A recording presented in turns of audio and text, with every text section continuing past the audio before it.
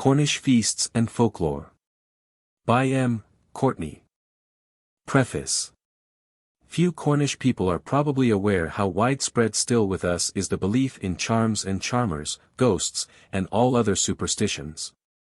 Nor that there are witches in our county, shunned and dreaded by some who fear their supposed power to ill-wish those who offend them, and sought out by others who want by their aid to avert the evil eye, or by their incantations to remove the spells already cast on them and their cattle by an ill-wisher who has overlooked them. Folklore is an almost inexhaustible subject. There must be many charms in use here that have not come under my notice, a few are too coarse to record, as are some of the tales. A book on folklore cannot in this century contain original matter. It must be compiled from various sources. I have, when quoting from other writers, given my authority, and to communications from friends generally appended their names. To one and all I beg leave to tender my sincere thanks. M. A. Courtney. How do you find this book? Any thoughts about the book or the author? Any suggestion for improvement? Please take a moment to share your thoughts in a comment.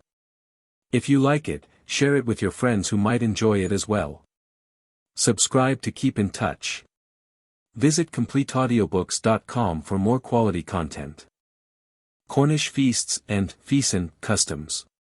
Cornwall has always been a county largely given to hospitality, and, as all Cornish gentlemen are cousins, they have from time immemorial made it a practice to meet at each other's houses to celebrate their feasts and saints' days.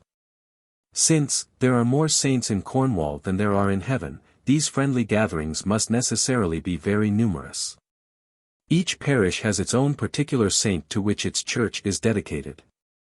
The feasts held in their honor, probably dating from the foundation of the churches, are kept on the nearest Sunday and Monday to Dedication Day, called by the people Feasten, Sunday and Monday.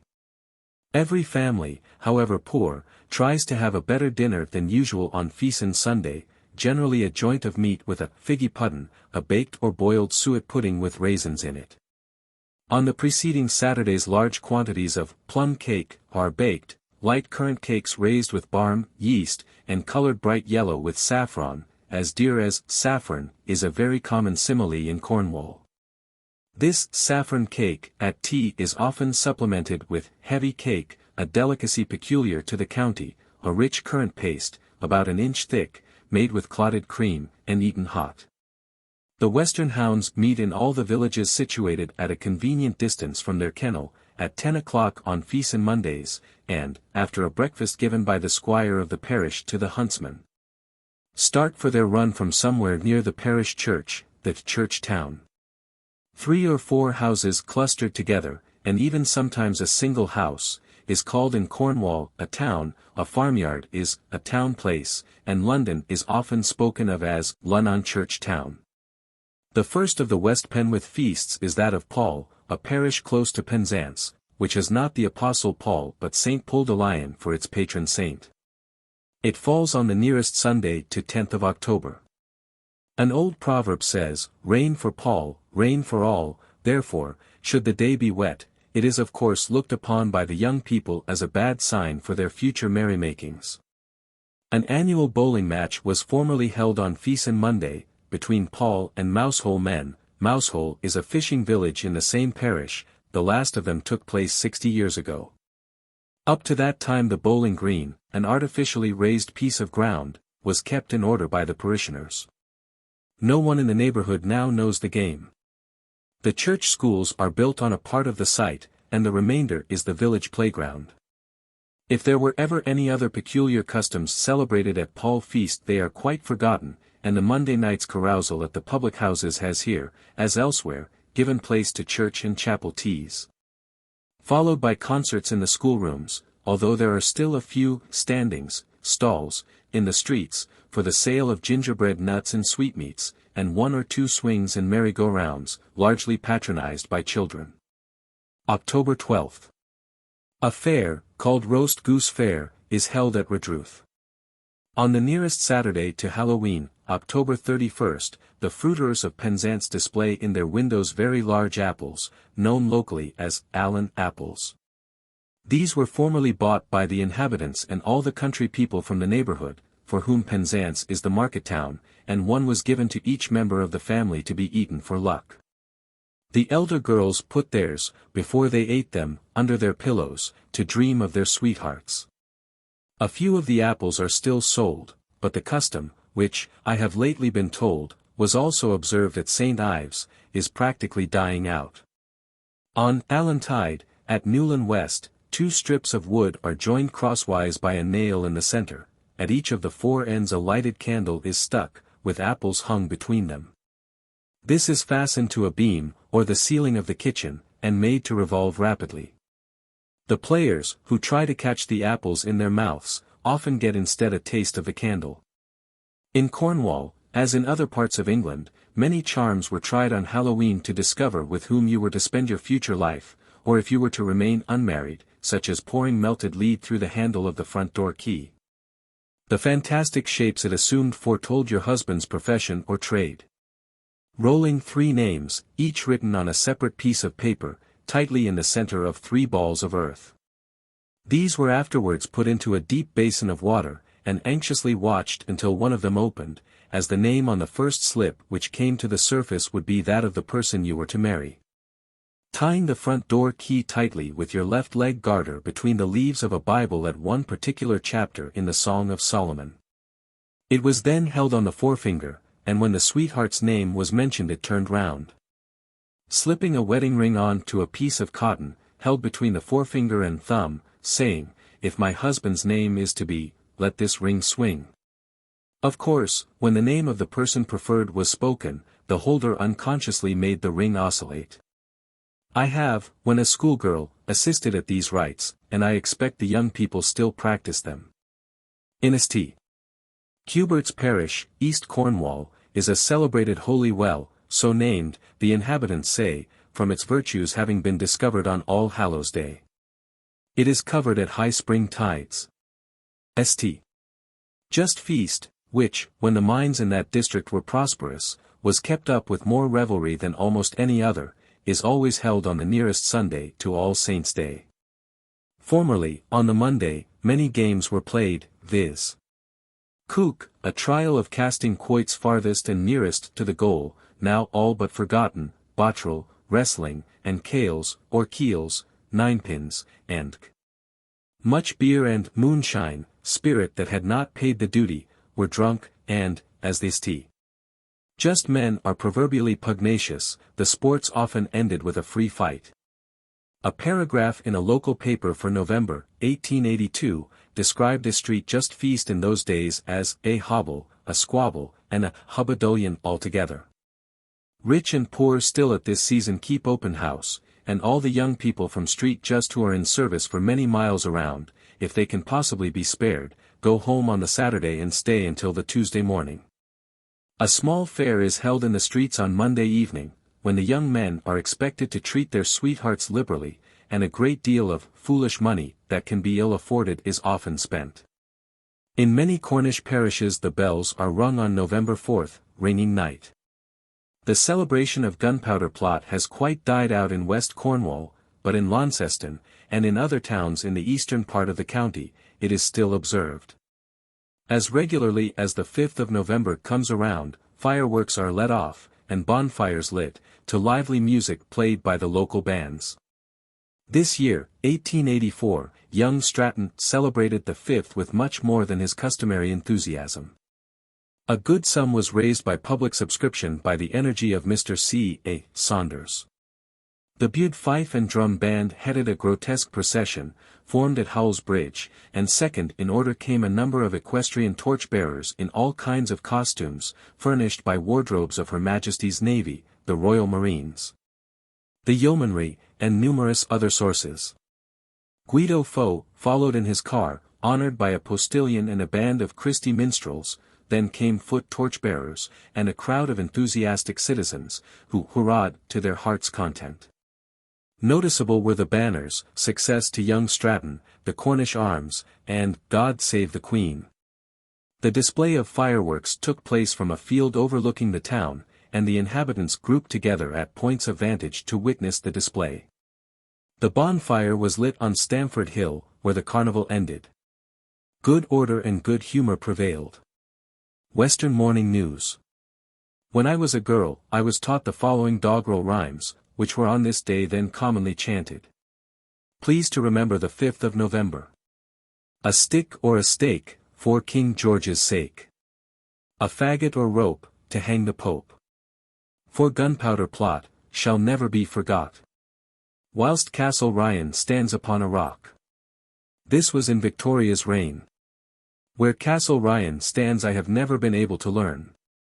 The old custom formerly practiced in Camborne, of taking a marrow bone from the butcher's on the Saturday before the feast, which is held on the nearest Sunday to Martinmas, was, in 1884, revived in its original form. A number of gentlemen, known as the Homage Committee, went round the market with hampers, which were soon filled with marrow bones, and they afterwards visited the public houses as tasters. Cornish Man.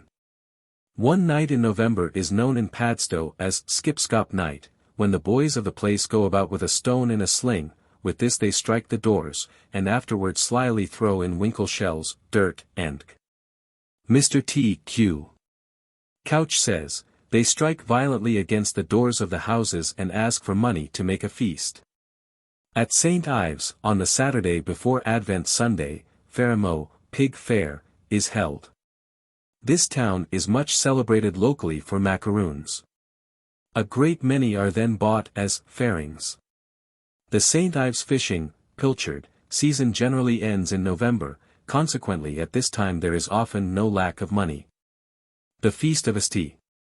Madern, or Madron Feast, which is also that of Penzance, Penzance being until recently in that parish, is on Advent Sunday. The last bull baiting held here was on the Feasten Monday of 1813, and took place in the field on which the Union is now built. The bull was supplied by a squire from Kimyell, in the neighbouring parish of Paul. A ship's anchor, which must have been carried uphill from Penzance Quay, a distance of nearly 3 miles, was firmly fixed in the centre of the field, and to it the bull was tied. Bull baiting was soon after discontinued in Cornwall. The following account of the last I had from a gentleman who was well known in the county. He said, this I think took place in a field adjoining Ponsondaine Bridge, in Goulval parish, at the east of Penzance, in the summer of 1814. I remember the Black Bull being led by 4 men. The crowd was dispersed early in the evening by a severe thunderstorm, which much alarmed the people, who thought it, I was led to believe, a judgment from heaven. T.S.B. The second Thursday before Christmas is in East Cornwall kept by the tinners, miners, as a holiday in honour of one of the reputed discoverers of tin. It is known as Picris Day. Chuidan Thursday, White Thursday, another tinners' holiday, falls always on the last clear Thursday before Christmas Day. Tradition says it is the anniversary of the day on which white tin, smelted tin, was first made or sold in Cornwall. On Christmas Eve, in East as well as West Cornwall, poor women, sometimes as many as 20 in a party, call on their richer neighbours asking alms. This is going a gooding. At Falmouth the lower classes formerly expected from all the shopkeepers, of whom they bought any of their Christmas groceries, a slice of cake and a small glass of gin. Some of the oldest established tradespeople still observe this custom. But it will soon be a thing of the past. In some parts of the county it is customary for each household to make a batch of currant cakes on Christmas Eve. These cakes are made in the ordinary manner, coloured with saffron, as is the custom in these parts.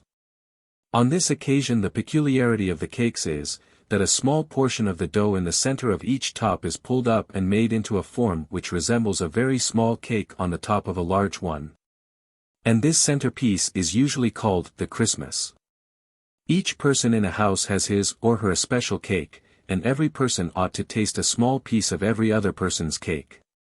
Similar cakes are also bestowed on the hangers-on of the establishment, such as laundresses, sempstresses, charwomen, and even some people who are in the receipt of weekly charity call, as a matter of course, for their Christmas cakes. The cakes must not be cut until Christmas Day, it being probably unlucky to eat them sooner. GOC, Bows, Notes and Queries, 5th Series, December 21, 1878. The materials to make these and nearly all the cakes at this season were at one time given by the grocers to their principal customers.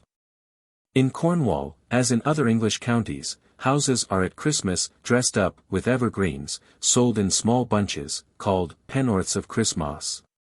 And 2 hoops fastened one in the other by nails at the centers are gaily decorated with evergreens, apples, oranges, and suspended from the middle beam in the ceiling of the best kitchen. This is the bush, or kissing bush. At night a lighted candle is put in it, stuck on the bottom nail, but once or twice lately I have seen a Chinese lantern hanging from the top one. In a few remote districts on Christmas Eve children may be, after nightfall, occasionally, but rarely, found dancing around painted lighted candles placed in a box of sand. This custom was very general 50 years ago. The church towers, too, are sometimes illuminated.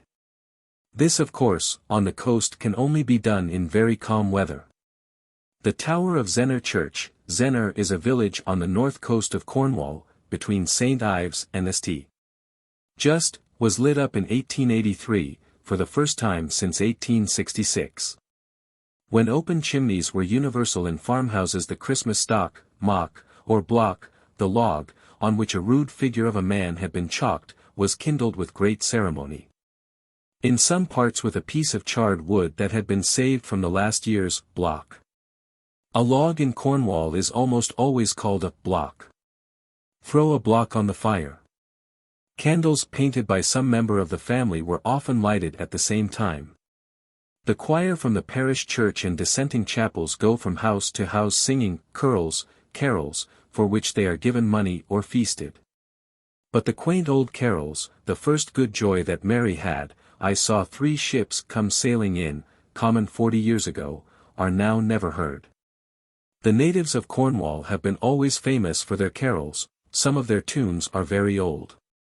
Even the knockers, spriggans, and all the underground spirits that may be always heard working where there is tin, and who are said to be the ghosts of the Jews who crucified Jesus, in olden times held Mass and sang carols on Christmas Eve. In the beginning of this century at the ruined baptistry of St. Levon, in West Cornwall, Parchapel Well, all the carol singers in that district, after visiting the neighboring villages, met and sang together many carols. Mr. Bottrell says, one was never forgotten, in which according to our West Country version, Holy Mary says to her dear child, "Go the waste out, child Jesus. Go the waste out to play. Down by God's holy well. I see 3 pretty children. As ever tongue can tell." This for its sweet simplicity is still a favorite in the West.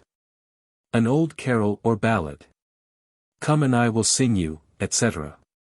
Known to many old people in all parts of the county, has been thought by some to be peculiar to Cornwall, but this is an error, as it has been heard elsewhere. At the plentiful supper always provided on this night, 1 egg hot, or eggy hot, was the principal drink. It was made with eggs, hot beer, sugar, and rum, and was poured from one jug into another until it became quite white and covered with froth. A sweet giblet pie was one of the standing dishes at a Christmas dinner, a kind of mince pie, into which the giblets of a goose, boiled and finely chopped, were put instead of beef. Cornwall is noted for its pies, that are eaten on all occasions. Some of them are curious mixtures, such as squab pie, which is made with layers of well-seasoned fat mutton and apples, with onions and raisins. Mackerel pie, the ingredients of this are mackerel and parsley stewed in milk, then covered with a paste and baked. When brought to table a hole is cut in the paste, and a basin of clotted cream thrown in it. Muggety pie, made from sheep's entrails, muggettes, parsley, and cream. The devil is afraid to come into Cornwall for fear of being baked in a pie. There is a curious Christmas superstition connected with the Fogo, Vug, or Vow, local names for a cove, at Pendeen, in North Street just. At dawn on Christmas Day the spirit of the Vow has frequently been seen just within the entrance near the cove, in the form of a beautiful lady dressed in white, with a red rose in her mouth. There were persons living a few years since who had seen the fair but not less fearful vision, for disaster was sure to visit those who intruded on the spirit's morning airing. Bottrell, Traditions, and West Cornwall, 2nd Series. The following is an account by an anonymous writer of a Christmas custom in East Cornwall. In some places the parishioners walk in procession, visiting the principal orchards in the parish.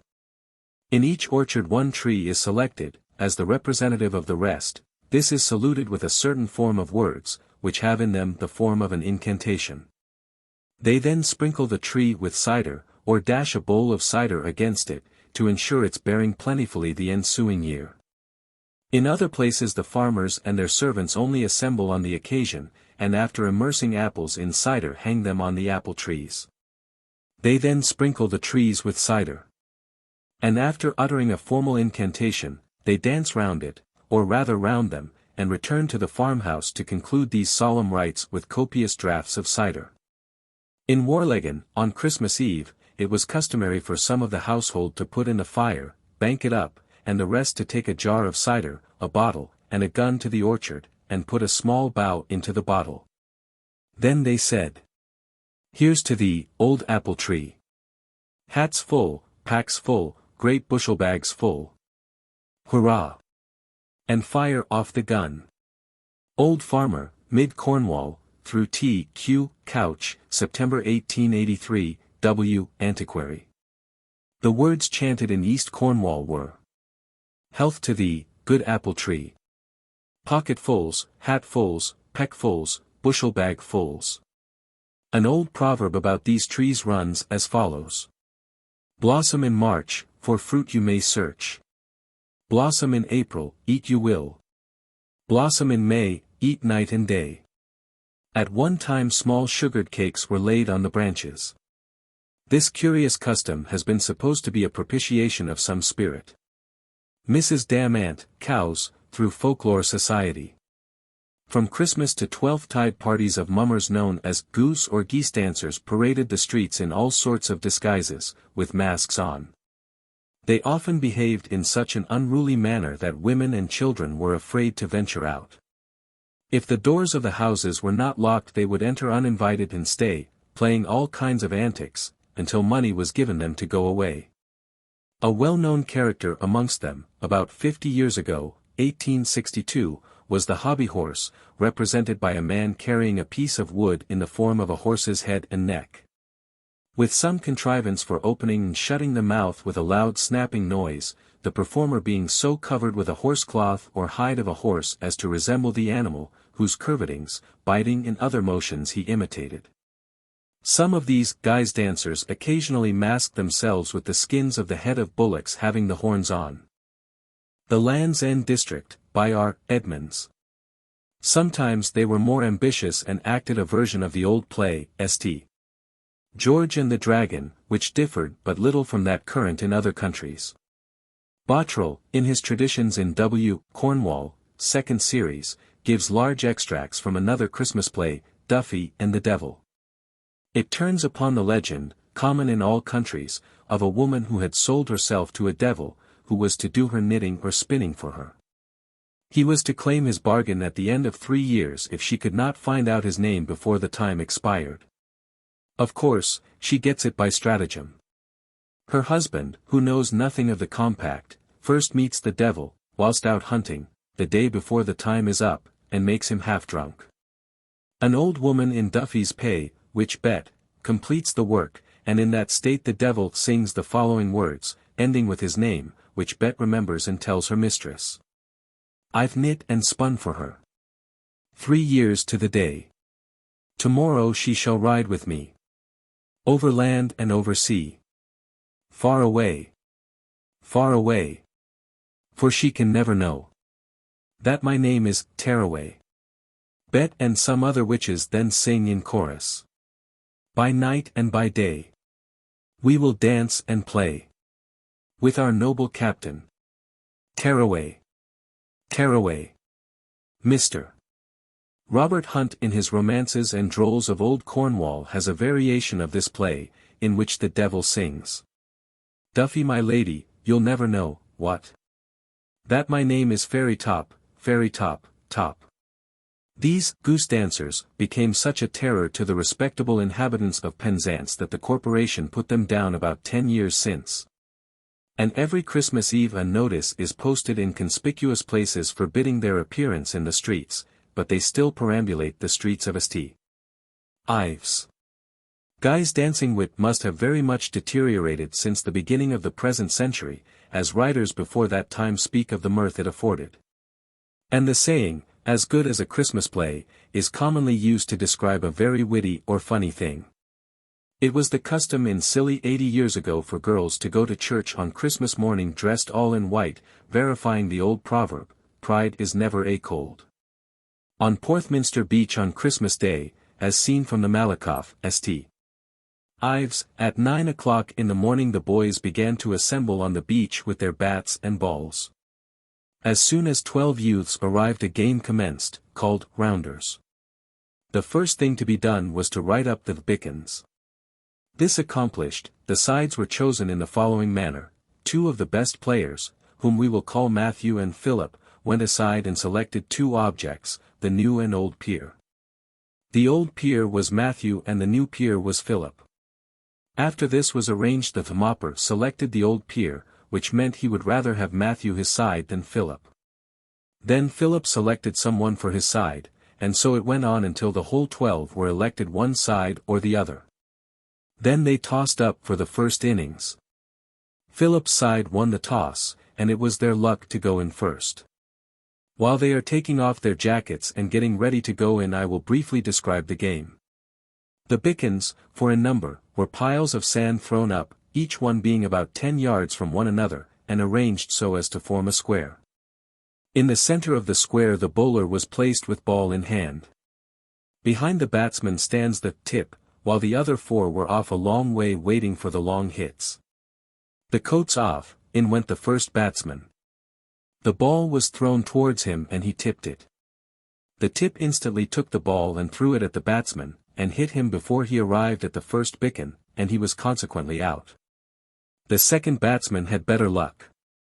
For on the ball being thrown to him he sent it out to sea, and by that means he ran a rounder, or in other words he ran around the 4 bickens without being hit by the ball. The next batsman went in. The ball was thrown to him, when, lo! It went whizzing into the bowler's hands and was caught. This unlucky hit and lucky catch got the whole side out, before 3 of them had a chance to show their skill. The other side then went in, laughing at the discomfiture of their opponents.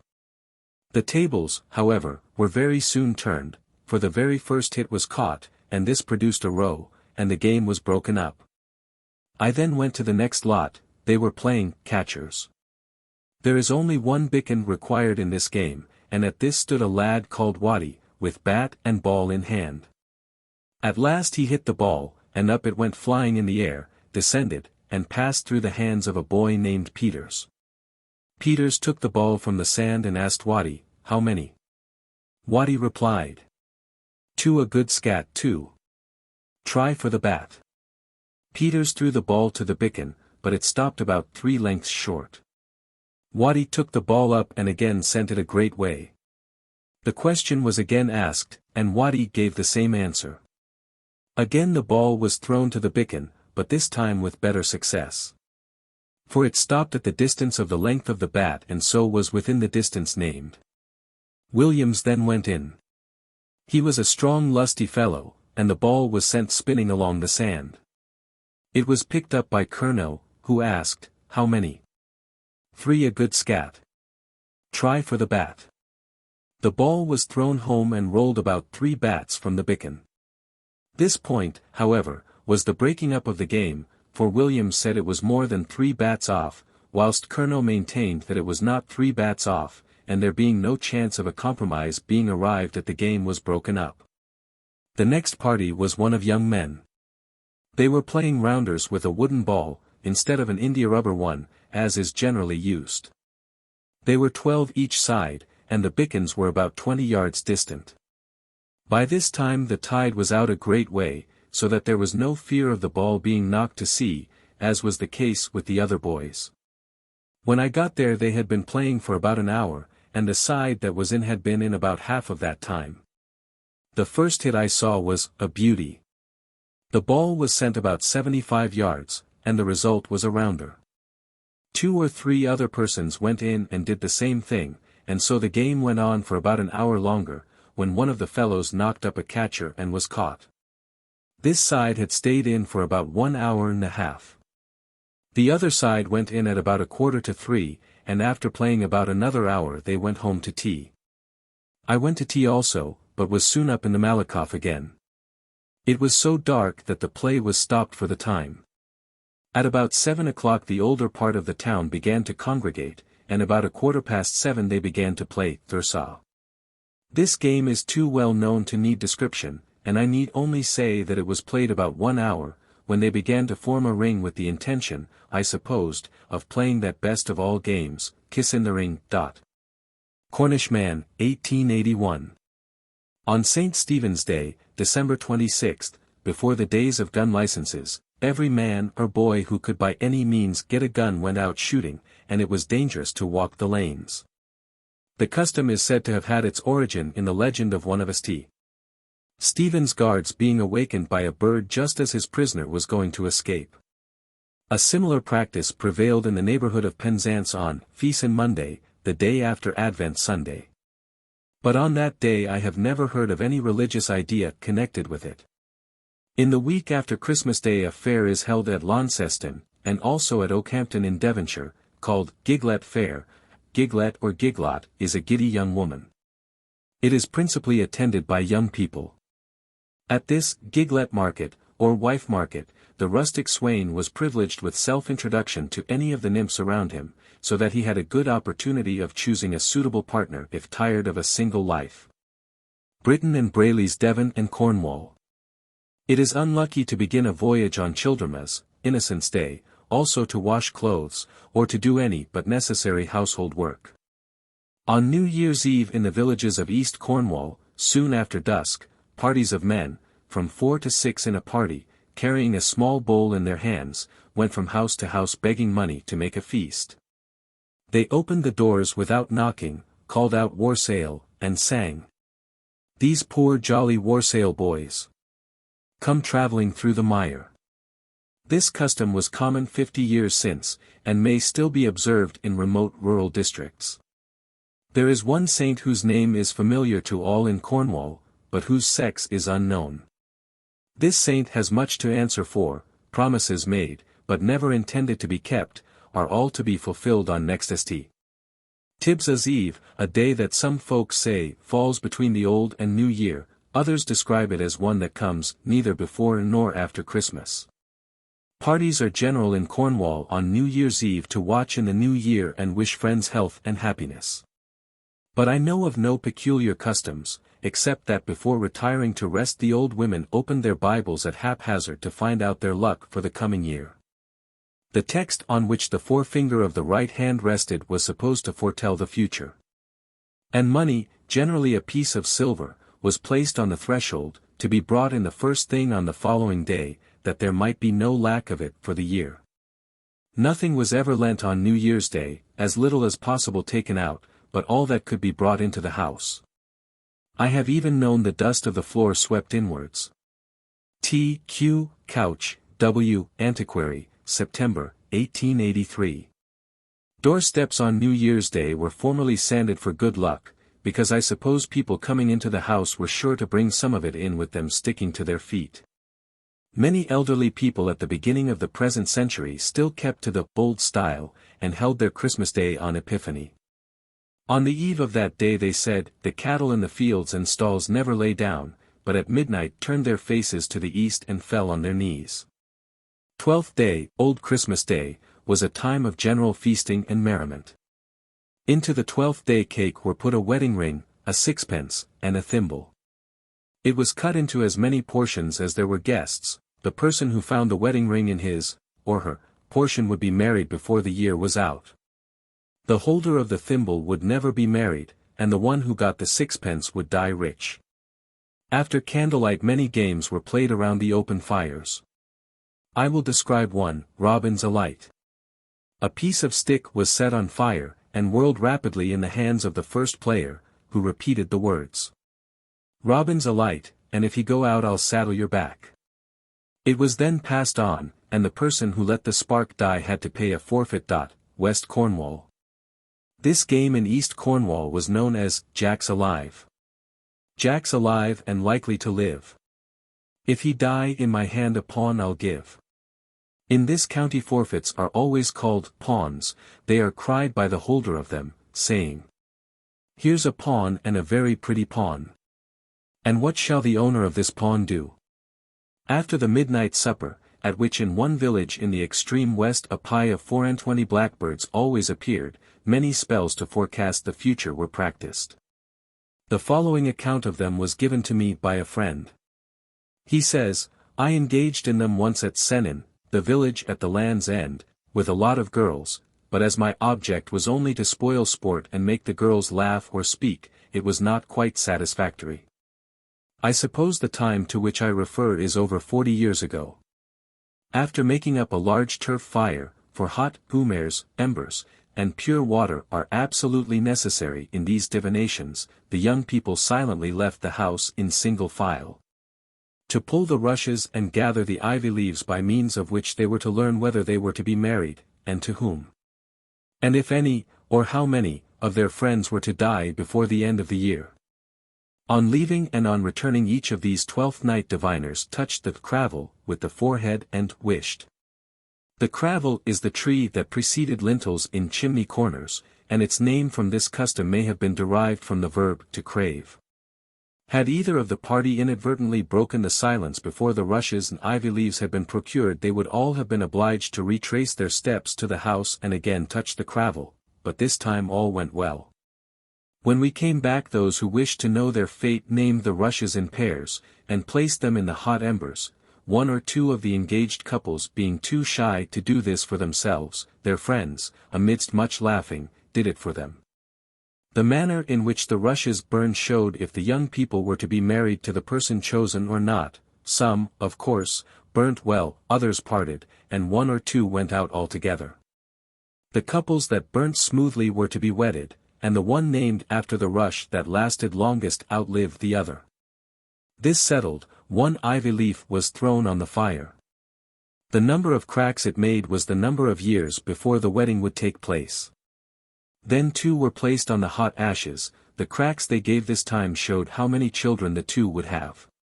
We then drew ivy leaves named after present or absent friends through a wedding ring, and put them into a basin of water which we left until the next morning. Those persons whose leaves had shriveled or turned black in the night were to die before the next 12th tide, and those who were so unfortunate as to find their leaves spotted with red, by some violent death. Unless a peller, wise man, could by his skill and incantations grant protection. These prophecies through superstition sometimes unluckily fulfilled themselves. During the 12 days of Christmas card playing was a very favorite amusement with all classes. Whilst the old people enjoyed their game of whist with swabbers, the young ones had their round games. I will append the rules of 2 or 3 for those who would like to try them. Whist, or whisk, as I have heard an old lady call it and maintain that that was its proper name, with swabbers. This game, which was played as recently as 1880, nightly, by 4 maiden ladies at Falmouth, is like ordinary whist. But each player before beginning to play puts into the pool a fixed sum 4 swabs. The swab cards are ace and deuce of trumps, ace of hearts and knave of clubs. The 4 cards are of equal value. But should hearts be trumps, the ace would count double. Board M, a round game that can be played by any number of players, from 2 to 8, it is played for fish, and there must never be less than 6 fish in the pool. 6 cards are dealt to each person, and the 13th, if 2 are playing, the 19th if 3, and so on, is turned up for trumps. The forehand plays. The next player, if he has 1, must follow suit, if not, he may play another suit, or trump. The highest card of the original suit, if not trumped, takes the trick and 1 or more fish, according to the number staked. If you have neither card in your hand that you think will make a trick, you may decline to play, in which case you only lose your stake, but should you play and fail to take a trick you pay for the whole company, and are said to be boarded. Rant-or-go-round was formerly played in 4 divisions marked with chalk upon a tea tray, or even, in some cases, on a bellows. It is now played on a table, and is called Miss Joan. Any number of players may join in it. The first player throws down any card of any suit, and says, "Here's a, as you may see." Second player, "Here's another as good as he." Third player, "And here's the best of all the 3. Fourth player, "And here's Miss Joan, come tickle me." The holder of the 4th card wins the trick. He sometimes added the words wee, but these are now generally omitted. If the person sitting next to the forehand has neither one of the cards demanded, one of the same value as the first played, in another suit, he pays 1 to the pool, as must all in turn who fail to produce the right cards. The player of the 3rd may have the 4th in his hand, in which case all the others pay. The holder of the most tricks wins the game and takes the pool. I once, about 30 years since, at this season of the year, joined some children at Camborne who were playing a very primitive game called by them pinny-ninny. A basin turned upside down was placed in the center of a not very large round table. The players were supplied with small piles of pins, not the well-made ones sold in papers, but clumsy things with wire heads, pound pins. A large bottle full of them might, then, always be seen in the general shop window of every little country village. Each in turn dropped a pin over the side of the basin, and he whose pin fell and formed a cross on the top of the heap was entitled to add them to his own pile. This went on until one player had beggared all the others. Poor children before Christmas often begged pins to play this game, and their request was always granted by the gift of 2. A wishing well, near Street Austell, was sometimes called Penamini Well, from the custom of dropping pins into it. Hedna Amin is the old Cornish for heads and tails. See divination at St. Roche and Madron Well. All Christmas cakes must be eaten by the night of Twelfth Tide, as it is unlucky to have any left, and all decorations must be taken down on the next day. Because for every forgotten leaf of evergreen a ghost will be seen in the house in the course of the ensuing year. This latter superstition does not prevail, however, in all parts of Cornwall, as in some districts a small branch is kept to scare away evil spirits. January 24th, St.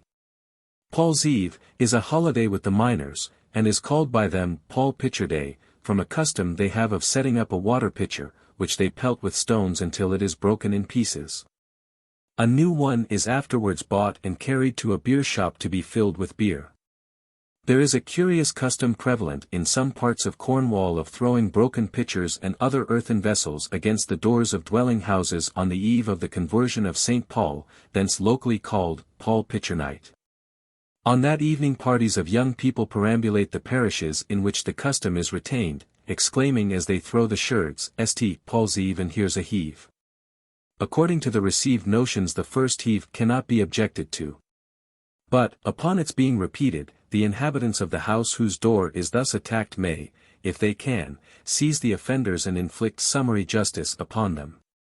F.M. Notes and Queries, March, 1874.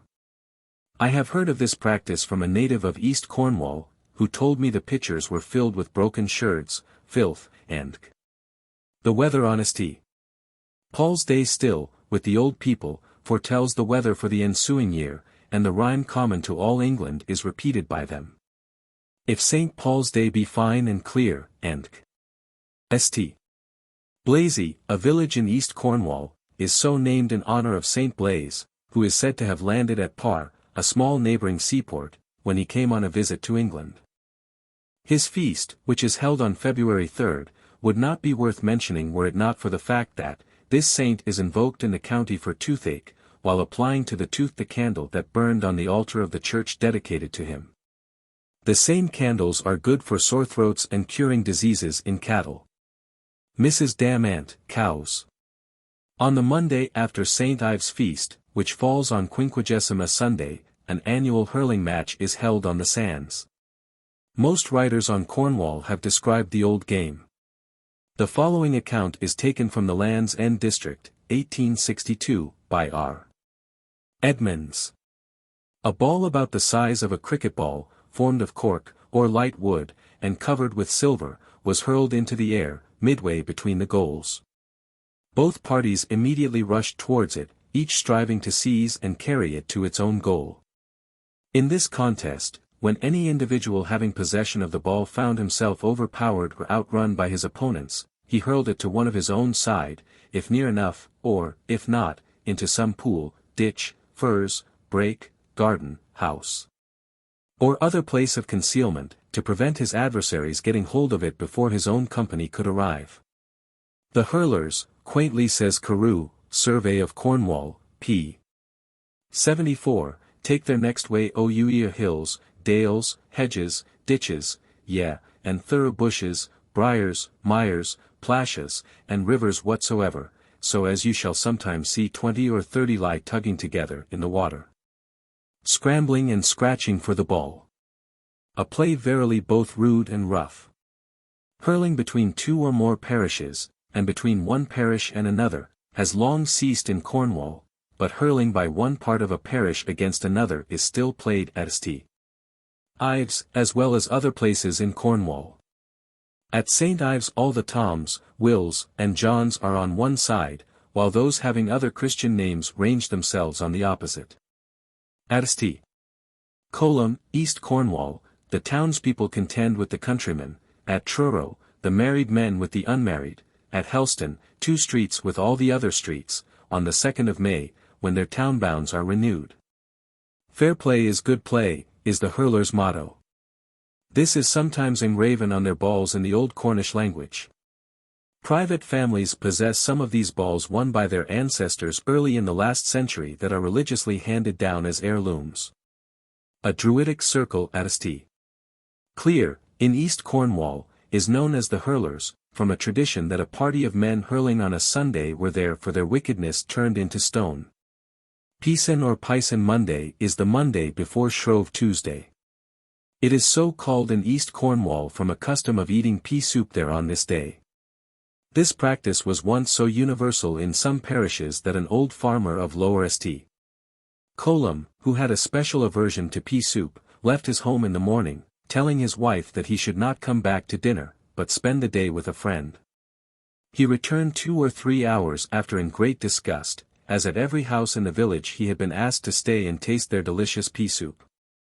This day also in East Cornwall bears the name of Hull Monday, why, I know not. And at dusk on the evening of the same day it is the custom for boys, and in some cases for those above the age of boys, to prowl about the streets with short clubs, and to knock loudly at every door, running off to escape detection on the slightest sign of a motion within.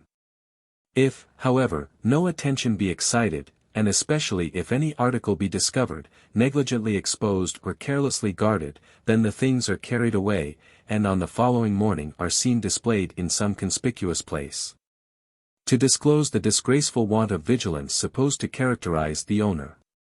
The time when this is practiced is called Nicky Nan night, and the individuals concerned are supposed to represent some imps of darkness, that seize on and expose unguarded moments. Paupero, page 151, by T. Q. Couch. A custom nearly similar to this was practiced in Scilly in the last century. The dinner on Shrove Tuesday in many Cornish houses consists of fried eggs and bacon, or salt pork, followed by the universal pancake, which is eaten by all classes. It is made the full size of the pan, and currants are put into the batter.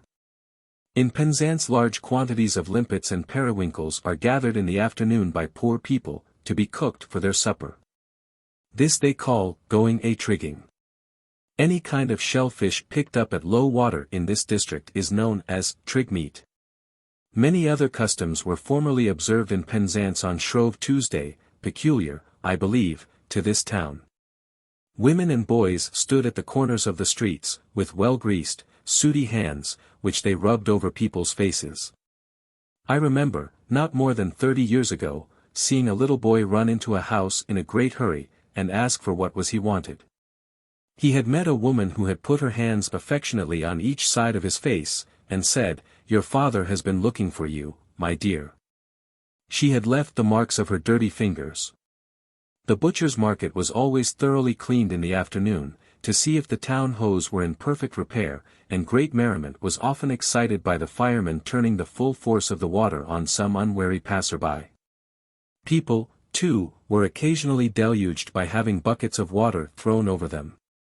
Every Shrove Tuesday after dusk men and boys went about and threw handfuls of shells, bottles of filth, etc., in at the doors.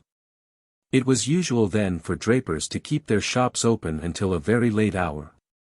And I have been told that boys were occasionally bribed by the assistants to throw something particularly disagreeable in on the floors, that the masters might be frightened, and order the shops to be shut. Still later in the evening signs were taken down, knockers wrenched off, gates unhung and carried to some distance. This last was done even as far down as 1881.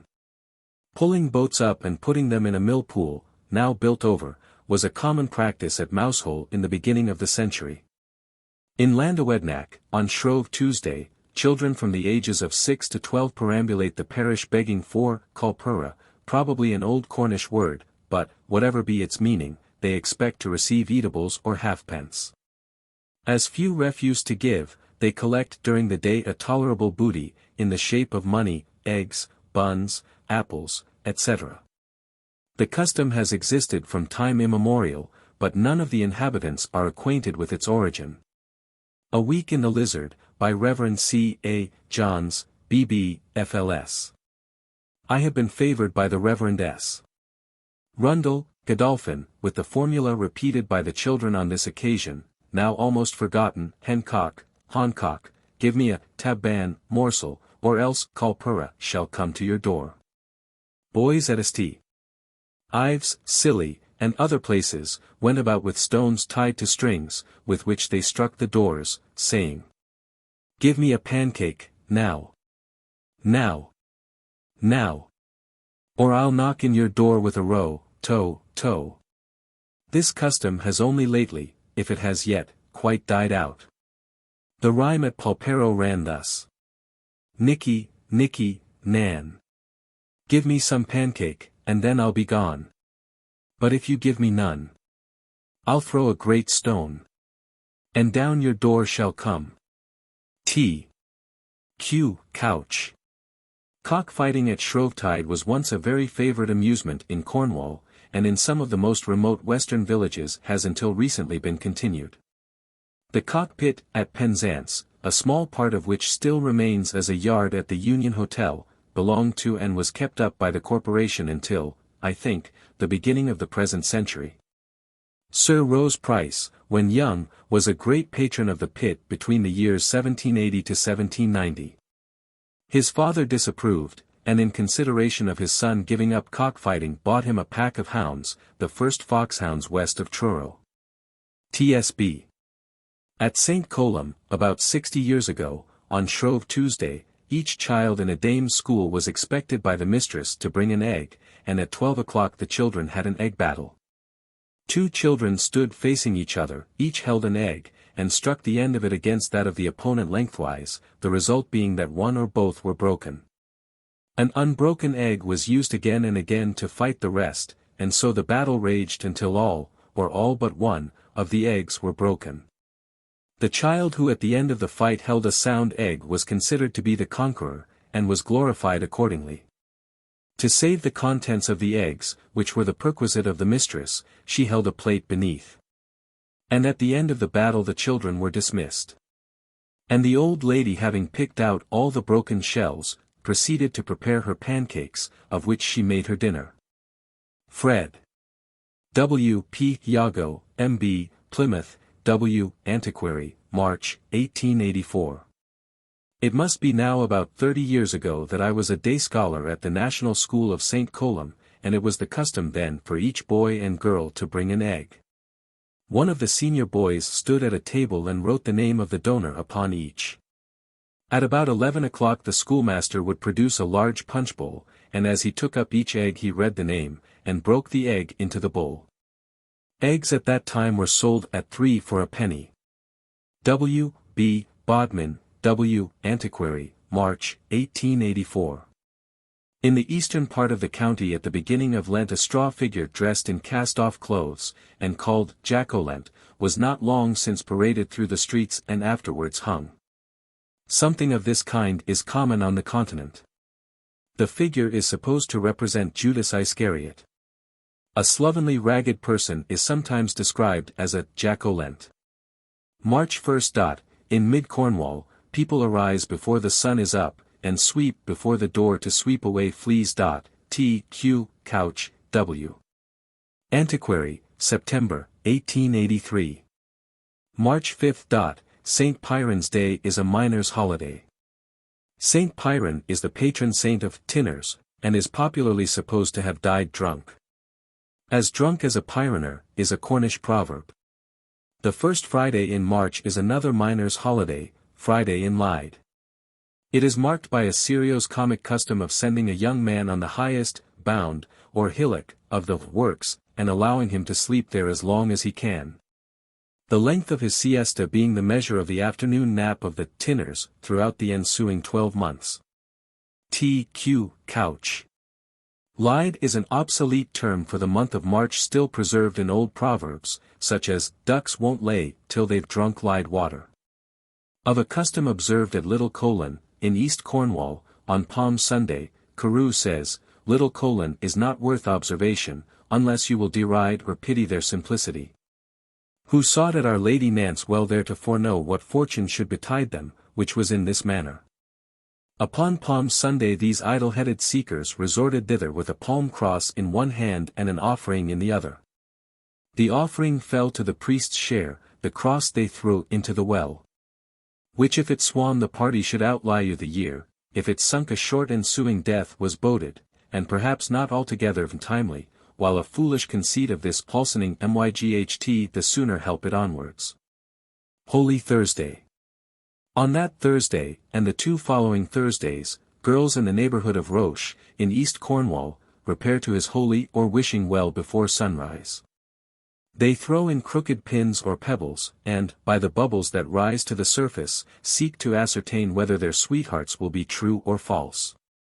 There was once a chapel near this well, which was then held in great repute for the cure of all kinds of diseases, and a granite figure of Saint Roche stood on the arch of the building that still covers it. Good Friday, was formerly kept more as a feast than a fast in Cornwall. Every vehicle was engaged days beforehand to take parties to some favourite place of resort in the neighbourhood, and labourers in inland parishes walked to the nearest seaport to gather wrinkles, winkles, and on the morning of Good Friday at St. Constantine, in West Cornwall, an old custom is still observed of going to Helford River to gather shellfish, limpets, cockles, and this river was once famous for oysters, and many were then bought and eaten on this day. Near Padstow, in East Cornwall, is the tower of an old church dedicated to St. Constantine. In its vicinity the Feast of St. Constantine used to be annually celebrated, and has only been discontinued of late years. Its celebration consisted in the destruction of limpet pies, and service in the church, followed by a hurling match. Murray's Cornwall. Another writer says, the festival of St. Constantine, March 9th, was until very lately kept at St. Mareran. Constantine and Mareran are now one parish, by an annual hurling match, on which occasion the owner of Harlan, a house in the neighbourhood, had from time immemorial supplied the silver ball. We are informed, on good authority, that a shepherd's family, of the name of Edwards, held one of the cottages in Constantine for many generations under the owners of Harlan, by the annual render of a Cornish pie, made of limpets, raisins, and sweet herbs, on the feast of St. Constantine. Licens Magna Britannia. At St. Day a fair was formerly held on Good Friday, now changed to Easter Monday. On Good Friday, 1878, I saw a brisk fair going on in the little village of Perranporth, Cornwall, not far from the curious oratory of St. Piran, known as Paranzabulo. W.A.B.C. Notes and Queries, April 23, 1881. But, although many still make this day a holiday, the churches are now much better attended. Good Friday crossbuns of many kinds are sold by the Cornish confectioners, some, highly spiced, are eaten hot with butter and sugar. A commoner bun is simply washed over the top with saffron, and has a few currants stuck on it.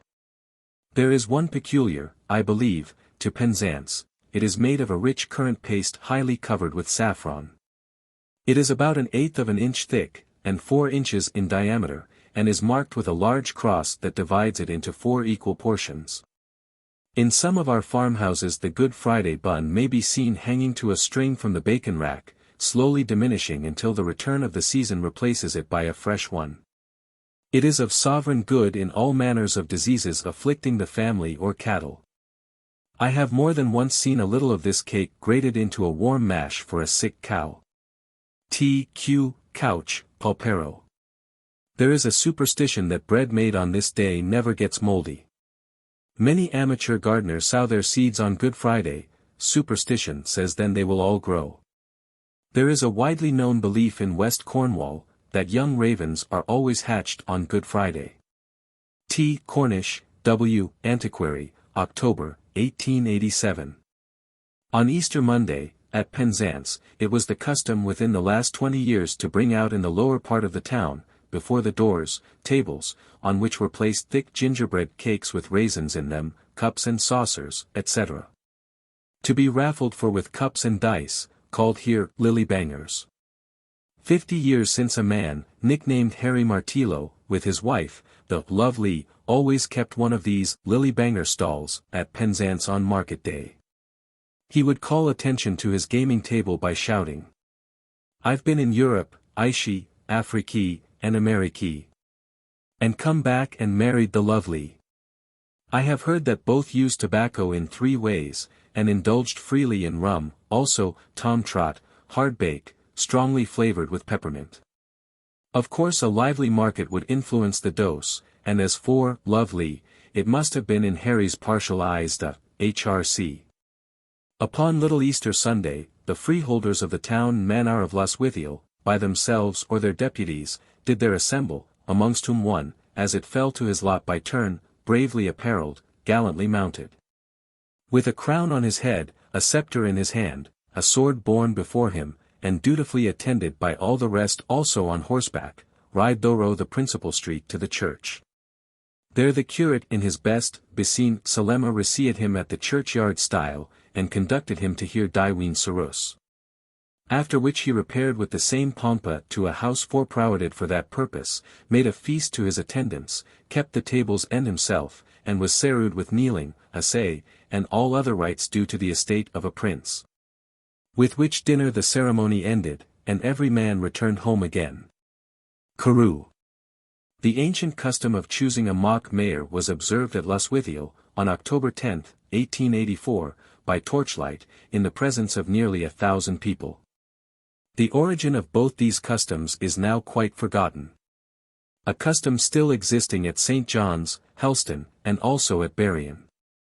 The last mayor of the quay, Penzance, was Mr. Robinson, a noted authority on sea fishing, etc. He died about 10 years ago. HRC. April 1st. The universal attempts at fooling on this day are carried on in Cornwall as elsewhere, and children are sent by their schoolfellows for pen'orths of pigeon's milk, memory powder, strap oil, etc. Or with a note telling the receiver to send the fool farther. When one boy succeeds in taking in another, he shouts after him, "Fool! Fool!" The Gukka, Cuckoo. Toadnacks, a village nearest Ives, Cuckoo, or Crowder, feast is on the nearest Sunday to the April 28th. Tradition accounts for the first name by the story of a man who there gave a feast on an inclement day in the end of April. To warm his guests he threw some faggots on the fire, or some furze bushes, when a cuckoo flew out of them, calling, "Cuckoo! Cuckoo!" It was caught and kept, and he resolved every year to invite his friends to celebrate the event. This, too, is said to be the origin of the feast. Crowder, in Cornwall means a fiddler, and the fiddle is called a crowd. In former days the parishioners of Toadnack were met at the church door on Feasten day by a crowder, who, playing on his crowd, headed a procession through the village street, hence its second name. The only maypole now erected in Cornwall is put up on April 30th, at Hugh Town, St. Mary's, Scilly. Girls dance round it on May Day with garlands of flowers on their heads, or large wreaths of flowers from shoulder to waist. Dar. Stephen Clogg, of Loo, says that maypoles are still to be seen on May Day, at Peelant, Dover, and East and West Loo. W. Antiquary, August, 1884. In the beginning of this century, boys and girls in Cornwall sat up until 12 o'clock on the eve of May Day, and then marched around the towns and villages with musical instruments, collecting their friends to go a-maying. May Day is ushered in at Penzance by the discordant blowing of large tin horns. At daybreak, and even earlier, parties of boys, 5 or 6 in number, assemble at the street corners, from whence they perambulate the town blowing their horns and conch shells. They enter the gardens of detached houses, stop and bray under the bedroom windows, and beg for money. With what they collect they go into the country, and at one of the farmhouses they breakfast on bread and clotted cream, junket, and an additional ring of tin, a pennorth, is added to his horn every year that a boy uses it. Formerly, on May morn, if the boy succeeded in fixing a May bough over a farmer's door before he was up, he was considered bound to give them their breakfasts. And in some parts of the county, should the first comer bring with him a piece of well-opened hawthorn, he was entitled to a basin of cream. In West Cornwall it is the custom to hang a piece of furze to a door early in the morning of May Day.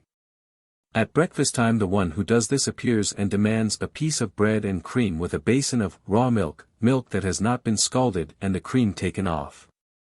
In Landrake, East Cornwall, it was the custom to give the person who plucked a fern as much cream as would cover it. It was also a practice there to chastise with stinging nettles any one found in bed after 6 on May morning. Reverend S. Rundle, Vicar, Godolphin. Young shoots of sycamore, as well as white thorn, are known as May in Cornwall, and from green twigs of the former and from green stalks of wheaten corn the children of this county make a rude whistle, which they call a feeper. Until very lately parties of young men and women rose betimes on May Day and went into the country to breakfast, going a junketing, in the evening has not yet been discontinued. At Hale, on May Day, 1883, as usual, groups of children, decorated with flowers and gay with fantastic paper clothes, went singing through the streets. In the evening bonfires were lit in various parts of the town, houses were illuminated with candles, torches and fireballs burnt until a late hour. The last is a new and dangerous plaything. A ball of tow or rags is saturated with petroleum, set fire to, and then kicked from one place to another. It leaves a small track of burning oil wherever it goes. On May morning, in Pulpero, the children and even adults go out into the country and fetch home branches of the narrow-leaved elm, or flowering boughs of white thorn, both of which are called May. At a later hour all the boys sally forth with bucket, can, or other vessel, and avail themselves of a license which the season confers, to dip or well-nigh drown, without regard to person or circumstance. The passenger who has not the protection of a piece of May conspicuously stuck in his dress. At the same time they sing, the 1st of May is dipping day. This manner of keeping May Day is, I have heard, common in Cornwall. We are now favoured with a call from the boy with his pretty garland, gay with bright flowers and gaudily painted birds' eggs, who expects some little gratuity for the sight. T.Q. Couch.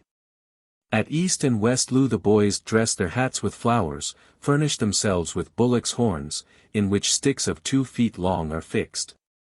And with these filled with water they parade the streets and dip all persons who have not the sprig of May in their hats.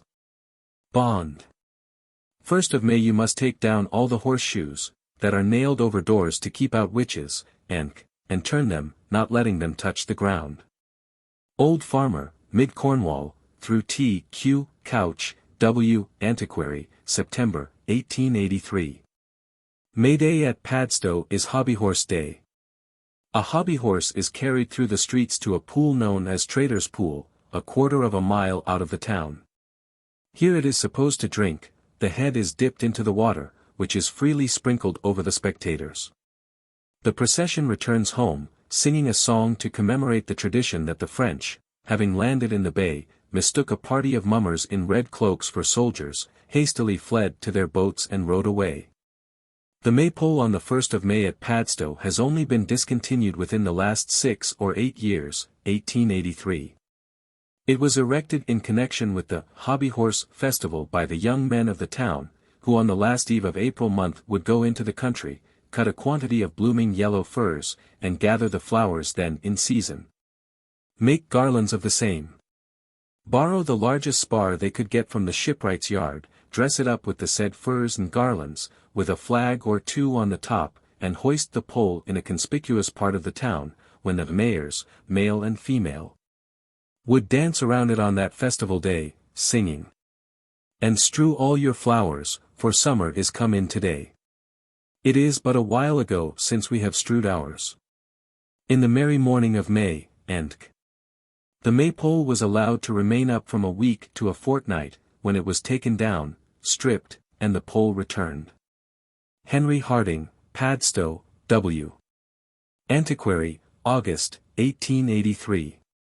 Formerly all the respectable people at Padstow kept this anniversary, decorated with the choicest flowers. But some unlucky day a number of rough characters from a distance joined in it, and committed some sad assaults upon old and young, spoiling all their nice summer clothes, and covering their faces and persons with smut. From that time, 50 years since, 1865, the procession is formed of the lowest. The maypole was once decorated with the best flowers, now with only some elm branches and firs in blossom. The horse is formed as follows. The dress is made of sackcloth painted black, a fierce mask, eyes red, horse's head, horsehair mane and tail, distended by a hoop, some would call it frightful. Carried by a powerful man, he could inflict much mischief with the snappers, and no doubt it is a remnant of the ancient plays, and it represents the devil, or the power of darkness. They commence singing at sunrise. The morning song. Unite, and let us all unite. For summer is comin' today. For whither we are going we all will unite. In the merry morning of May. Arise up, mister, and joy you betide. For summer is comin' today. And bright is your bride that lays by your side. In the merry morning of May. Arise, up missus, and gold be your ring. For summer is comin' today. And give us a cup of ale, the merrier we shall sing. In the merry morning of May. Arise up, miss, all in your smock of silk. For summer is comin' today. And all your body under as white as any milk. In the merry morning of May. The young men of Padstow might if they would. For summer is comin' today. They might have built a ship and gilded her with gold. In the merry morning of May. Now fare you well, and we bid you good cheer. For summer is comin' today. He will come no more unto your house before another year. In the merry morning of May. George Rawlings, September 1st, 1865, through R. Hunt, F.R.S., Drolls, and Old Cornwall. Mr. Rawlings all through his song has written, for summer has come on today, but this is clearly a mistake. He also gives another which he calls the May Song, but it is not as well worth transcribing. It bears in some parts a slight resemblance to that sung at the Helston Hallantoe. Mr. George C. Bowes, in an article on the Padstow May Songs, has many additional verses in the Morning Song. He also gives the Day Song, sung in honor of St. George, of which I will quote the first verse, and the last paragraph of his paper. Awake, St. George, our English knight O. For summer is a come and winter is a go. And every day God give us his grace. By day and by night O. Where is St. George, where is he O? He is out in his long boat, all on the salt sea O. And in every land O. The land that ere we go. Chorus, and for to fetch the summer home, the summer and the May O. For the summer is a come and the winter is a go, etc. The only account of the hobby horse found in the Cornish histories is in Hitchens and Drew's Cornwall, Volume 1, page 720, Volume 2, pages 525, 529, where it is stated that there is a tradition of St.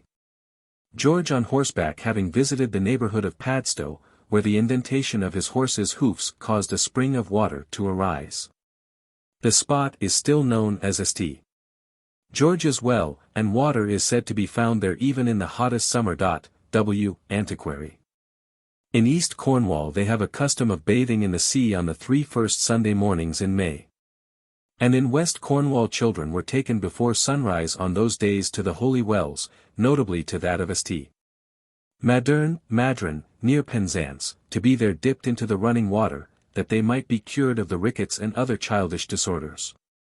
After being stripped naked they were plunged 3 times into the water, the parents facing the sun, and passed round the well 9 times from east to west. They were then dressed, and laid by the side of the well, or on an artificial mound remade every year, called St. Madern's bed, which faced it, to sleep in the sun. Should they do so and the water bubble, it was considered a good sign. Not a word was to be spoken the whole time for fear of breaking the spell. A small piece torn, not cut, from the child's clothes was hung for luck, if possible out of sight, on a thorn which grew out of the chapel wall. Some of these bits of rag may still sometimes be found fluttering on the neighbouring bushes.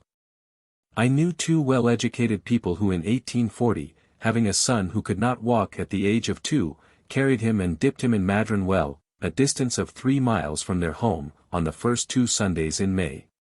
But on the 3rd the father refused to go.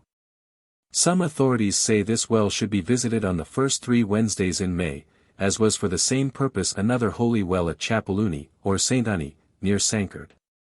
The Wesleyans hold an open-air service on the first 3 Sunday afternoons in May, at a ruined chapel near Madron Well, in the south wall of which a hole may be seen, through which the water from the well runs into a small baptistry in the southwest corner. Parties of young girls to this day walk there in May to try for sweethearts. Crooked pins, or small heavy things, are dropped into the well in couples. If they keep together the pair will be married. The number of bubbles they make in falling shows the time that will elapse before the event. Sometimes 2 pieces of straw formed into a cross, fastened in the center by a pin, were used in these divinations. An old woman who lived in a cottage at a little distance formerly frequented the well and instructed visitors how to work the charms. She was never paid in money, but small presents were placed where she could find them. Pilgrims from all parts of England centuries ago resorted to St. Madern's Well, that was famed, as was also her grave, for many miraculous cures. The late Reverend R.S. Hawker, vicar of Morwenstow, in East Cornwall, published a poem, called The Doom Well of St. Madron, on one of the ancient legends connected with it. A respectable tradesman's wife in Launceston tells me that the townspeople here say that a swelling in the neck may be cured by the patient's going before sunrise on the 1st of May to the grave of the last young man, if the patient be a woman. To that of the last young woman, if a man, who had been buried in the churchyard, and applying the dew, gathered by passing the hand 3 times from the head to the foot of the grave, to the part affected by the ailment. I may as well add that the common notion of improving the complexion by washing the face with the early dew in the fields on the 1st of May prevails in these parts, East Cornwall. And they say that a child who is weak in the back may be cured by drawing him over the grass wet with the morning dew. The experiment must be thrice performed, that is, on the mornings of the 1st, 2nd, and 3rd of May. H. G. T. Notes and Queries, December 14, 1850. The 8th of May is at Helston given up to pleasure, and is known as Floriday, Flurry Day, Furry Day, and Fatty. To fade meant in Old English to dance from country to town. A legend says this day was set apart to commemorate a fight between the devil and St. Michael, in which the first was defeated. The name Helston has been fancifully derived from a large block of granite which until 1783 was to be seen in the yard of the Angel Hotel, the principal inn of the place. This was the stone that sealed hell's mouth, and the devil was carrying it when met by St. Michael. Why he should have burdened himself with such a large pebble, as Cornish miners call all stones, is quite unknown. The fight and overthrow are figured on the town seal. The week before Floriday is in Helston devoted to the spring clean, and every house is made as bright as a new pin, and the gardens stripped of their flowers to adorn them. The revelry begins at daybreak, when the men and maidservants with their friends go into the country to breakfast. These are the Hallantoe. They return about 8, laden with green boughs, preceded by a drum and singing an old song, the first verses of which ran thus. Robin Hood and Little John. They both are gone to fair, oh. And we will to the merry greenwood. To see what they do there, oh. And for to chase, oh. To chase the buck and doe. Refrain, with Hallantoe. Rum below. For we are up as soon as any oh. And for to fetch the summer home. The summer and the May oh. For summer is a come oh. And winter is a gone oh. The whole of this song may be found with the music in the Rev. Baring Gould's Songs of the West, and the first verse set to another tune in Specimens of Cornish Provincial Dialect, by Uncle Jan Trenoodle. Sandys. The Hallantoe are privileged to levy contributions on strangers coming into the town. Early in the morning merry peals are rung on the church bells, and at 9 a prescriptive holiday is demanded by the boys at the grammar school. At noon the principal inhabitants and visitors dance through the town. The dancers start from the market house, and go through the streets. In at the front doors of the houses that have been left open for them, ringing every bell and knocking at every knocker, and out at the back, but if more convenient they dance around the garden, or even around a room. And return through the door by which they entered. Sometimes the procession files in at one shop door, dances through that department and out through another, and in one place descends into a cellar. All the main streets are thus traversed, and a circuit is made of the bowling green, which at one end is the extreme limit of the town. 2 beadles, their wands wreathed with flowers, and a band with a gaily decorated drum, head the procession. The dance ends with Hands Across at the assembly room of the Angel Hotel, where there is always a ball in the evening. Non-dancers are admitted to this room by a small payment, which must be a silver coin, paid as they go up the stairs either to the landlord or a gentleman. One stands on each side of the door. The gentlemen dancers on entering pay for their partners, and by established custom, should they be going to attend the evening ball, they are bound to give them their tickets, gloves, and the first dance. The tradespeople have their dance at a later hour, and their ball at another hotel. The figure of the furry dance, performed to a very lively measure, is extremely simple. To the first half of the tune the couples dance along hand in hand. At the second the first gentleman turns the second lady and the second gentleman the first. This change is made all down the set. Repeat. I have appended the tune, to which children have adopted the following doggerel. John the Beau, was walking home, when he met with Sally Dover. He kissed her once, he kissed her twice. And he kissed her 3 times over. Some writers have made the mistake of imagining that the tune sung to the Hallantoe and the furry dance are the same. Formerly, should any person in Helston be found at work on Floriday, he was set astride on a pole, then carried away on men's shoulders to a wide part of the Cobar, a stream which empties itself into Lowpool close by, and sentenced to leap over it. As it was almost impossible to do this without jumping into the water, the punishment was remitted by the payment of a small fine towards the day's amusement. Others say the offender was first made to jump the Cobar and then set astride on a pole to dry. In many of the villages around Helston the children, on Floriday, deck themselves with large wreaths, which they wear over one shoulder and under the other arm. And at Porthleven I observed, in 1884, in addition to these wreaths, several children with large white handkerchiefs arranged as wimples, kept on their heads with garlands of flowers. One of the first objects on entering the village of St. Germans, East Cornwall, is the large walnut tree, at the foot of what is called Nut Tree Hill. Many a gay May fair has been witnessed by the old tree. In the morning of the 28th of the month splendid fat cattle from some of the largest and best farms in the county quietly chewed the cud around its trunk. In the afternoon the basket swing dangled from its branches filled with merry, laughing boys and girls from every part of the parish.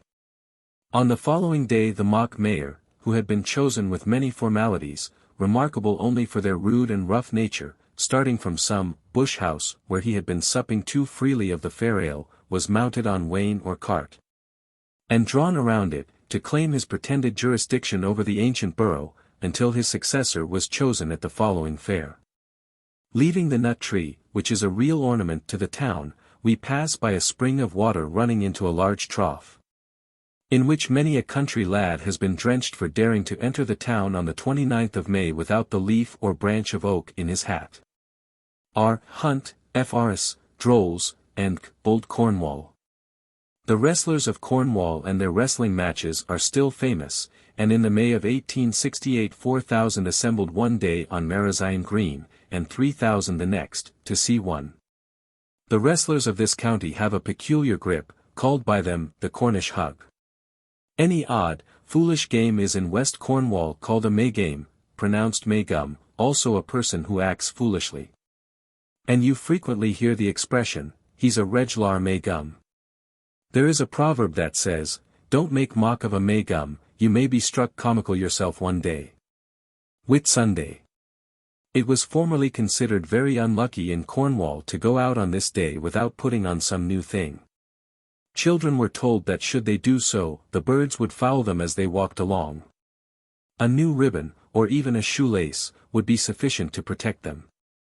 Whit Monday is generally kept as a holiday, and is often made an excuse for another country excursion, which, if taken in the afternoon, ends at some farmhouse with a tea of Cornish heavy cream cake, followed, in the evening, by a junket with clotted cream. Carew speaks of a feast kept in his time on Whit Monday at the church house of the different parishes called a church ale. It was a sort of large picnic, for which money had been previously collected by two young men, wardens, who had been previously appointed the preceding year by their last foregoers. This custom has long ceased to exist. The Wesleyans, Methodists, in Cornwall hold an open-air service on Whit Monday at Gwennap Pit. The pit is an old earth round, excavated in the hillside of Carnmarth, about 3 miles from the small village of Gwennap, and 1 from Redruth. This amphitheatre, which is then usually filled, is capable of holding from 4,000 to 5,000 people, and is in shape like a funnel. It is encircled from the bottom to the top with 18 turf-covered banks, made by cutting the earth into steps. It is admirably adapted for sound, and the voice of the preacher, who stands on one side, about halfway up, is distinctly heard by the whole congregation. Wesley, when on a visit to Cornwall, preached in Gwennap Pit to the miners of that district, and this was the origin of the custom. Many excursion trains run to Redruth on Whit Monday, and a continuous string of vehicles of every description, as well as pedestrians, may be seen wending their way from the station to the pit, which is almost surrounded by downs. And in a road close by rows of standings, stalls, are erected for the sale of fairings. An annual pleasure fair goes on at the same time at Redruth, and many avail themselves of the excursion trains who have not the least intention of attending the religious service. In mid-Cornwall, in the second week of June, at St. Roche and in 1 or 2 adjacent parishes, a curious dance is performed at their annual feasts. It enjoys the rather undignified name of Snail's Creep, but would be more properly called the Serpent's Coil. The following is scarcely a perfect description of it. The young people being all assembled in a large meadow, the village band strikes up a simple but lively air, and marches forward, followed by the whole assemblage. Leading hand in hand, or more closely linked in case of engaged couples, the whole keeping time to the tune with a lively step. The band or head of the serpent keeps marching in an ever-narrowing circle, whilst its train of dancing followers becomes coiled around it in circle after circle. It is now that the most interesting part of the dance commences, for the band, taking a sharp turnabout, begins to retrace the circle, still followed as before, and a number of young men with long, leafy branches in their hands as standards direct this counter-movement with almost military precision. W. C. Wade, W. Antiquary, April, 1881. A game similar to the above dance is often played by Sunday school children in West Cornwall, at their out-of-door summer treats, called by them roll tobacco. They join hands in one long line, the taller children at the head. The first child stands still, whilst the others in ever-narrowing circles dance around singing, until they are coiled into a tight mass. The outer coil then wheels sharply in a contrary direction, followed by the remainder, retracing their steps. 23rd of June. In the afternoon of Midsummer Eve, little girls may be still occasionally met in the streets of Penzance with garlands of flowers on their heads, or wreaths over one shoulder. This custom was, within the last 50 years, generally observed in West Cornwall. And in all the streets of our towns and villages groups of graceful girls, rich as well as poor, all dressed in white, their frocks decorated with rows of laurel leaves, often spangled with gold leaf, botryl, might in the afternoon have been seen standing at the doors, or in the evening dancing along with their brothers or lovers. In Penzance, and in nearly all the parishes of West Penwith, immediately after nightfall on the eves of St. John and St. Peter, the 23rd and 28th of June, lines of tar barrels, occasionally broken by bonfires, were simultaneously lighted in all the streets, whilst, at the same time, bonfires were kindled on all the cairns and hills around Mounts Bay, throwing the outlines in bold relief against the sky. Then the villagers, linked in circles hand in hand, danced round them to preserve themselves against witchcraft, and, when they burnt low, one person here and there detached himself from the rest and leaped through the flames to ensure himself from some special evil. The old people counted these fires and drew a presage from them. Botryl. Regularly at dusk the mayor of Penzance sent the town crier through the streets to give notice that no fireworks were allowed to be let off in the town. But this was done simply that he should not be held responsible if any accident happened, for he and all in Penzance knew quite well that the law would be set at defiance. Large numbers of men, women, and boys came up soon after from the quay and lower parts of the town swinging immense torches around their heads. These torches, locally known as tichis, were made of pieces of canvas about 2 feet square, fastened in the middle either to a long pole or a strong chain, dipped until completely saturated in tar. Of course they required to be swung with great dexterity or the holder would have been burnt. The heat they gave out was something dreadful, and the smoke suffocating. Most of the inhabitants dressed in their oldest clothes congregated in groups in the street, and a great part of the fun of the evening consisted in slyly throwing squibs amongst them, or in dispersing them by chasing them with hand rockets.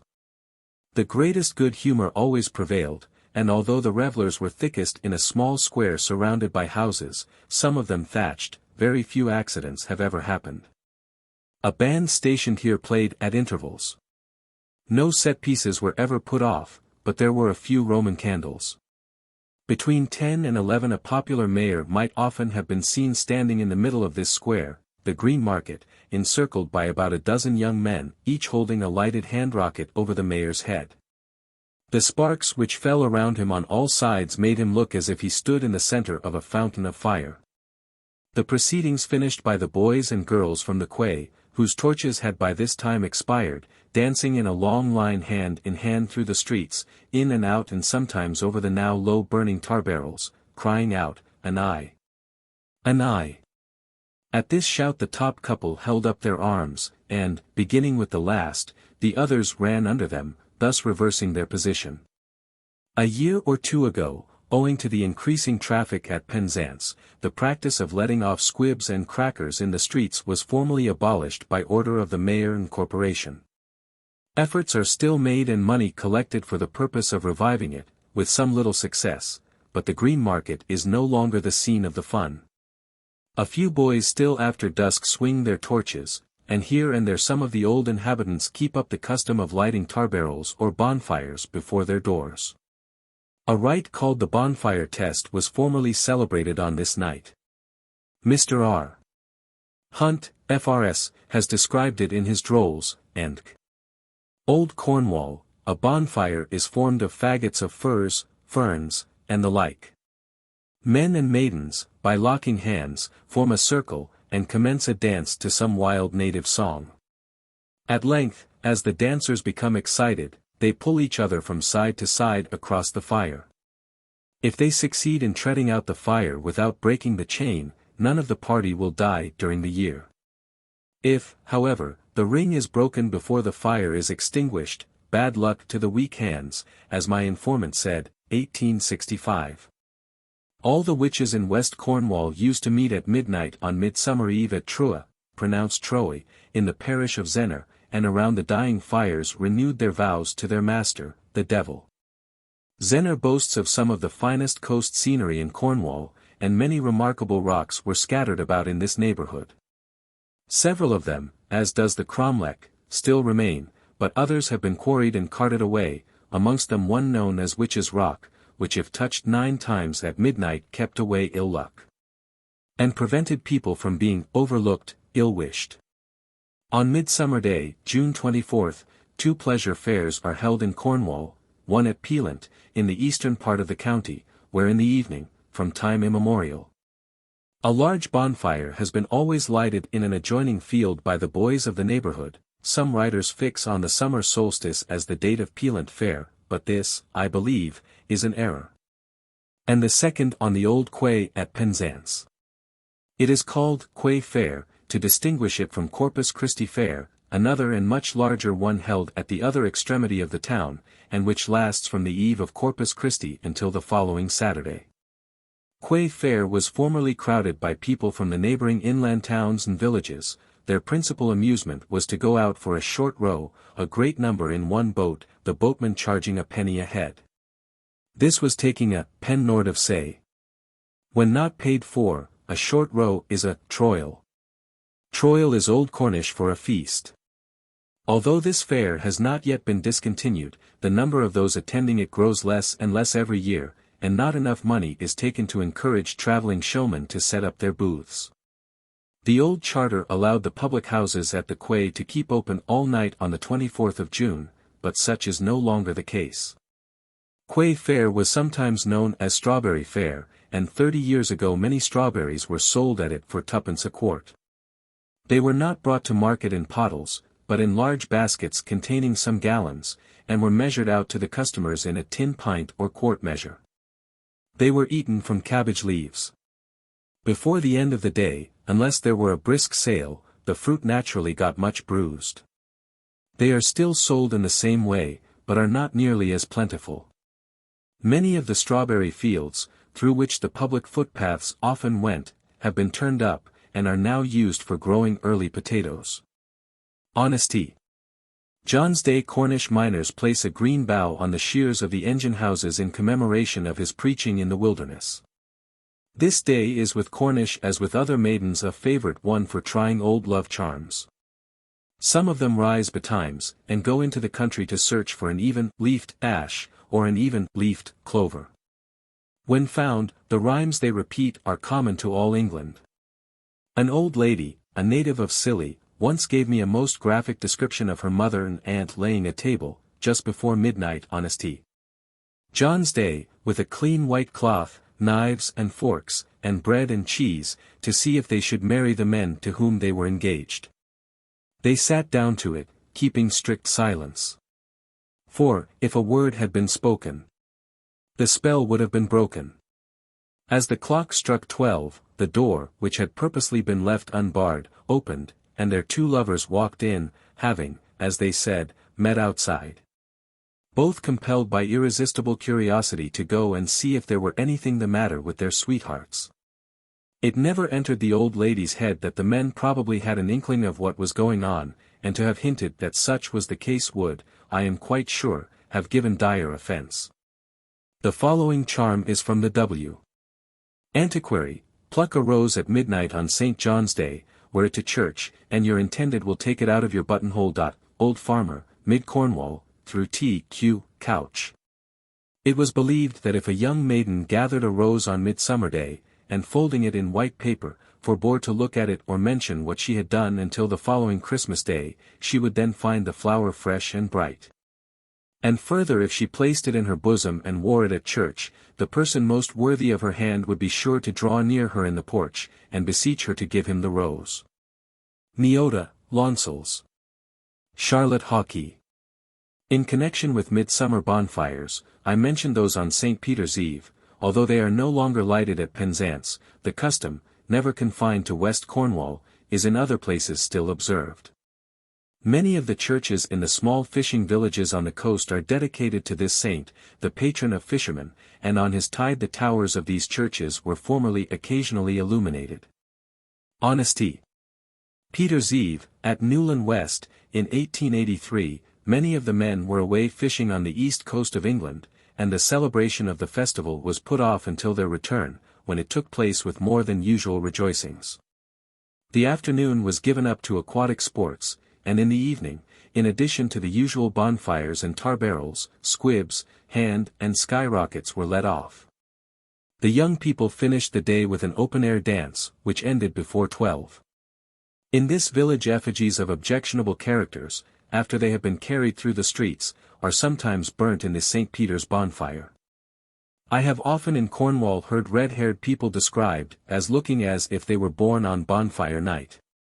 At Wendron, and many other small inland mining villages, the boys at St. Peter's tied fire off miniature rock batteries called plugs. I must now again quote from Mr. T. Q. Couch, and give his account of how this day is observed at Polperro. The patron saint of Polperro is St. Peter, to whom the church, built on the seaward hill, still called Chapel Hill, was dedicated. His festival is kept on the 10th of July, Old Style. At Peter's Tide is our annual feast or fair. Though a feeble and insignificant matter, it is still with the young the great event of the year. On the eve of the fair is the prefatory ceremony of a bonfire. The young fishermen go from house to house and beg money to defray the expenses.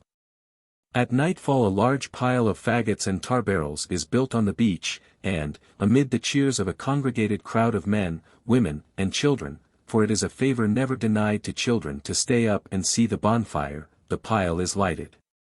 The fire blazes up, and men and boys dance merrily round it, and keep up the sport till the fire burns low enough, when they venturously leap through the flames. It is a most animated scene, the whole valley lit up by the bright red glow, bringing into strong relief front and gable of picturesque old houses, each window crowded with eager and delighted faces. While around the fire is a crowd of ruddy lookers-on, shutting in a circle of impish figures leaping like salamanders through the flames.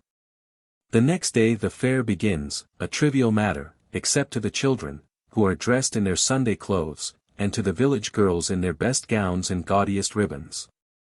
Stalls, or standings, laden with fairings, sweetmeats, and toys, line the lower part of Lansallow Street, near the Strand. There are, besides, strolling thespians. Fellows who draw unwary youths into games of hazard, where the risk is mainly on one side, ballad singers, penny peep men, who show and describe to wondering boys the most horrid scenes of the latest murder. Jugglers and tumblers also display their skill. In the neighbouring inn the fiddler plays his liveliest tunes at twopence a reel, which the swains gallantly pay. The first day of the fair is merely introductory, for the excitement is rarely allayed under 3. The second day is much livelier than the first, and has for its great event the wrestling match on the Strand, or perhaps a boat race. On the third day we have the mayor choosing, never a valid ceremony, but a broad burlesque. The person who is chosen to this post of mimic dignity is generally some half-witted or drunken fellow, who, tricked out in tinsel finery, elects his staff of constables, and these, armed with staves, accompany his chariot, some jouster's huckster's cart, dressed with green boughs, through the town, stopping at each inn, where he makes a speech full of large promises to his listeners, of full work, better wages, and a liberal allowance of beer during his year of mayoralty. He then demands a quart of the landlord's ale, which is gauged with mock ceremony, and if adjudged short of measure is, after being emptied, broken on the wheel of the car. Having completed the perambulation of the town, his attendants often make some facetious end of the pageant by wheeling the mayor in his chariot with some impetus into the tide. Polperro, 1871, pages 156 to 159. The ceremony of choosing a mock mayor was also observed at Penryn, near Falmouth, but it took place in the autumn, on a day in September or October, when hazelnuts were ripe, and nutting day was kept by the children and poor people. The journeyman tailors went from Penryn and Falmouth to Myler parish, on the opposite side of the river Fowl. There they made choice of the wittiest among them to fill that office. His title was the Mayor of Myler. When chosen, he was borne in a chair upon the shoulders of 4 strong men from his good town of Myler to his ancient borough of Penryn.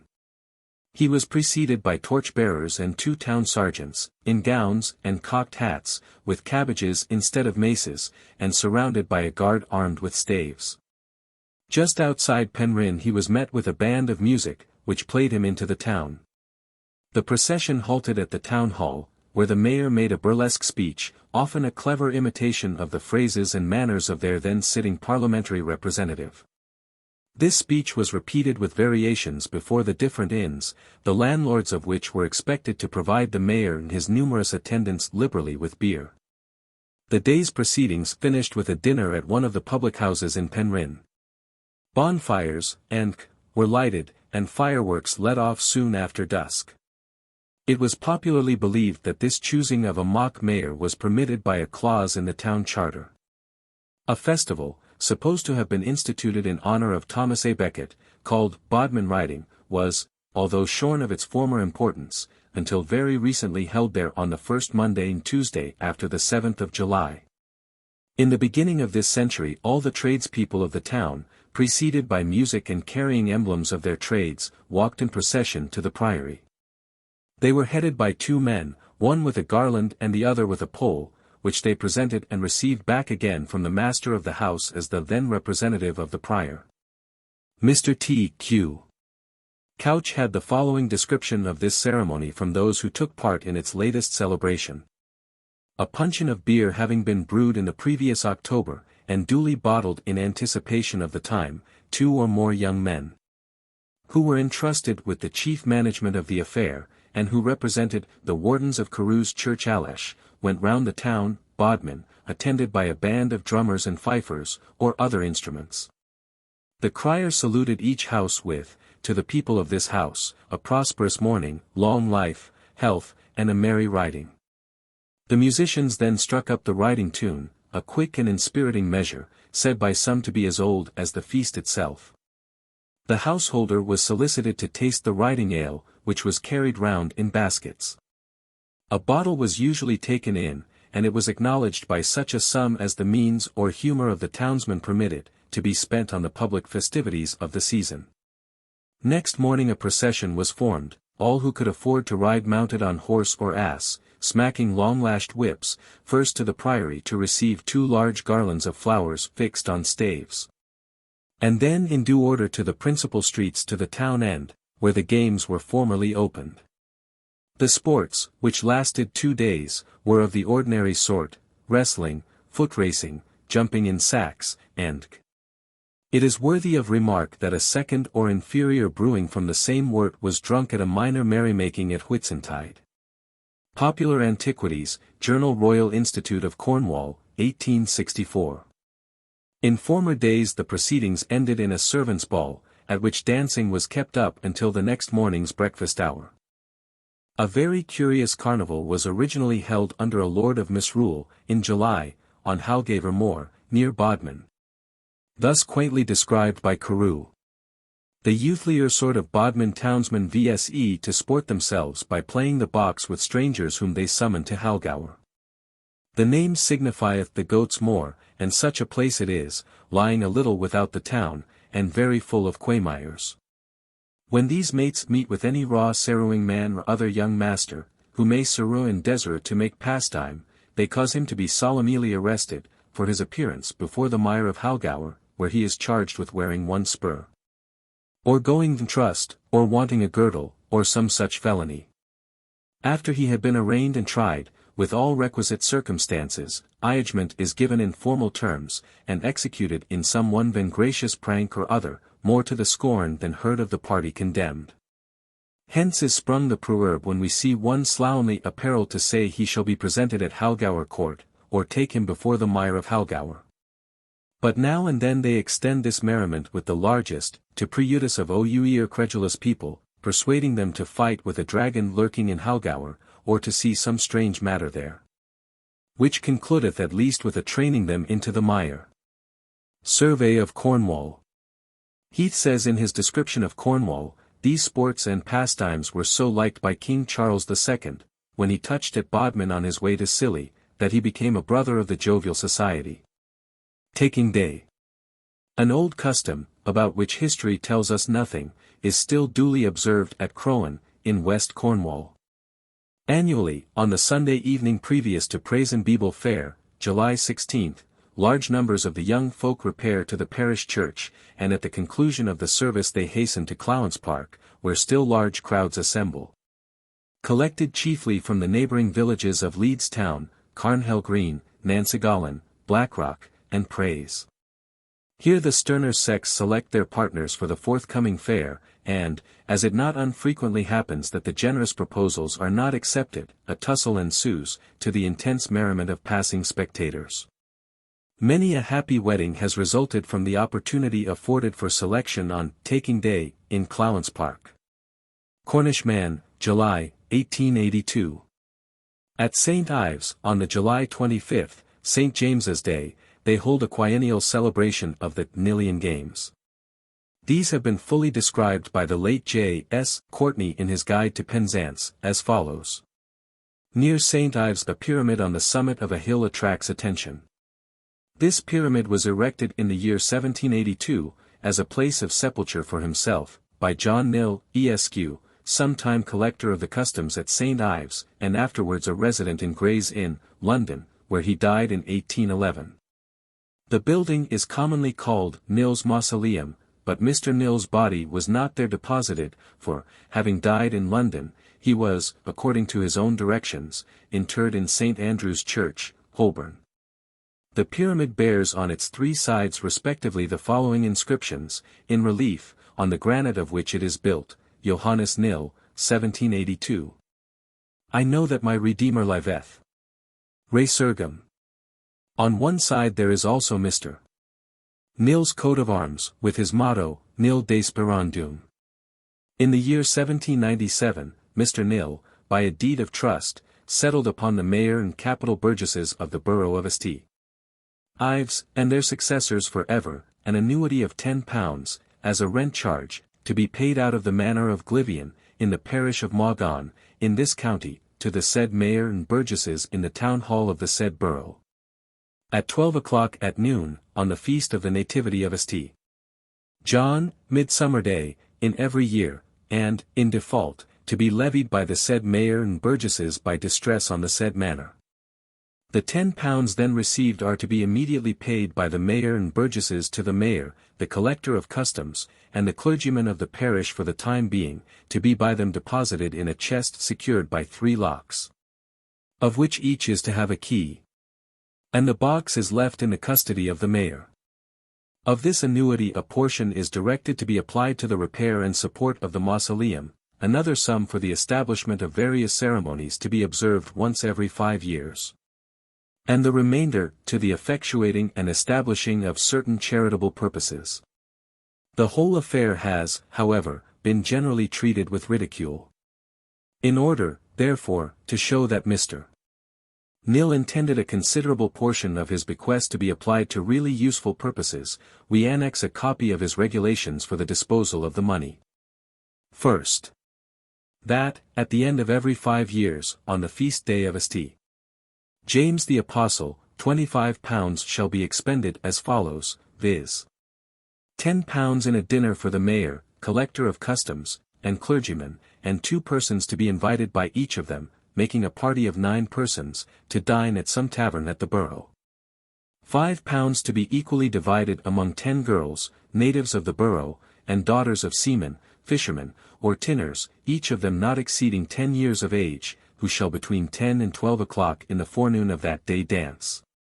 For a quarter of hour at least, on the ground adjoining the mausoleum, and after the dance sing the 100th psalm of the old version, to the fine old tune, to which the same was then sung in St. Ives Church. £1 to the fiddler who shall play to the girls while dancing and singing at the mausoleum, and also before them on their return home therefrom. £2 to 2 widows of seamen, fishermen, or tinners of the borough, being 64 years old or upwards, who shall attend the dancing and singing of the girls, and walk before them immediately after the fiddler, and certify to the mayor, collector, and clergyman that the ceremonies have been duly performed. £1 to be laid out in white ribbons for breast knots for the girls and widows, and a cockade for the fiddler, to be worn by them respectively on that day and the Sunday following. £1 to purchase account books from time to time and pay the clerk of the customs for keeping the accounts. The remaining £5 to be paid to a man and wife, widower, or widow, 60 years of age or upwards, the man being an inhabitant of St. Ives, and a seaman, fisherman, tinner, or labourer, who shall have bred up to the age of 10 years and upwards, the greatest number of legitimate children by his or her own labour, care, and industry, without parochial assistance, or having become entitled to any property in any other manner. Secondly, when a certain sum of money shall have accumulated in the chest, over and above what may have been required for repairs of the mausoleum and the above payments, it is directed that on one of the forementioned days of the festival £50 shall be distributed in addition to the £25 spent quennially in the following manner. That is £10 to be given as a marriage portion to the woman between 26 and 36 years old, being a native of St. Ives, who shall have been married to a seaman, fisherman, tinner, or labourer, residing in the borough, between the 31st of December previously, and that day following the said feast day, that shall appear to the mayor, collector, and clergyman. The most worthy, regard being had to her duty and kindness to her parents, or to her friends who have brought her up. £5 to any woman, single or married, being an inhabitant of St. Ives, who in the opinion of the aforesaid gentleman shall be the best knitter of fishing nets. £5 to be paid to the woman, married or single, inhabitant of St. Ives or otherwise, who shall, by the same authorities, be deemed to be the best curer and packer of pilchards for exportation. £5 to be given between such two follower boys as shall by the same gentleman be judged to have best conducted themselves of all the follower boys in the several concerns, in the preceding fishing season. A follower is a boat that carries a tuck net in pilchard fishing. And £25, the remainder of the said 50, to be divided among all the friendly societies in the borough, instituted for the support of the members in sickness or other calamity, in equal shares. If there be no such society, the same to be distributed among 10 poor persons, 5 men and 5 women, inhabitants of the borough, of the age of 64 years or upwards, and who have never received parochial relief. The first celebration of the Nillian Games, which drew a large concourse of people, took place in Nil's lifetime on July 25, 1801.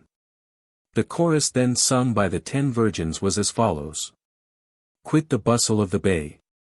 Hasten, virgins, come away. Hasten to the mountain's brow. Leave, oh! Leave, St. Ives below. Haste to breathe a purer air. Virgins fair, and pure as fair. Quit Street Ives and all her treasures. Fly her soft voluptuous pleasures. Fly her sons and all the wiles, lurking in their wanton smiles. Fly her splendid midnight halls. Fly the revels of her balls. Fly, oh! Fly, the chosen seat, where vanity and fashion meet. Thither hasten, form the ring. Round the tomb in chorus sing. These games have been repeated every 5 years up to the present time. Morva Feast, which is on the nearest Sunday to the August 1st, is said to have been instituted in memory of a wrestling match, throwing of quoits, and which took place there one Sunday, when there were giants in the land. On the following Monday there was formerly a large fair, and although Morva is a very small village without any attractions, the farmers flocked to it in great numbers to drink and feast. Sitting on the hedges of the small fields common in West Cornwall. 3 on 1 horse, like going to Morva Fair, is an old proverb. On August 5 a large cattle fair is held in the village of Goldsithny, in the parish of Perinathno. Lysons, in 1814, says, there is a tradition that this fair was originally held in Sithny, year Helston, and that some persons ran off with the glove, by the suspension of which to a pole the charter was held, and carried it off to this village. Where, it is said, the glove was hung out for many years at the time of the fair. As some confirmation of the tradition of its removal, it should be mentioned that the lord of the manor, a proprietor of the fair, used to pay an acknowledgment of 1 shilling per annum to the churchwardens of Sithne. The same author makes the statement that Truro Fair, on November 19, belongs to the proprietors of Truro Manor, as high lords of the town, and that a glove is hung out at this fair as at Chester. He also says that these same lords claim a tax called smoke money from most of the houses in the borough. In Cornwall the last sheaf of corn cut at harvest time is the neck. This in the west is always cut by the oldest reaper, who shouts out, "I have et. I have et. I have et." The others answer, "What have ye? What have ye? What have ye?" He replies, "A neck. A neck. A neck." Then altogether they give 3 loud hurrahs. The neck is afterwards made into a miniature sheaf, gaily decorated with ribbons and flowers. It is carried home in triumph, and hung up to a beam in the kitchen, where it is left until the next harvest. Mr. Robert Hunt says that, after the neck has been cried 3 times they, the reapers, change their cry to "wee yen. Wee yen," which they sound in the same prolonged and slow manner as before, with singular harmony and effect 3 times. After this they all burst out into a kind of loud, joyous laugh, flinging up their hats and caps into the air, capering about, and perhaps kissing the girls. One of them gets the neck, and runs as hard as he can to the farmhouse, where the dairymaid or one of the young female domestics stands at the door prepared with a pail of water.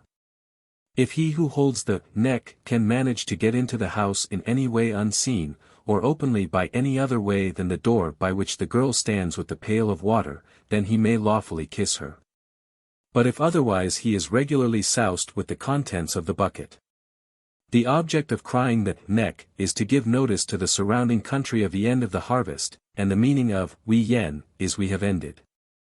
The last sheaf of the barley harvest, there is now but little grown, was the crow sheaf, and when cut the same ceremony was gone through, but instead of "a neck," the words "a crow" were substituted.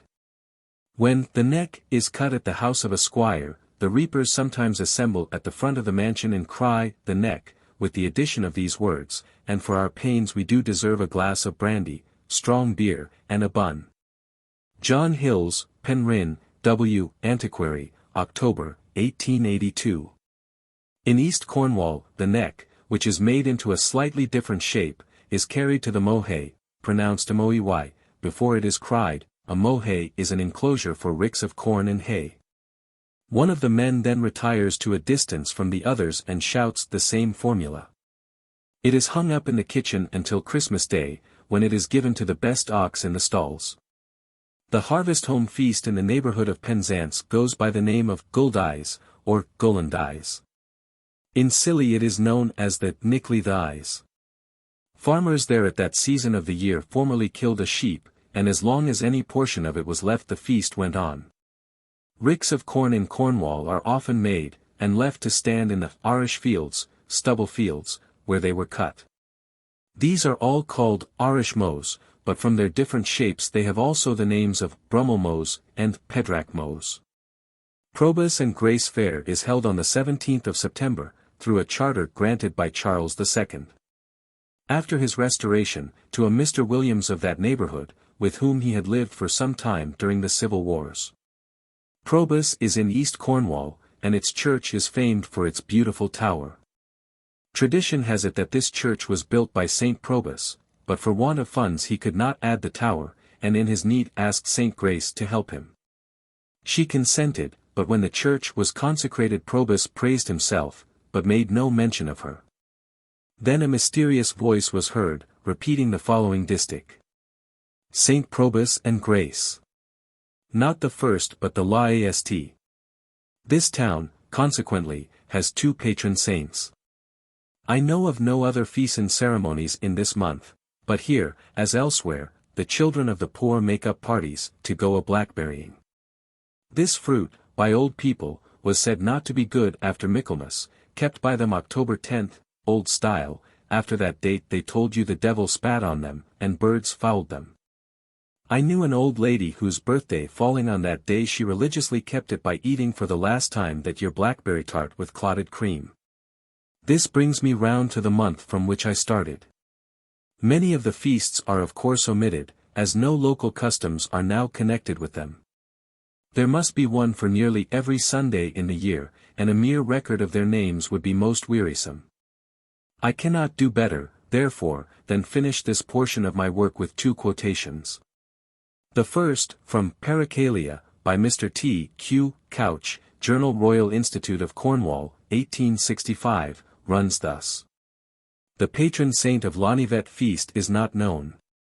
It is marked by no particular customs, but is a time for general visiting and merrymaking, with an occasional wrestling match. A local verse says, on the nearest Sunday to the last Sunday in April, Lonnivet men fare well. On the first Sunday after the first Tuesday in May, Llanivry men fare as well as they.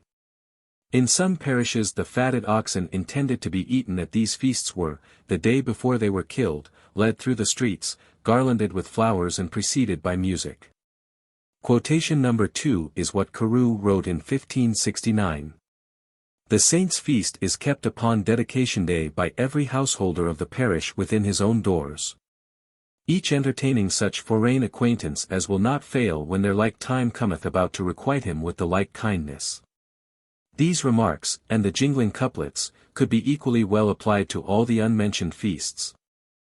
Legends of parishes, etc. Cornish people possess in a marked degree all the characteristics of the Celts. They are imaginative, good speakers and storytellers, describing persons and things in a style racy and idiomatical, often with appropriate gestures. Their proverbs are quaint and forcible, they are never at a lack for an excuse, and are withal very superstitious. Well-educated people are still to be met with in Cornwall who are firm believers in apparitions, pixies, fairies, called by the peasantry piskies, omens, and other supernatural agencies.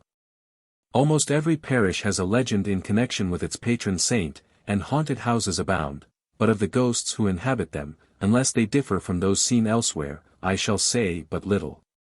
This county was once the fabled home of a race of giants, who in their playful or angry moments were wont to hurl immense rocks at each other, which are shown by the guides at this day as proofs of their great strength. To illustrate how in the course of time truth and fiction get strangely mingled, I will mention the fact that old John of Gaunt is said to have been the last of these giants, and to have lived in a castle on the top of Carn Brea, a high hill near Redruth. He could stride from thence to another neighbouring town, a distance of 4 miles. I do not know if he is supposed to be the one that lies buried under this mighty cairn, and whose large protruding hand and bony fingers time has turned to stone. Here, too, in the Dark Ages, a terrific combat took place between Lucifer and a heavenly host, which ended in the former's overthrow. A small monument has been erected on Carn Brea, to the memory of Lord de Dunstanville. And I once heard an old woman, after cleaning a room, say, it was fine enough for Lord de Dunstanville. Every child has heard of Jack the Giant Killer, who, amongst his other exploits, killed by stratagem the one who dwelt at St. Michael's Mount. I am the valiant Cornish man, who slew the giant Cormoran. He did not however confine himself to this neighbourhood, for of an ancient earthwork near Loo, known as the Giant's Hedge, it is said, Jack the Giant had nothing to do, so he made a hedge from Larren to Loo. But the sayings and doings of these mighty men have been told far better than I could tell them in Mr. Halliwell Phillipps' book, Rambles in West Cornwall by the Footsteps of the Giants, Mr. Robert Hunt's Drolls, Traditions, and Superstitions of West Cornwall, Mr. Bottrell's Hearthside Stories of West Cornwall, and by many other writers. Tourists visit West Cornwall to see the Land's End and its fine coast scenery, and express themselves disappointed that none of the country people in that district know anything of King Arthur. They forget that Uther St. was washed up to Merlin's feet by a wave at the base of Tintagel Castle by the Cornish Sea, which is in the eastern part of the county. This castle was built on one of the grandest headlands in Cornwall, Slate Formation. The ruins of King Arthur's castle are most striking. They are situated partly on the mainland and partly on a peninsula, separated by a ravine, once said to have been spanned by a drawbridge connecting the two. The ascent of this promontory, owing to the slippery nature of the path cut in the friable slate, is far from pleasant. And, as there was a stiff breeze blowing when I mounted it, I thought old Norton was right when he said, "Those should have eyes who would scale Tintagel." You are, however, amply repaid for your trouble when you get to the top. In addition to telling you of the grandeur of the castle in good King Arthur's days, the guides show you some rock basins to which they have given the absurd names of King Arthur's cups and saucers. Tradition assigns to this king another Cornish castle as a hunting seat, viz. The old earth round of Castleindinas, near Street Colum, from whence it is said he chased the wild deer on Tregos Downs. A dreary drive through slate quarries takes you from Tintagel to Camelford. Near that town is Slaughter Bridge, the scene of a great battle between King Arthur and his nephew Modred, whom by some writers he is said to have killed on the spot. Others have it that Arthur died here of a wound from a poisoned arrow shot by Modred, and that, after receiving his death wound at Camelford, he was conveyed to Tintagel Castle, where, surrounded by his knights, he died. All the time he lay dying supernatural noises were heard in the castle, the sea and winds moaned, and their lamentations never ceased until our hero was buried at Glastonbury. Then, in the pauses of the solemn tolling of the funeral bells, sweet voices came from fairyland welcoming him there, from whence one day he will return and again be king of Cornwall. No luck follows a man who kills a Cornish chough, a red-legged crow, as, after his death, King Arthur was changed into one. In the parish of St. Mabon, in East Cornwall, and on the high road from Bodmin to Camelford, is a group of houses, one of them yet a smith's shop, known by the name of Longstone. The legend which follows gives the reason of the name. In lack of records I may say, in the days of King Arthur there lived in Cornwall a smith. This smith was a keen fellow, who made and mended the ploughs and harrows, shod the horses of his neighbours, and was generally serviceable. He had great skill in farriery, and in the general management of sick cattle. He could also extract the stubbornest tooth, even if the jaw resisted, and some gyrations around the anvil were required. There seems ever to have been ill blood between devil and smith, and so it was between the fiend and the smith farrier dentist of St. Mabon. At night there were many and fierce disputes between them in the smithy. The smith, as the rustics tell, always got the advantage of his adversary, and gave him better than he brought. This success, however, only fretted old Nick, and spurred him on to further encounters. What the exact matter of controversy on this particular occasion was is not remembered, but it was agreed to settle it by some wager, some trial of strength and skill. A 2-acred field was near. And the smith challenged the devil to the reaping of each his acre in the shortest time. The match came off, and the devil was beaten, for the smith had beforehand stealthily stuck here and there over his opponent's acre some harrow tines or teeth. The two started well, but soon the strong swing of the fiend's scythe was brought up frequently by some obstruction, and as frequently he required the whetstone. The dexterous and agile smith went on smoothly with his acre, and was soon unmistakably gaining. The devil, enraged at his certain discomfiture, hurled his whetstone at his rival, and flew off. The whetstone, thrown with great violence, after sundry whirls in the air, fell upright into the soil at a great depth, and there remained a witness against the evil one for ages.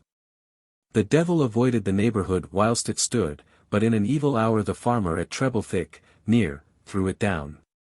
That night the enemy returned, and has haunted the neighbourhood ever since. This monolith was of granite, and consequently brought hither from a distance, for the local stone is a friable slate. It yielded 4 large gateposts, gave spans to a small bridge, and left much granite remaining. T.Q. Couch, Notes and Queries, April, 1883. Upon St. Austell Down is an upright block of granite, called the Giant Staff, or Longstone, to which this legend is attached, a giant, traveling one night over these hills, was overtaken by a storm, which blew off his hat. He immediately pursued it.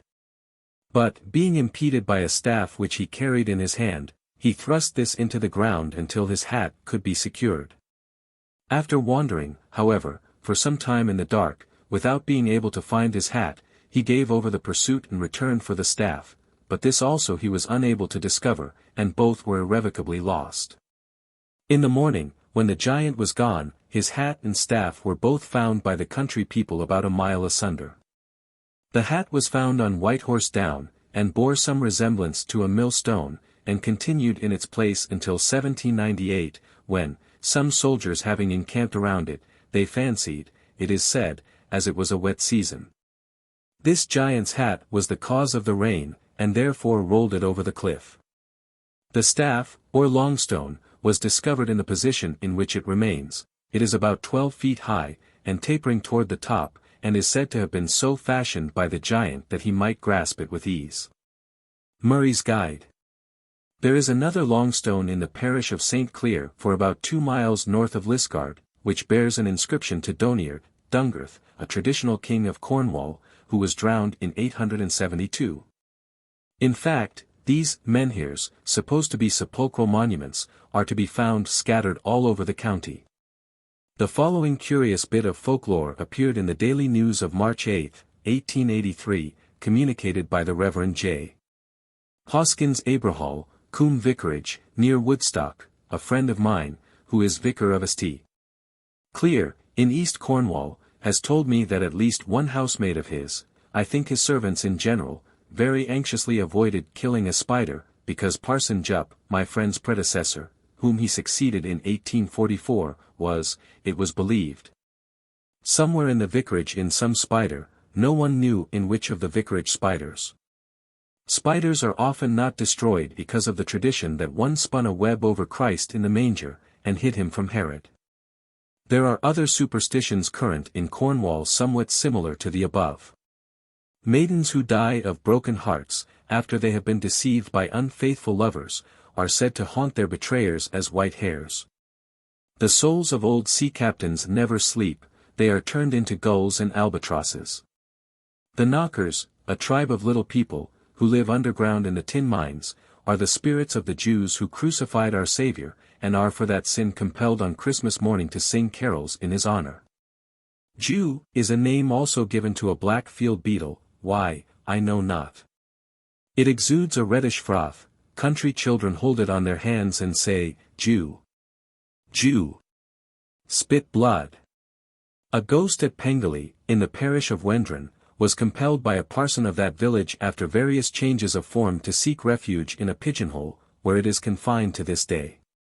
Through Reverend S. Rundle. After this digression I will return to St. Cleer, and, beginning with its holy well, briefly notice a few others. It is situated not far from the church, and was once celebrated as a "busening," or ducking well for the cure of mad people. Considerable remains of the baptistry, which formerly enclosed it, are still standing, and outside, close by, is an old stone cross. Carew says, there were many bousening places in Cornwall for curing mad people, and amongst the rest one at Alter Nun, in the hundred of Triggs, called S. Nun's Well, and because the manner of this bousening is not so pleasing to hear as it was neasy to feel, I will, if you please, delire you the practice, as I received it from the beholders. The water running from S. Nun's Well fell into a square and close-walled plot, which might be filled at what depth they listed. Upon this wall was the frantic person set to stand, his back toward the pool, and from thence with a sudden blow in the breast, tumbled headlong into the pond, where a strong fellow, provided for the nonce, took him and tossed him vpeen down alongst and athwart the water, until the patient by foregoing his strength had somewhat forgot his fury. Then was he canoed to the church and certain masses sung O you ear him, upon which handling if his wits returned S. None had the thanks, but if there appeared small amendment, he was bousened again and again, while there remained in him any hope of life for recovery. The same writer says of Scarlets, well near to Bodmin, howbeit the water should seem to be healthful, if not helpful, for it retaineth this extraordinary quality, that the same is weightier than the ordinary of his kind. And will continue the best part of a year without alteration or scent or taste, only you shall see it represent many colours. Like the rainbow which, in my conceit, argueth a running through some minor all vein and therewithal a possessing of some virtue. I must give one more quotation from Carew before I finish with him, about a well at Saltash. I had almost forgotten to tell you that there is a well in this town whose water will not boil peaceant to a seasonable softens. The holy wells in Cornwall are very numerous, the greater part were in olden times enclosed in small baptistries. Luckily the poor people believe that to remove any of the stones of the ruins of these chapels would be fatal to them and to their children, and for that reason a great number yet remain. It is considered unlucky, too, to cart away any of the druidical monuments, pieces of anciency, and many are the stories told of the great misfortunes that have fallen on men who have so done. The innocent oxen or horses who drag them away are always sure to die, and their master never prosper. Persistent ill luck also follows any one defiling these wells. And a tradition is current in one of the West Country parishes, of a gentleman, who, after he had washed his dogs, afflicted with the mange, in its holy well, fell into such poverty that his sons were obliged to work as day labourers. Mr. T.Q. Couch, in Notes and Queries, Volume 10, gives this legend in connection with St. Nun's Well in Peelant. An old farmer once set his eyes upon the granite basin and coveted it. For it was not wrong in his eyes to convert the holy font to the base uses of the pig-sty, and accordingly he drove his oxen and wain to the gateway above for the purpose of removing it. Taking his beasts to the entrance of the well, he essayed to drag the trough from its ancient bed. For a long time it resisted the efforts of the oxen, but at length they succeeded in starting it, and dragged it slowly up the hillside to where the wain was standing. Here, however, it burst away from the chains which held it, and, rolling back again to the well, made a sharp turn and regained its old position, where it has remained ever since. Nor will any one again attempt its removal, seeing that the farmer, who was previously well-to-do in the world, never prospered from that day forward.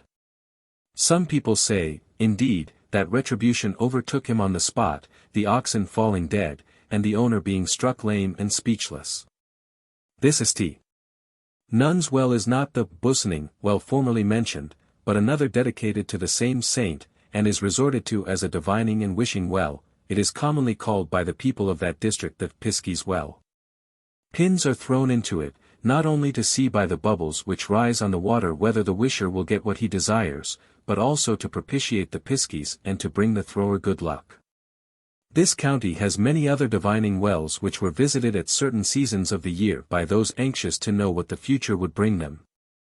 Amongst them the Lady of Nant's Well, in the parish of Colin, was formerly much frequented on Palm Sunday, when those who wished to foretell their fate threw into the water crosses made of palms. There was once in Goulval parish, near Penzance, a well which was reported to have had great repute as a divining well. People repaired to it to ask if their friends at a distance were well or ill, living or dead. They looked into the water and repeated the words, "Water, water, tell me truly. Is the man that I love duly on the earth, or under the sod? Sick or well? In the name of God." Should the water bubble up quite clear, the one asked for was in good health; if it became puddled, ill; and should it remain still, dead. Of the wells of St. Roche, St. Madern, now Madron, and St. Unny, I have spoken in the first part of this work. The waters from several wells are used for baptismal rites. One near Lawn East is called the Jordan, and the children baptized with water from the wells of St. Unny, at the foot of Carnbrea, Redruth, and of Ludgeon, Penzance, and, it was asserted could never be hanged with a hempen rope, but this prophecy has unfortunately been proved to be false. The water from the latter was famed too as an eye wash, until an evil spirit, banished for his misdeeds by St. Ludgeon, to the Red Sea, spat into it from malice as he passed. The Red Sea is the favorite traditional spot here for the banishment of wicked spirits, and I have been told stories of wicked men whose souls, immediately after their death, were carried off to well-known volcanoes. Almost all these holy wells were once noted for the curing of diseases, but the water from St. Jesus' Well, in Miniver, was especially famed for curing whooping cough. St. Martin's Well, in the centre of Liskeard at the back of the market, known as Pipe Well, from the 4 iron pipes through which 4 springs run into it, was formerly not only visited for the healing qualities of its chief spring, but for a lucky stone that stood in it. By standing on this stone and drinking of the well's water, engaged couples would be happy and successful in their married life. It also conferred magical powers on any person who touched it. The stone is still there, but has now been covered over and has lost its virtue. The saints sometimes lived by the side of the holy wells named after them, notably Saint Agnes, pronounced St. Anne, who dyed the pavement of her chapel with her own blood. Saint Neot, in whose pool were always 3 fish on which he fed, and whose numbers never grew less. 5 St. Piran, the titular saint of tin miners, who lived 200 years and then died in perfect health. Of these 3 saints many miraculous deeds are related. But they would be out of place in this work, and I will end my account of the wells by a description of St. Keynes, more widely known outside Cornwall through Southey's ballad than any of the others. It is situated in a small valley in the parish of St. Neot, and was in the days of Carew and Norden arched over by 4 trees, which grew so closely together that they seemed but one trunk. Both writers say the trees were withy, oak, elm, and ash. By withy I suppose willow was meant. They were all blown down by a storm, and about 150 years ago, Mr. Rashleigh, of Meenabilly, replaced them with 2 oaks, 2 elms, and 1 ash. I do not know if they are living, but Mr. J. T. Blight in 1858, in his book on Cornish crosses, speaks of one of the oaks being at that time so decayed that it had to be propped. The reputed virtue of the water of St. Keynes' well is, as almost all know, that after marriage, whether husband or wife come first to drink thereof they get the mastery thereby. Fuller. In name, in shape, in quality. This well is very quaint. The name, to lot of Cain befell. No Ouir, holy saint. The shape, 4 trees of Joer's kind. Withy, oak, elm, and ash. Make with their roots an arched roof. Whose floor this spring doth wash. The quality, that man or wife. Whose chance or choice attains. First of this sacred stream to drink. Thereby the mastri gains. Carew. Southey makes a discomfited husband tell the story, who ends thus. I hastened as soon as the wedding was done. And left my wife in the porch. But I faith she had been wiser than me. For she took a bottle to church. St. Cain not only thus endowed her well, but during her stay at St. Michael's Mount she gave the same virtue to St. Michael's chair. This chair is the remains of an old lantern on the southwest angle of the tower, at a height of upwards of 250 feet from low water. It is fabled to have been a favourite seat of St. Michael's. Whitaker, in his supplement to Polwheel's History of Cornwall, says, it was for such pilgrims as had stronger heads and bolder spirits to complete their devotions at the mount by sitting in this St. Michael's chair and showing themselves as pilgrims to the country round, but it most probably served as a beacon for ships at sea. To get into it you must climb on to the parapet, and you sit with your feet dangling over a sheer descent of at least 70 feet, but to get out of it is much more difficult, as the sitter is obliged to turn round in the seat. Notwithstanding this, and the danger of a fall through giddiness, which, of course, would be certain death, for there is not the slightest protection, I have seen ladies perform the feat curiously enough. Southey has also written a ballad on St. Michael's chair, but it is not as popular as the one before quoted. It is about Richard Penlake and Rebecca his wife. A terrible shrew was she. In pursuance of a vow made when Richard fell sick, they went on a pilgrimage to the mount, and whilst he was in the chapel, she left him to pray, and stole away to sit in St. Michael's chair. Up the tower Rebecca ran, round and round and round. 'Twas a giddy sight to stand atop, and look upon the ground. A curse on the ringers for rocking the tower. Rebecca cried, as over the church battlements. She strode with a long stride. A blessing on St. Michael's chair, she said as she sat down. Merrily, merrily rung the bells. And out Rebecca was thrown. Tidings to Richard Penlake were brought, that his good wife was dead. Now shall we toll for her poor soul. The great church bell, they said. Toll at her burying, quoth Richard Penlake. Toll at her burying, quoth he. But don't disturb the ringers now. In compliment to me. Old writers give the name of Carriclos in Clowes to St. Michael's Mount, which means the hoar rock in the wood. And that it was at one time surrounded by trees is almost certain, as at very low tides in Mounts Bay a submarine forest, with roots of large trees, may still be clearly seen. At these seasons branches of trees, with leaves, nuts, and beetles, have been picked up. Old folks often compared an old-fashioned child to St. Michael's Mount, and quaintly said, she's a regular little mount, St. Michael's Mount will never be washed away while she's alive. Folklore speaks of a time when Scilly was joined to the mainland, which does not seem very improbable when we remember that within the last 25 years a high road and a field have been washed away by the sea between Newlyn and Penzance. An old lady, whose memory went back to the beginning of the present century, told me that she had often seen boys playing at cricket in some field seaward of Newlyn, of which no vestige in my time remained.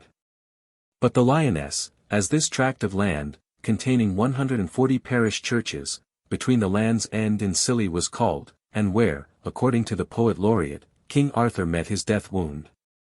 So all day long the noise of battle rolled among the mountains by the winter sea, until King Arthur's table, man by man, had fallen in Lyonesse about their lord. King Arthur is reputed to have been suddenly overwhelmed by a great flood. Only one man of all the dwellers on it is said to have escaped death, an ancestor of the Trevilians, now Trevelyan. He was carried on shore by his horse into a cove at Paran. Alarmed by the daily inroad of the sea, he had previously removed his wife and family. Old fishermen of a past generation used to declare that on clear days and moonlight nights they had often seen under the water the roofs of churches, houses, and of this submerged district. Whether the memory of this flood is perpetuated by the old proverb, as ancient as the floods of Deva, once commonly current in West Cornwall, but which I have not heard for years, I know not. As I have never met with anyone who could tell me to what floods it referred. Tradition also speaks of a wealthy city in the north of Cornwall, called Langaro, which for its wickedness was buried in sand, driven in by a mighty storm. All that coast as far west as St. Ives is sand, known as Towans, and the sand is always encroaching. There is a little church now near Padstow, dedicated to St. Enodoc, which is often almost covered by the shifting drifts. It is in a solitary situation, and service is only held there once a year, when a path to it has to be cut through the sand. It is said that the clergyman, in order to keep his emoluments and fees, has been sometimes obliged to get into it through a window or hole in the roof. About 8 miles from Truro is the lost church of Paranzabulo, which for centuries was supposed to have been a myth, but the shifting of the sand disclosed it in 1835.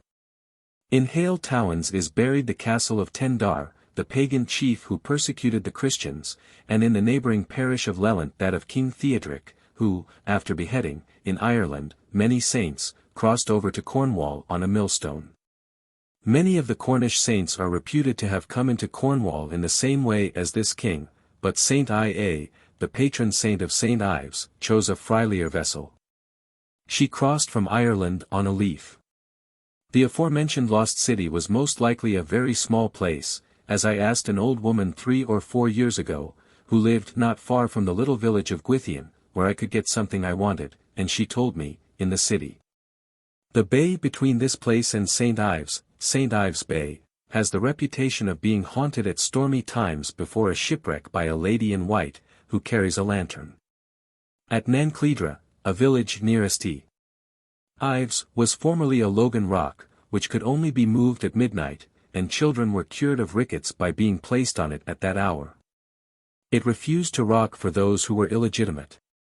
Not far from here is Toadknack, and there is a legend to the effect that the devil would never allow the tower of its church to be completed, pulling down at night what had been built up in the day. When a person makes an incredible statement, he is in West Cornwall told to go to Toadknack Quayhead where they christen calves. No part of this parish touches the sea. Mr. Robert Hunt records a curious test of innocency which, not long since, was practiced in this parish.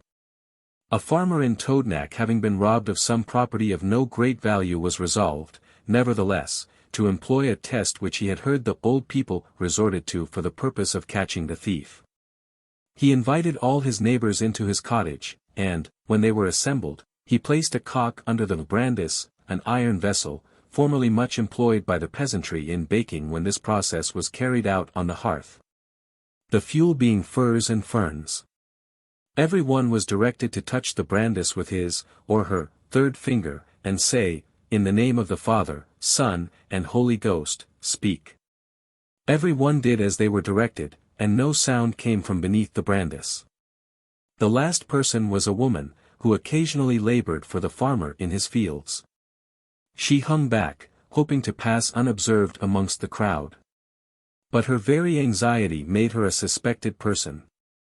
She was forced forward, and most unwillingly she touched the brandis, when, before she could utter the words prescribed, the cock crew. The woman fell faint on the floor, and when she recovered, she confessed herself to be the thief, restored the stolen property, and became, it is said, a changed character from that day. The following was told me by a friend. It took place in a school of one of our western parishes about 60 years ago. It was in the days of quill pens, and the master had lost his penknife. Every boy pleaded not guilty. At 12 the master said no boy should leave the school for half an hour, when he would return and see if they had found his knife.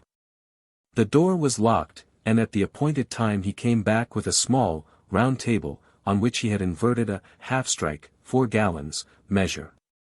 The table was placed in the middle of the gangway. The master stood by the side of it, and asked if they had found his knife. All said no. "Well then," answered he, "come out slowly one at a time and let each touch this measure with the right forefinger, and the bantam cock under it will crow at the thief." The boys went out boldly, as they passed touching the tub, but the master missed one whom from the first he had suspected.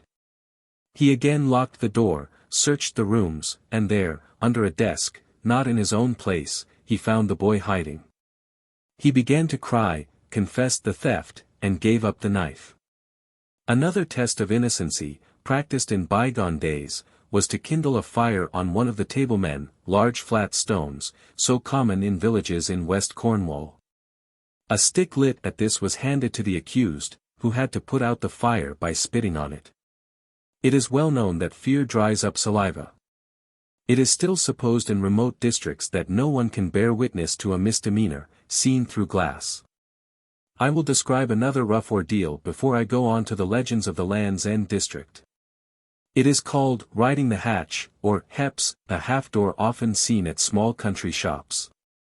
Any man formerly accused of immorality was brought before a select number of his fellow parishioners, and by them put to sit astride the heps, which was shaken violently backwards and forwards. If he fell into the house he was judged innocent, but out on the road, guilty. When anyone has been brought before his superiors and remanded, he is still figuratively said to have been made to ride the heps. Hands are washed, as by Pontius Pilate, to clear a person from crime, and to call anyone dirty-fingered is to brand him as a thief. On a bench end in Zenner Church there is a very singular carving of a mermaid. To account for it, Zenner folks say that hundreds of years ago a beautifully attired lady, who came and went mysteriously, used occasionally to attend their church and sing so divinely that she enchanted all who heard her. She came year after year, but never aged nor lost her good looks. At last one Sunday, by her charms, she enticed a young man, the best singer in the parish, to follow her. He never returned, and was heard of no more. A long time after, a vessel lying in Pendower Cove, into which she sailed one Sunday, cast her anchor, and in some way barred the access to a mermaid's dwelling. She rose up from the sea, and politely asked the captain to remove it. He landed at Zennor, and related his adventure, and those who heard it agreed that this must have been the lady who decoyed away the poor young man. Not far from St. Just as the solitary, dreary cairn, known as Cairn Kenidzek, pronounced Kenidjack, which means the hooting cairn, so called from the unearthly noises which proceed from it on dark nights. It enjoys a bad reputation as the haunt of witches. Close under it lies a barren stretch of moorland, the Gump, over it the devil hunts at night poor lost souls, he rides on the half-starved horses turned out here to graze, and is sure to overtake them at a particular stile.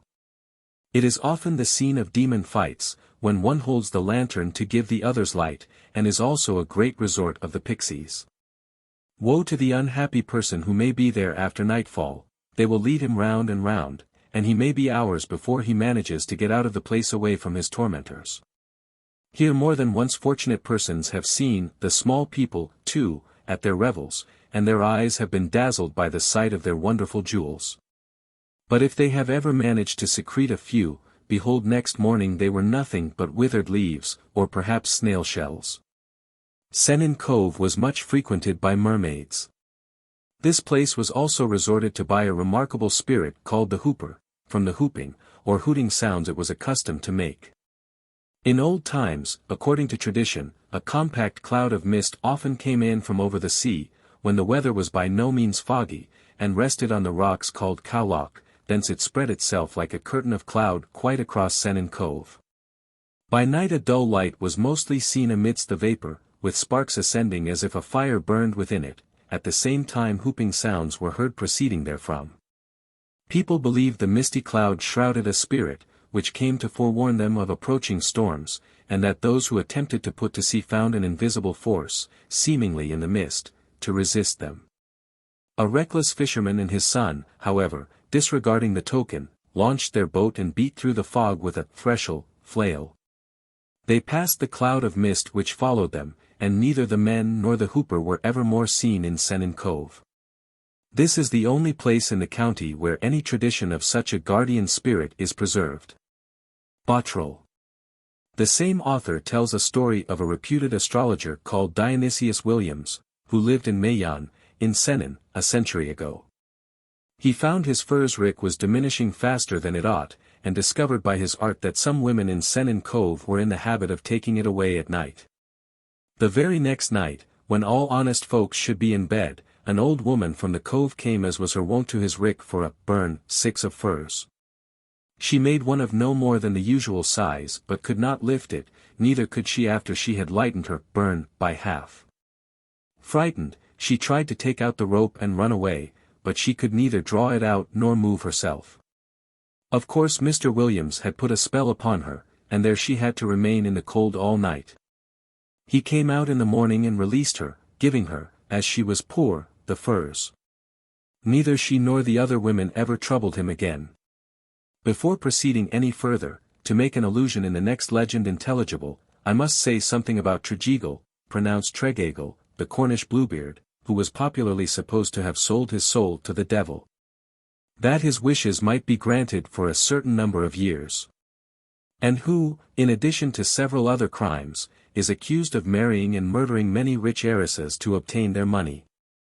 One day, just before his death, he was present when one man lent a large sum to another without receiving receipt or security for it. The money was borrowed for Tregeagle.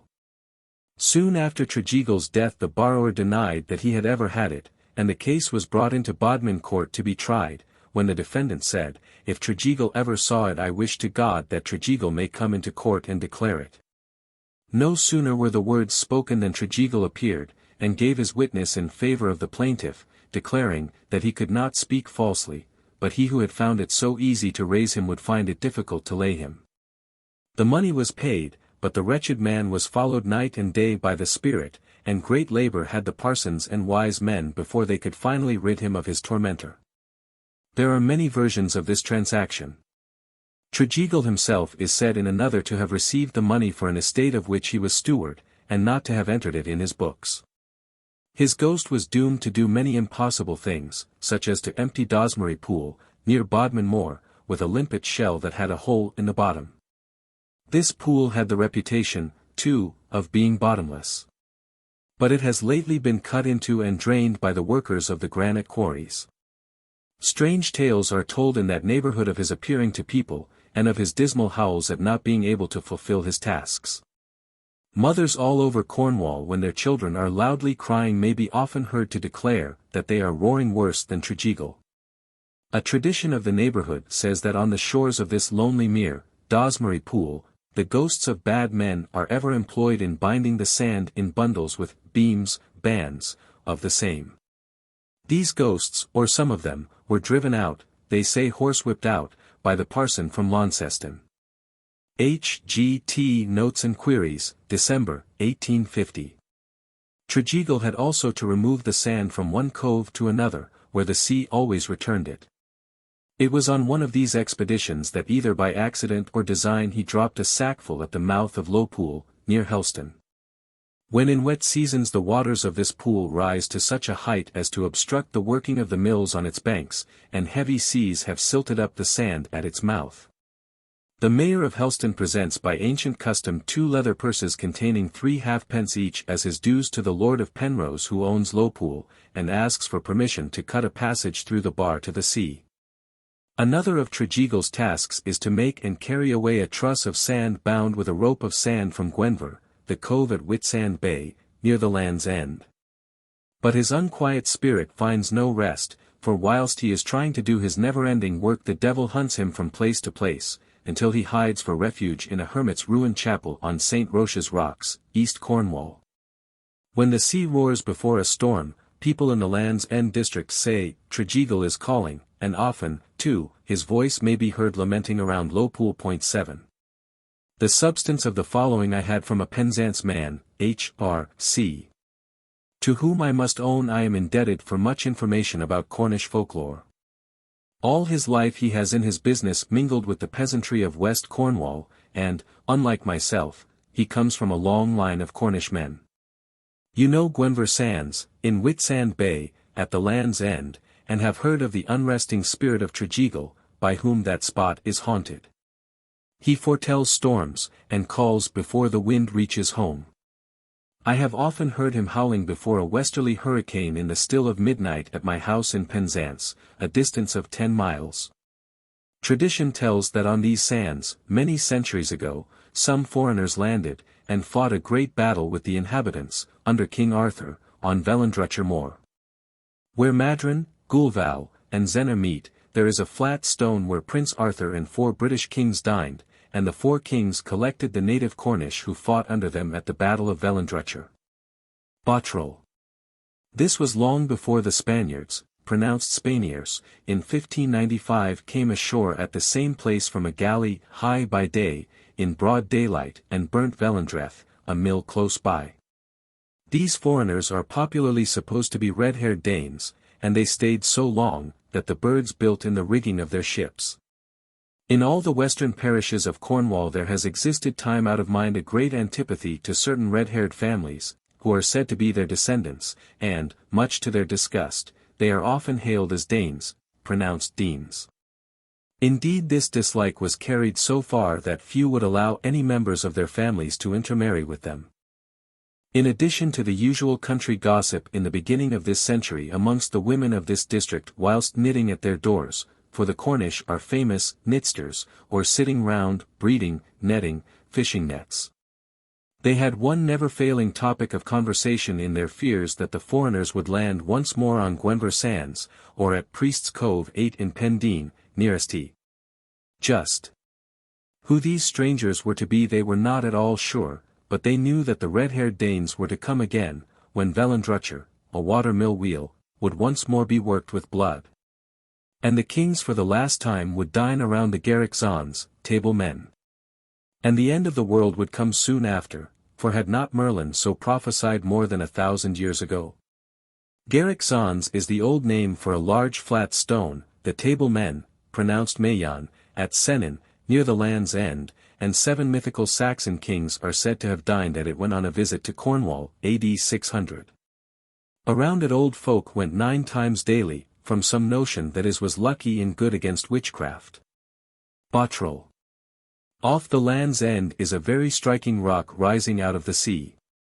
It is known as the Irish Lady, from the fact that an Irish vessel was once wrecked on it, and out of all on board one poor lady alone managed to scramble up to the top.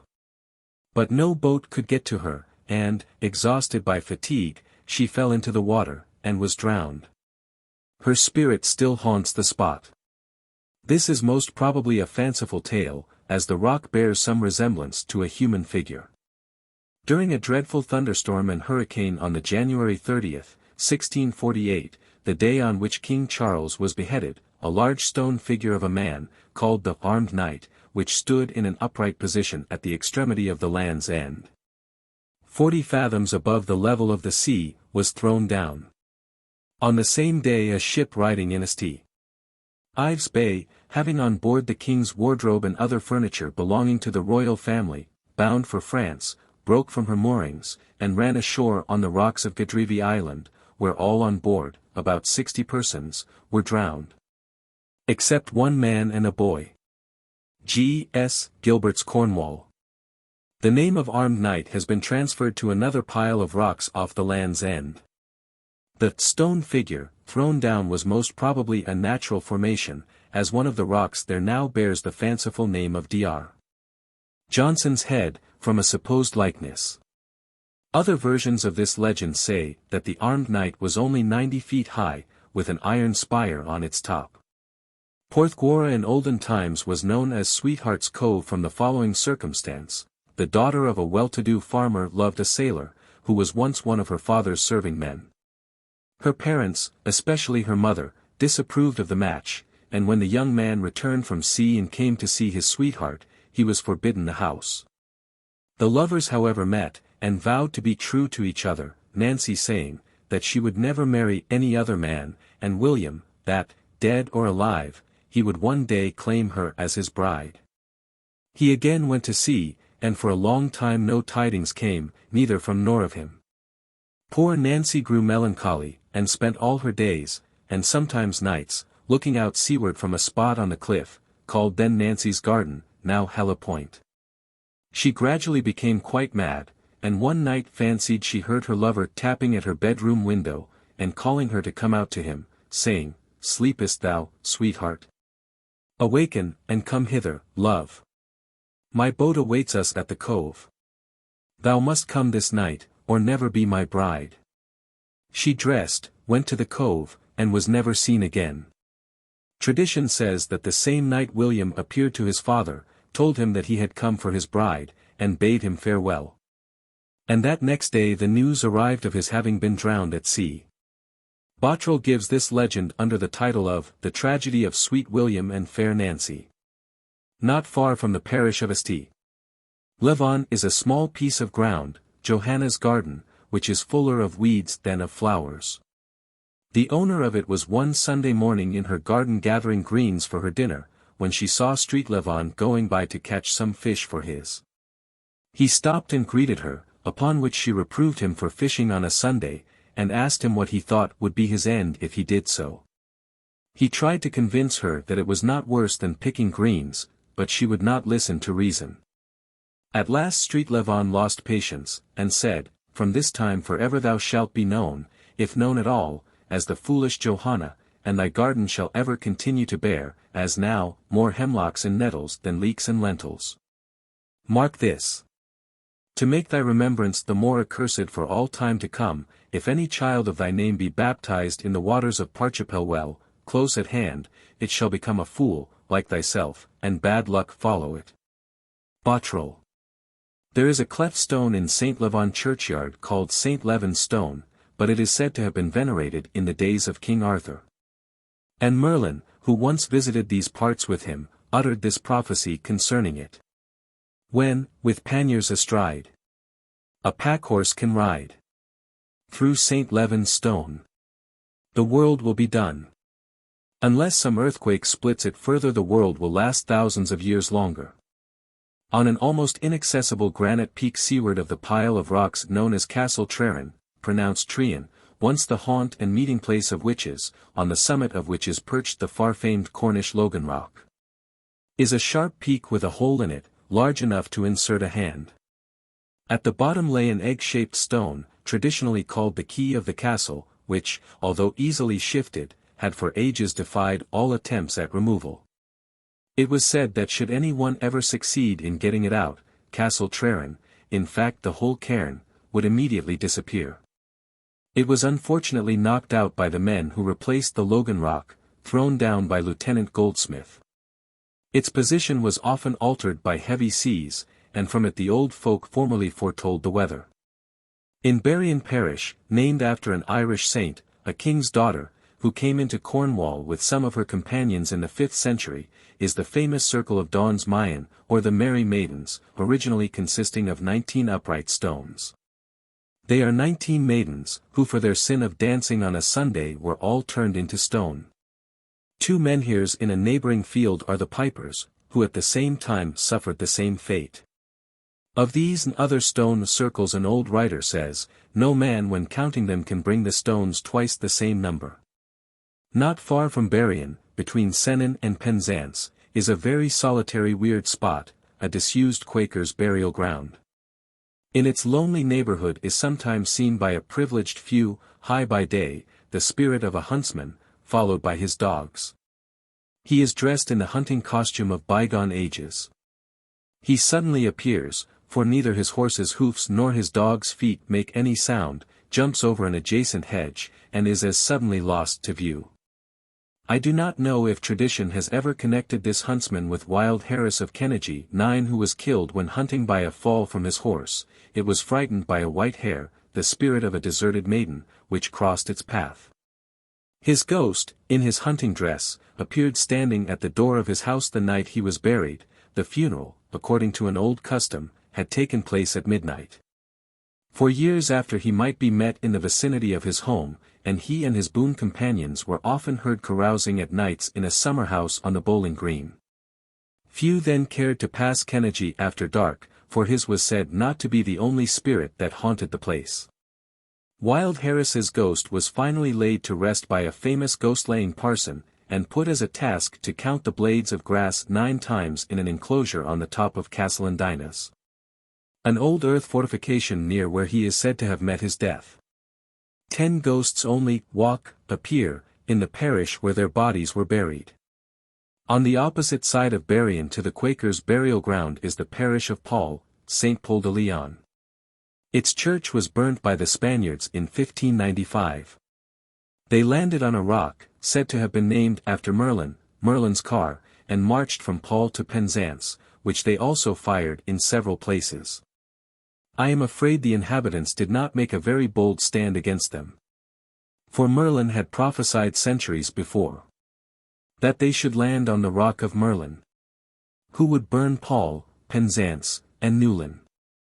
And this caused them to lose courage, and falsify the old proverb. Car and pen, pole and tray, would make the devil run away. Close by the highway, where the Berrien Road joins the high road from Paul to Penzance, is a smoothly cut, conical granite stone, popularly supposed to have been placed there in memory of some woman who was found murdered at that spot. With nothing on to identify her, and with only a thimble and ring in her pocket. It really marks the place where an ancient gold ring, 3 inches and a half in diameter, bearing the motto, in hac spe vivo, was discovered in 1781. In the same parish, a short walk from this place, are some druidical remains, which have the curious name of Caris Roundigo. Some stones taken from it to repair Penzance Pier were fatal to the horses who drew them, although they were young and healthy. In the adjacent parish of Newlyn, a fishing village, the favorite resort of artists, a great deal of gossiping on summer evenings goes on around the small wells, here called peaths, whilst the women wait patiently for each in turn to fill her earthen pitchers. Some of the most industrious bring their knitting in their pockets with them. Opposite one of these wells, towering over St. Peter's Church, is a striking pile of rocks, Tulcarn. On the summit are some curious markings in the stones, which, when a child, I was told were the devil's footprints, but the following legend, which I give on the authority of the Reverend W. S. Loch Surma, Vicar of St. Peter's, is quite new to me. The summit of the rock is reticulated with curious veins of elven, about which a quaint Cornish legend relates that the Bookaboo, or storm god of the Old Cornish, once stole the fisherman's net. Being pursued by Paul Quire, who sang the creed, he flew to the top of Paul Hill and thence over the Coombe to Talcarn, where he turned the nets into stone. We have now reached the town of Penzance, and through its streets folks of the last generation often heard rumbling at midnight an old-fashioned coach drawn by headless horses. Or saw a procession of coffins slowly wending its way to the churchyard. It was unlucky to meet this, as death was sure soon to follow, and tradition speaks of a woman who accidentally struck against one and died in the same night. A coach with headless horses and coachman, also just before Christmas, went through the streets of Penryn. This coachman had the power of spiriting away people who met and stared at him, unless they turned their heads and averted the evil by some mystical signs. In Penzance town were many haunted houses, but space will only allow of my noticing a few. One in Chapel Street, formerly Our Lady's Street, was tenanted by the spirit of Mrs. Baines, an eccentric old lady. At the back of her house was a very fine orchard well stocked with fruit trees, which the boys were too fond of visiting. She determined at last that her gardener should watch for them, armed with an old blunderbuss, charged with peas and small shot. She gave him strict orders should he see any one, to say 1, 2, 3, and then fire. He watched 2 nights, but the boys were too cunning for him, and still the fruit went. On the 3rd, Mrs. Baines, thinking to catch him napping, went herself into the garden and began to shake the apples down from one of the trees. Some say that the man recognized his mistress, and, vexed at her suspecting him, said 1, 2, 3, as quickly as he could utter the words, and fired. Others, that he was sleeping, and awakened by the noise she made, shot her by mistake, exclaiming, I know you thief, I do, now I'll survey ye out, I will. Terrified after he had done the deed, he ran off into the country and there hid himself for some days. The poor old lady was more frightened than hurt, and all the shot were successfully extracted by her doctor. But very soon after this adventure she died. From this time her house and grounds began to have an evil reputation. Mrs. Baines's ghost, dressed in antiquated garb, a quaint lace cap on her powdered hair, lace ruffles hanging from her sleeves, and a short mode mantle over her shoulders, was often seen walking in the gardens or standing under an apple tree, leaning on the gold-headed cane she always carried. Indoors, too, her high-heeled shoes were plainly heard night after night tapping on the floors as she paced up and down the rooms, which noise was often varied by the whirring of her spinning wheel. For some time the house was unoccupied, now it is divided into 2, and the ghost has been laid to rest. But long after Mrs. Baines ceased to appear her wheel was heard. At last it was discovered that some leather, which had been nailed around a door to keep out draughts, was loose in places, and that the whistling of the wind through this made the peculiar sound. Mr. Bottrell says that her spirit was laid by a parson, whose name he thinks was Singleton, and he succeeded in getting her away to the Western Green, west of Penzance, which was then spread over many acres of land, where the waves now roll. 11 Here this powerful parson single-handed bound her to spin from the banks, ropes of sand for the term of 1,000 years, unless she, before that time, spun a sufficiently long and strong one to reach from St. Michael's Mount to St. Clement's Isle, across the bay. About a stone's throw from Mrs. Baines's house, on an eminence above Quay Street, stood in her days Penzance Chapel of Ease, for Penzance was then in Madron Parish, called Our Lady's or St. Mary's Chapel. On the same site was built, in 1835, the present parish church of St. Mary's. Here, in the memory of a few who still survive, a gentleman in the early part of this century did penance, and afterwards walked from thence through the streets to his house, wrapped in a sheet, with a lighted taper in his hand. It was usual then, as now, for the mayor and corporation of Penzance, with the mace-bearers and constables, to go once a month in state to church. Before the reading of the first lesson the mace-bearers left, and visited the public houses, in order to see that they were shut during service time. When the sermon began they came back and returned to their seats in order to be in readiness to escort the mayor home. Quay Street was once the most fashionable part of Penzance, but the large houses are now divided into smaller tenements. In some of them bits of finely molded ceilings, still exist. One of the houses reputed to have been haunted was torn down in 1813, when the skeleton of a man was found built into a wall. It was, of course, put down to be the sailors whose spirit was so often seen there, and who, tradition said, had been murdered in that house for the sake of his money. It was well known that he had brought back great riches from foreign parts. There is a myth that Sir Walter Raleigh landed at Penzance Quay when he returned from Virginia, and on it smoked the first tobacco ever seen in England, but for this statement I believe there is not the slightest foundation. Several western ports, both in Devon and Cornwall, make the same boast. It is a fact, however, that the news of Nelson's death was first heard here. It was brought into the port by two fishermen, who had it from the crew of a passing vessel. A small company of strolling actors were playing that night at the little theatre then standing over some stables in Chapel Street, and the play was stopped for a few moments whilst one of the actors told the audience. Another haunted house, at the opposite side of Penzance, is celebrated in a poem called The Petition of an Old Uninhabited House, written and published in 1811, by the Reverend C. V. Le Gris, who was then vicar of Madron. He was a friend of Charles Lamb, who mentions him in his Essay on Christ's Hospital. About this house a lady once told me a strange story, that I will relate.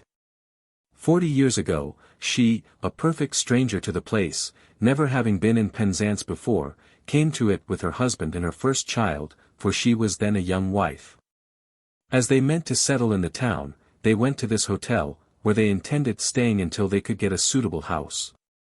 On the evening of their arrival, her husband having gone out, she sat alone before the fire nursing her child, when she suddenly saw a little old man, in a very old-fashioned dress, come into the room. He sat down in a chair near her, looked steadfastly into the fire, and, after some time, without saying a word, he rose and left.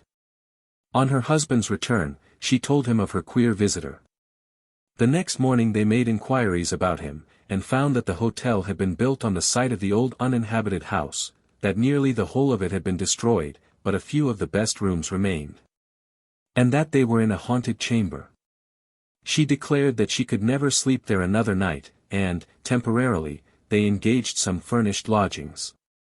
These old rooms are now pulled down and billiard and other rooms cover the place where they stood. Outside the boundary stone, west of Penzance, stands, in its own grounds, a house to which additions have been made by many succeeding generations.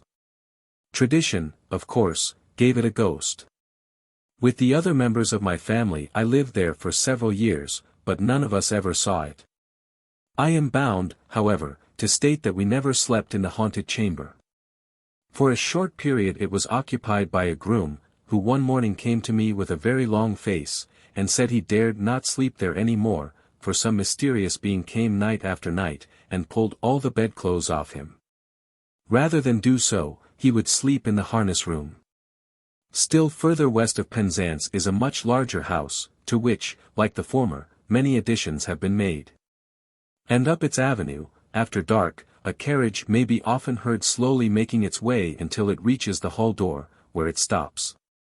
In this house, about 60 years ago, lived, in very great style, a gentleman, who was a regular autocrat, and of him one of his old servants related to me this anecdote, which is curious as an illustration of the manners of those times. When in his employ, he gave an answer to some question, which afterwards his master discovered to be an untruth. The next Sunday he made him, as the congregation came out, stand at Madron church door, by a tombstone covered with loaves of bread. Of these, he had to give one to each poor person that passed, and say, in an audible tone, "William, last week told my master a lie." Mr. G. B. Millet, in his Penzance Past and Present, gives a tale well known in this district, about the drinking habits of our ancestors, which, as I am now on the subject of manners, I will quote. A particular gentleman, not far from Penzance, loved good liquor, and one evening had gathered some of his jovial companions together, determined to make a night of it. His wife, having had some experience of such gatherings before, with wise precaution, saw as much wine taken out of the cellar as she thought would be good for her husband and his friends. Then, safely locking the strong oak door, she put the key in her pocket, and announced her intention of spending the evening with some lady friends. The hours were passing pleasantly away, and, with a smile of inward satisfaction, she was congratulating herself upon the success of her forethought, when a heavy stumbling noise was heard upon the stairs. And shortly afterwards 2 burly footmen staggered into the room, groaning under the weight of a ponderous cellar door, with its posts and lintel, which had been sent by their master for the mistress to unlock. The manor of Connerton, which at one time nearly included the whole of West Penwith, had many privileges in Penzance. Before the days of county courts the Lord held a monthly court here for the trial of small cases not criminal. Its prison, a wretched place, visited by Howard, no longer exists, but people were confined there early in this century, sometimes for long periods. I was once shown a beautiful patchwork quilt made by a poor woman, who had been imprisoned for debt. Until within the last 50 years every butcher in Penzance market had to pay to the bailiff of this manor at Christmas a marrowbone or a shilling. The first butcher who refused to pay it also defied one of the by-laws of the market that compelled them to wear white sleeves over their blue blouses. He was brought before the magistrates, and declared that he would be incarcerated before he would do it. The following is a favorite story handed down amongst the butchers from father to son. A solicitor in Penzance had a very large dog that was in the habit of coming into their market and stealing joints of meat from the stalls. One day one of them went to the lawyer, and said, "Please sir, could I sue the owner of a dog for a leg of mutton stolen from my stall?" "Certainly, my good man." "Then, please sir, the dog is yours, and the price of the mutton is 4s. The money was paid, and the man was going away in triumph, when he was called back by these words, "Stay a moment, my good man, a lawyer's consultation is a success. 8d, you owe me the difference," which sum the discomfited butcher had to pay. Every stream in Cornwall however small is called a river, pronounced river. One flows into the sea west of Penzance, between it and Newlyn, known as Larrigan, and another at the east in Goulval parish, as Ponsondaine River. There is an old rhyme about them that runs thus. When Ponsondaine calls to Larrigan River, there will be fine weather, but we may look for rain. When Larrigan calls to Ponsondaine. Years ago there was a marsh between Penzance and Newlyn, now covered by the sea, known to the old people as the Cloggie. When the sea moaned there they said, "Cloggie is calling for rain." Sometimes at the present day it is, "Booka is calling," Booka being the nickname in Penzance for the inhabitants of Newlyn. Penzance boys up in a tree, looking as wished, weak, downcast, as wished can be. Newlyn Bookas, strong as oak, knocking them down at every poke. The weather at Mounts Bay is also foretold by the look of the Lizard Land, which lies south. When the Lizard is clear, rain is near. The marsh on Marazion Green still exists, and not many years ago no one cared to cross it after nightfall, especially on horseback, for at a certain spot close by the marsh a white lady was sure to arise from the ground, jump on the rider's saddle, and, like the White Lady of Avenel, ride with him pillion fashion as far as the Red River 12 that runs into the sea just below the smelting works at Kyendur, a suburb of Penzance. The last person who saw her was a tailor of this town, who died in 1840.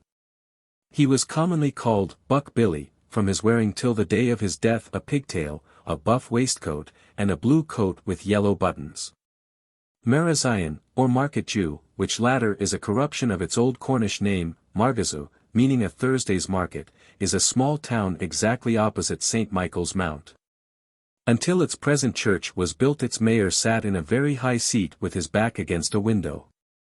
This is the origin of the Cornish proverb, "In your own light, like the mayor of Market Jew." This mayor is jokingly said to have 3 privileges. The first is, that he may sit in his own light, the second, next to the parson, and the third, if he see a pig in a gutter he may turn it out and take its place. 13. In the churchyard of the neighbouring parish of St. Hilary is a monument to the Reverend John Penneck, M.A., who, in the early part of the last century, was Chancellor of Exeter Cathedral. His ghost is very eccentric, sometimes getting into a passion, and on these occasions raising a great storm of wind. In the parish of Brieg, near the sea, about 4 miles from Marazion, are the ruins of Penjursic Castle, of which only some fragments of walls and a square tower now stand. Some of the upper rooms in the latter have fallen in, and they are all in a state of decay. The lower have oak panels curiously carved and painted, but time has almost effaced the designs. The most perfect is one representing Perseverance, under which are the following lines. What thing is harder than the rock? What softer is than water clear? Yet will the same, with often drop. The hard rock purse as doth a spear. Even so, nothing so hard to attain. But may be had, with labor and pain. So many are the legends told of the former inhabitants of Penjursic, that it would be almost impossible at this date to decide which is the original. These ruins stand on the site of a much older castle, and in it dwelt, far back in the dark ages, a very wicked man, who, when he was fighting in foreign parts, forgetting his wife at home, courted a king's daughter, who gave him a magic sword, which ensured in every battle the victory to its owner. He deceived and left her, but she, with her son in her arms, followed him to his home by the mount. There she met him, and upbraided him with his cruelty, and in a fit of passion he threw them both into the sea. The lady was drowned, and after her death she was changed into a white hare, which continually haunted the old lord, but her boy was picked up alive by a passing ship. The lord's wife afterwards died, and he married again a woman as bad as himself, reputed to be a witch, who was very cruel to her stepson, who lived with his father at the castle. One night there was a great storm in Mounts Bay, and the young man went down to the shore to see if there were any vessels in distress, and spied on the beach an almost exhausted sailor, who had been washed in by the waves, and whom he bade his servants carry to his home, and put into his own bed.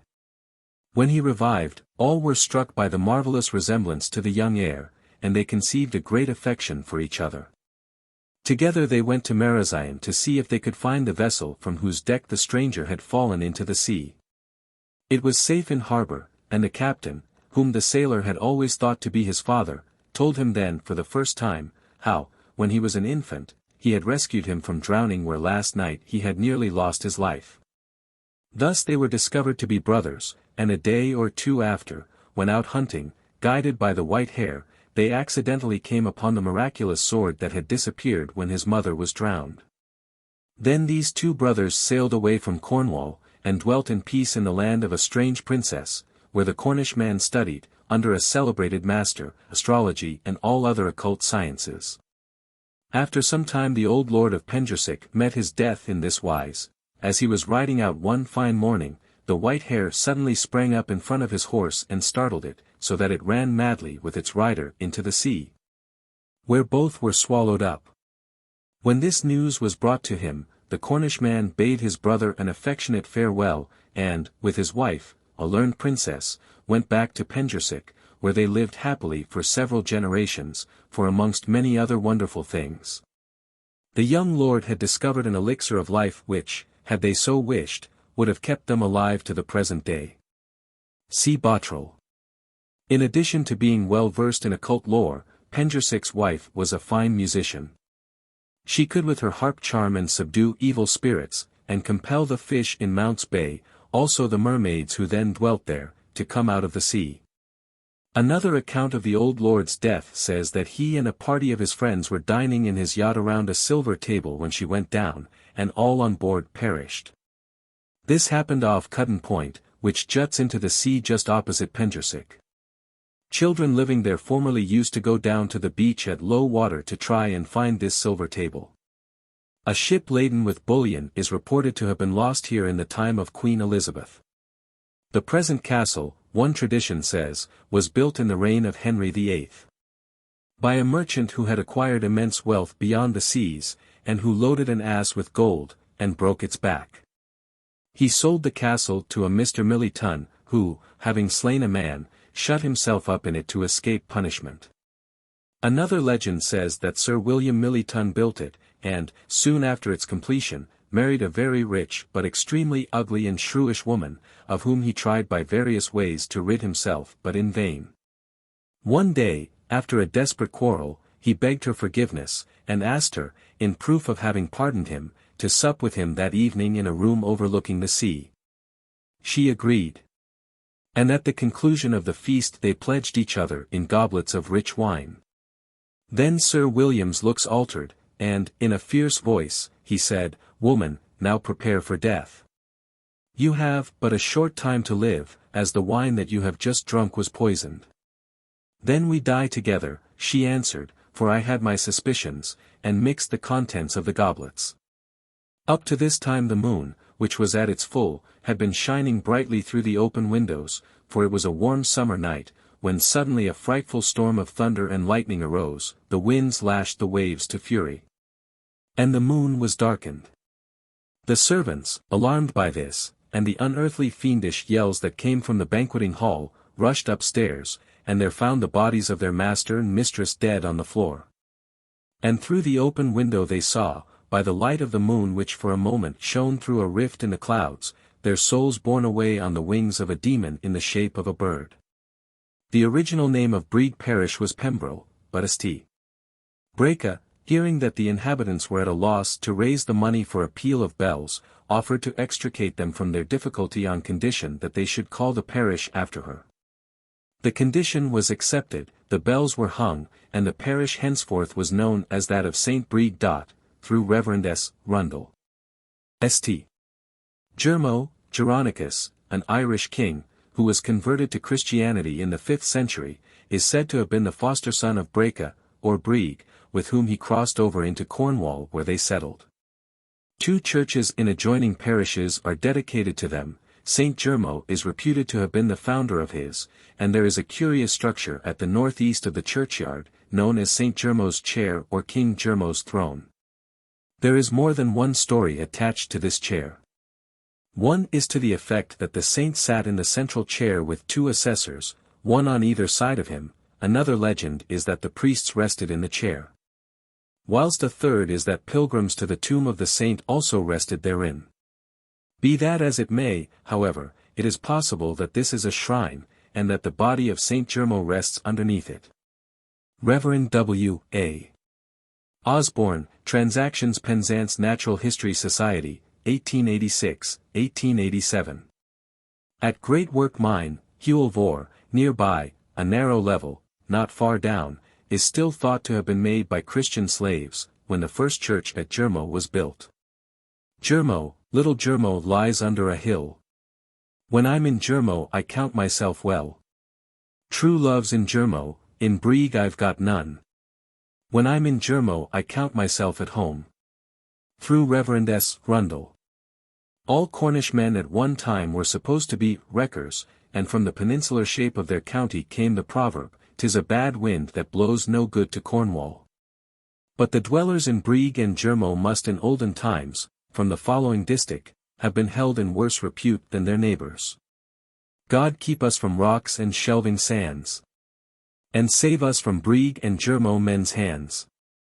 The most noted and daring Cornish smuggler of the last century, Coppinger, a Dane, lived on the north coast, and of him a legendary catalogue of dreadful tales is told, all to be found in the Reverend R. S. Hawker's book, The Footprints of Former Men in Far Cornwall. He lays the scene of his exploits in the neighbourhood of Hartland Bay, my informant near Newquay. He swam ashore here in the prime of life, in the middle of a frightful storm, from a foreign-rigged vessel that was seen in the offing, and of which nothing more was ever heard or known. Wrapped in a cloak, that tradition says he tore from off the shoulders of an old woman who was on the beach, he jumped up behind a farmer's daughter, who had ridden down to see the wreck, and was by her taken to her father's house, where he was fed, clothed, and most hospitably received. He was a fine, handsome, well-built man, and gave himself out to be most highly connected in his own country. He soon won the young woman's affections, and at her father's death, which took place not long after, he easily induced her to marry him. But it was far from a happy union. Luckily they had but one child, a deaf and dumb idiot, who had inherited his father's cruel disposition, and delighted in torturing all living things. It is even said that he cunningly killed one of his young playmates. Coppinger, after his marriage, organized a band of smugglers, and made himself their captain, and quickly through his misdeeds earned the title of Cruel Coppinger. One legend relates that he once led a revenue cutter into a dangerous cove, of which he alone knew the soundings, and that he and his crew came out of it in safety, but the other vessel with all on board perished. Mr. Hawker calls Coppinger's ship the Black Prince, and says he had it built for himself in Denmark, and that men who had made themselves in any way obnoxious to him on land were carried on board her, and compelled by fearful oaths to enroll themselves in her crew.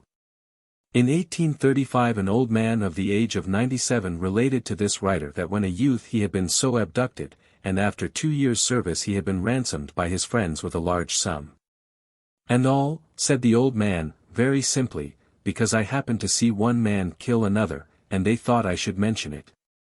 The same author gives him a wonderfully fleet horse, which no one but Coppinger could master, and says that on its back he made more than one hairbreadth escape. He has also a marvelous account of his end, in which he disappears as he came, in a vessel which he boarded in a storm of thunder, lightning, and hail. As soon as he was in her, she was out of sight in a moment, like a spectre or a ghost. For this he quotes the following verse. "Will you hear of the cruel Coppinger? He came from a foreign kind.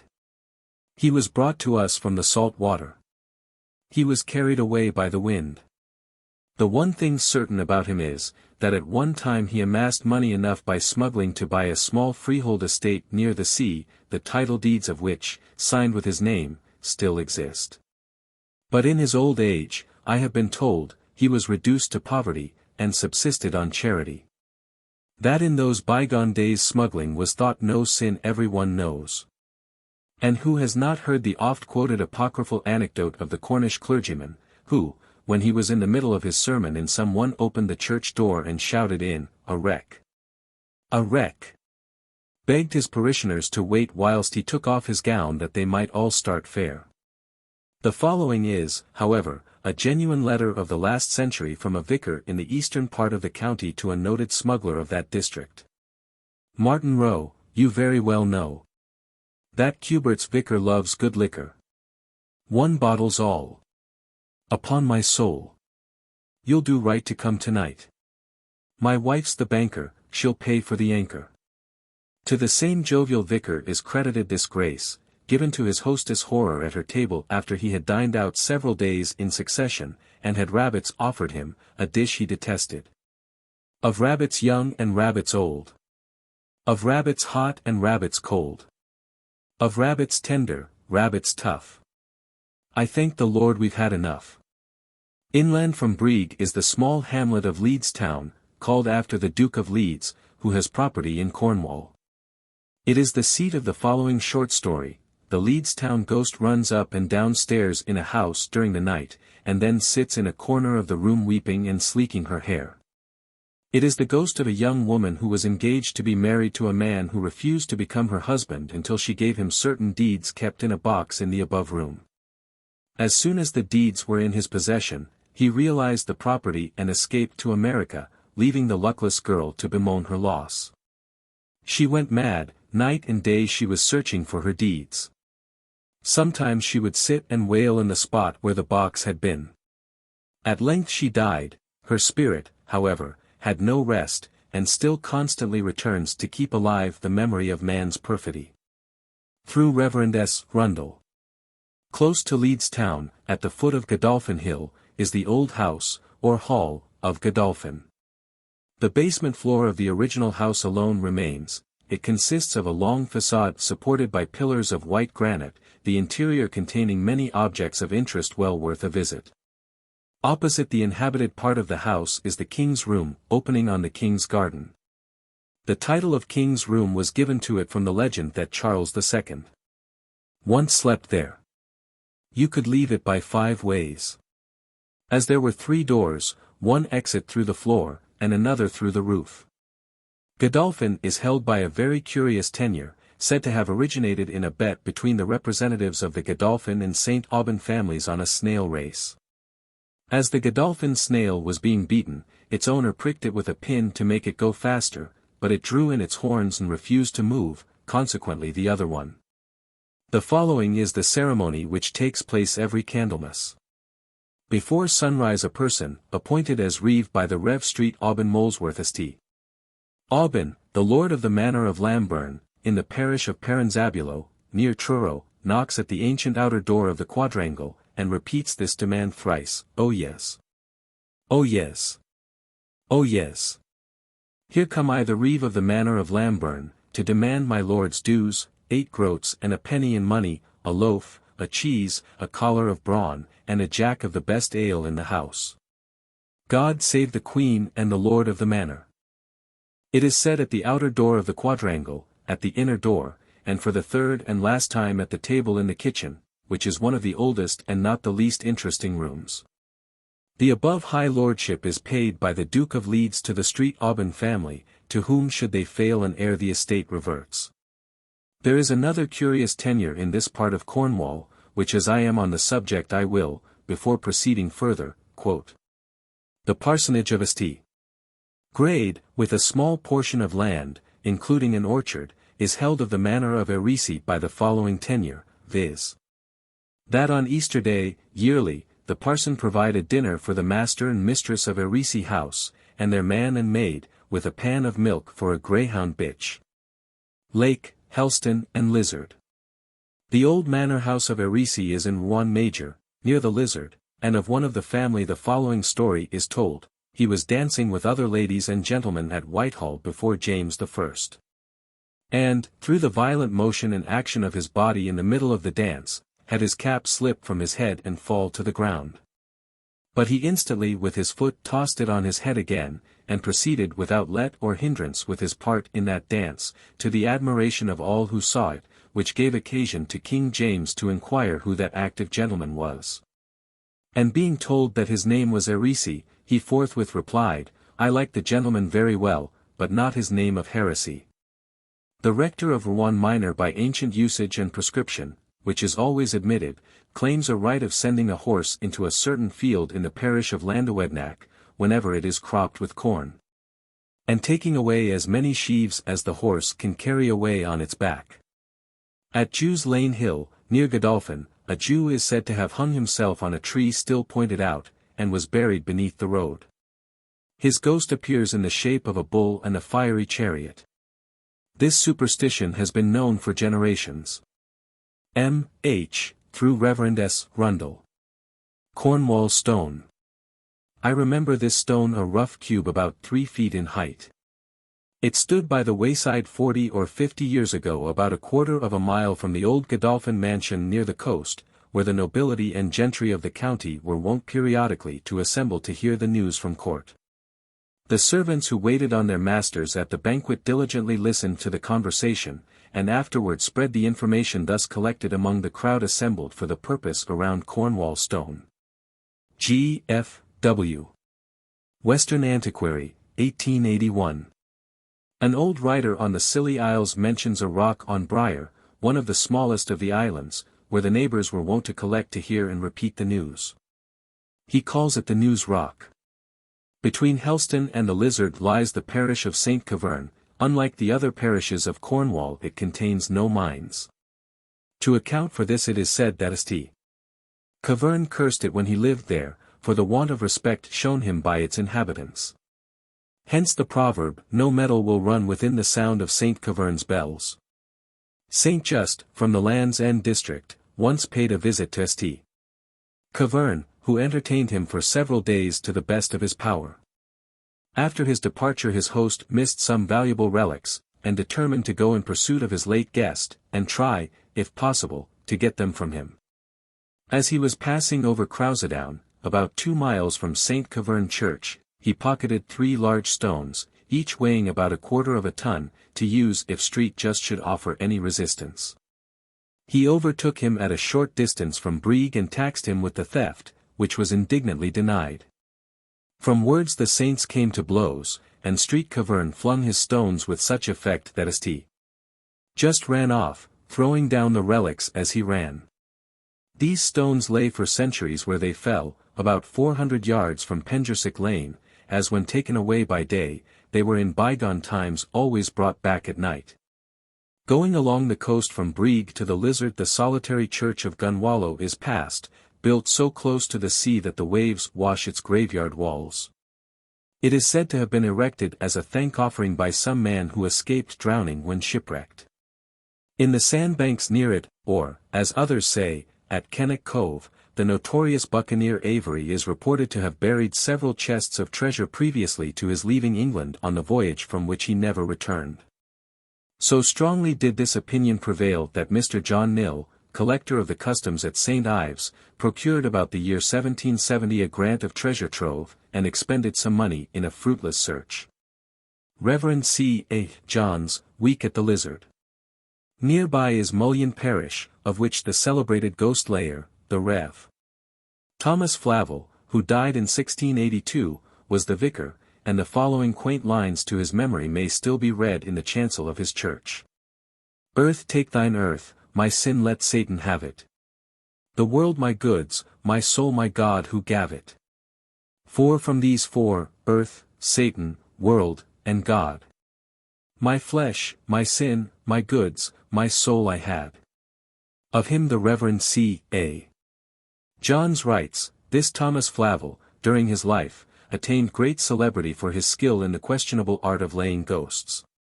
His fame still lingers in the memories of the more superstitious of the inhabitants through the following ridiculous stories. On one occasion when he had gone to church, his servant girl opened a book in his study, whereupon a host of spirits sprang up all round her. Her master observed this, though then occupied at church, closed his book, and dismissed the congregation. On his return home he took up the book with which his servant had been meddling, and read backwards the passage which she had been reading, at the same time laying about him lustily with his walking cane. Whereupon all the spirits took their departure, but not before they had pinched the servant girl black and blue. His celebrity, it seems, was not confined to his own parish, for he was once called on to lay a very troublesome ghost in an adjoining parish. As he demanded the large fee of 5 guineas for his services, 2 of the persons interested resolved to assure themselves, by the evidence of their own eyes, that the ceremony was duly performed. They accordingly, without apprising one another of their intention, secreted themselves behind 2 graves in the churchyard a short time before the hour named for the absurd rites. In due time the ghost layer entered it with a book in one hand and a horsewhip in the other. On the first smack of the whip the watchers raised their heads simultaneously, caught a glimpse of each other, and were both so terrified that they scampered off in opposite directions, leaving the operator to finish his business as he might. So popular are superstitions of this kind, and so long do they linger, that to the present day a spot is pointed out on the Downs, named Hervan Gutter, where Thomas Flavel's own ghost was laid by a clergyman, of whom he said before his death, "When he comes I must go." In olden days there were several of these ghost-laying clergymen in Cornwall, of whom, before going on with the legends of the parishes, I will mention 3 known in folklore. In the parish of Laddock, on the east side of Truro, dwelt rather more than a century ago the famed ghost-layer, the Reverend Mr. Woods, who, when walking, usually carried an ebony stick with a silver head, on which was engraved a pentacle, and on a broad silver ring below planetary signs and mystical figures. Of him Mr. Bottrell tells many thrilling tales. I will only give the substance of one. Mr. Woods was usually a match for most demons, whom he would change into animals and thrash with his whip. But one more cunning than the rest defied him, by taking the shape of an unknown coal-black bird, and perching on the church tower, from whence during divine service he made all sorts of queer noises, disturbing the congregation, and inciting the irreverent to laughter. He was too high up to be exorcised or reached with the whip. At last the clergyman, at his wit's end, remembered that the evil one could not endure the sight of innocent children, and he sent his clerk round to all the mothers of his parish who had unchristened children, asking them to bring them to church on the next Sunday to have the rite performed. As he was a great favourite with his people, all the mothers, and they were 8, readily agreed to come. But as 12 is the mystical number, he invited 4 other mothers whose children had recently been baptized, to come as well, and bring their children and sponsors with them. The 8 children were christened, and the parson walked out of church followed by the 12 mothers with their infants in their arms. The clerk arranged them in lines 5 deep, the mothers in front, opposite the belfry door. Mr. Woods directed each to pass her child from one to the other of its sponsors, and then hand it to him that he might hold it up for the demon to see. But for some time the cunning bird hid himself behind a pinnacle, and nothing would induce him to look, until one of the children, growing tired, began to cry, and all the others chimed in, screaming in chorus at the top of their voices. Then the demon hopped down from his perch and peered over the parapet to try and find out what could be the matter. The sight of the 12 children had such an effect upon him that he too gave an unearthly yell and flew away, never to reappear. The church bells were soon after put in order, and it is well known that no evil spirit ever ventures within sound of their ringing. One of the 3 Iagos, who were vicars of Wendron, was much renowned for his powers of necromancy. He was in the habit of taking people to St. Wendron Cross, where a man called Tucker was buried, and asking them whether they had a mind to see Tucker Man, he would make him rise from the dead as a mark of delicate attention to them. Cornubiana, Reverend S. Rundle, Penzance Natural History Society, 1885 to 1886. I will close this list of worthies by a short notice of Parson Dodge, a vicar of Talland, a village on the south coast of Cornwall, and then give an encounter of the famous nonconformist divine, John Wesley, with some spirits whom he vanquished at St. Agnes on the north. The church of Talland is not in the centre of the parish, but near the sea. A legend accounts for its position thus: it was begun at a spot called Pulpit, but each night a voice was heard saying, "If you will my wish fulfill, build the church on Talland Hill." And the stones put up by day were removed. Tales similar to this are told of many Cornish churches. The work of removal is sometimes carried on by the devil. At Alternan he was accompanied by a hare and a deer.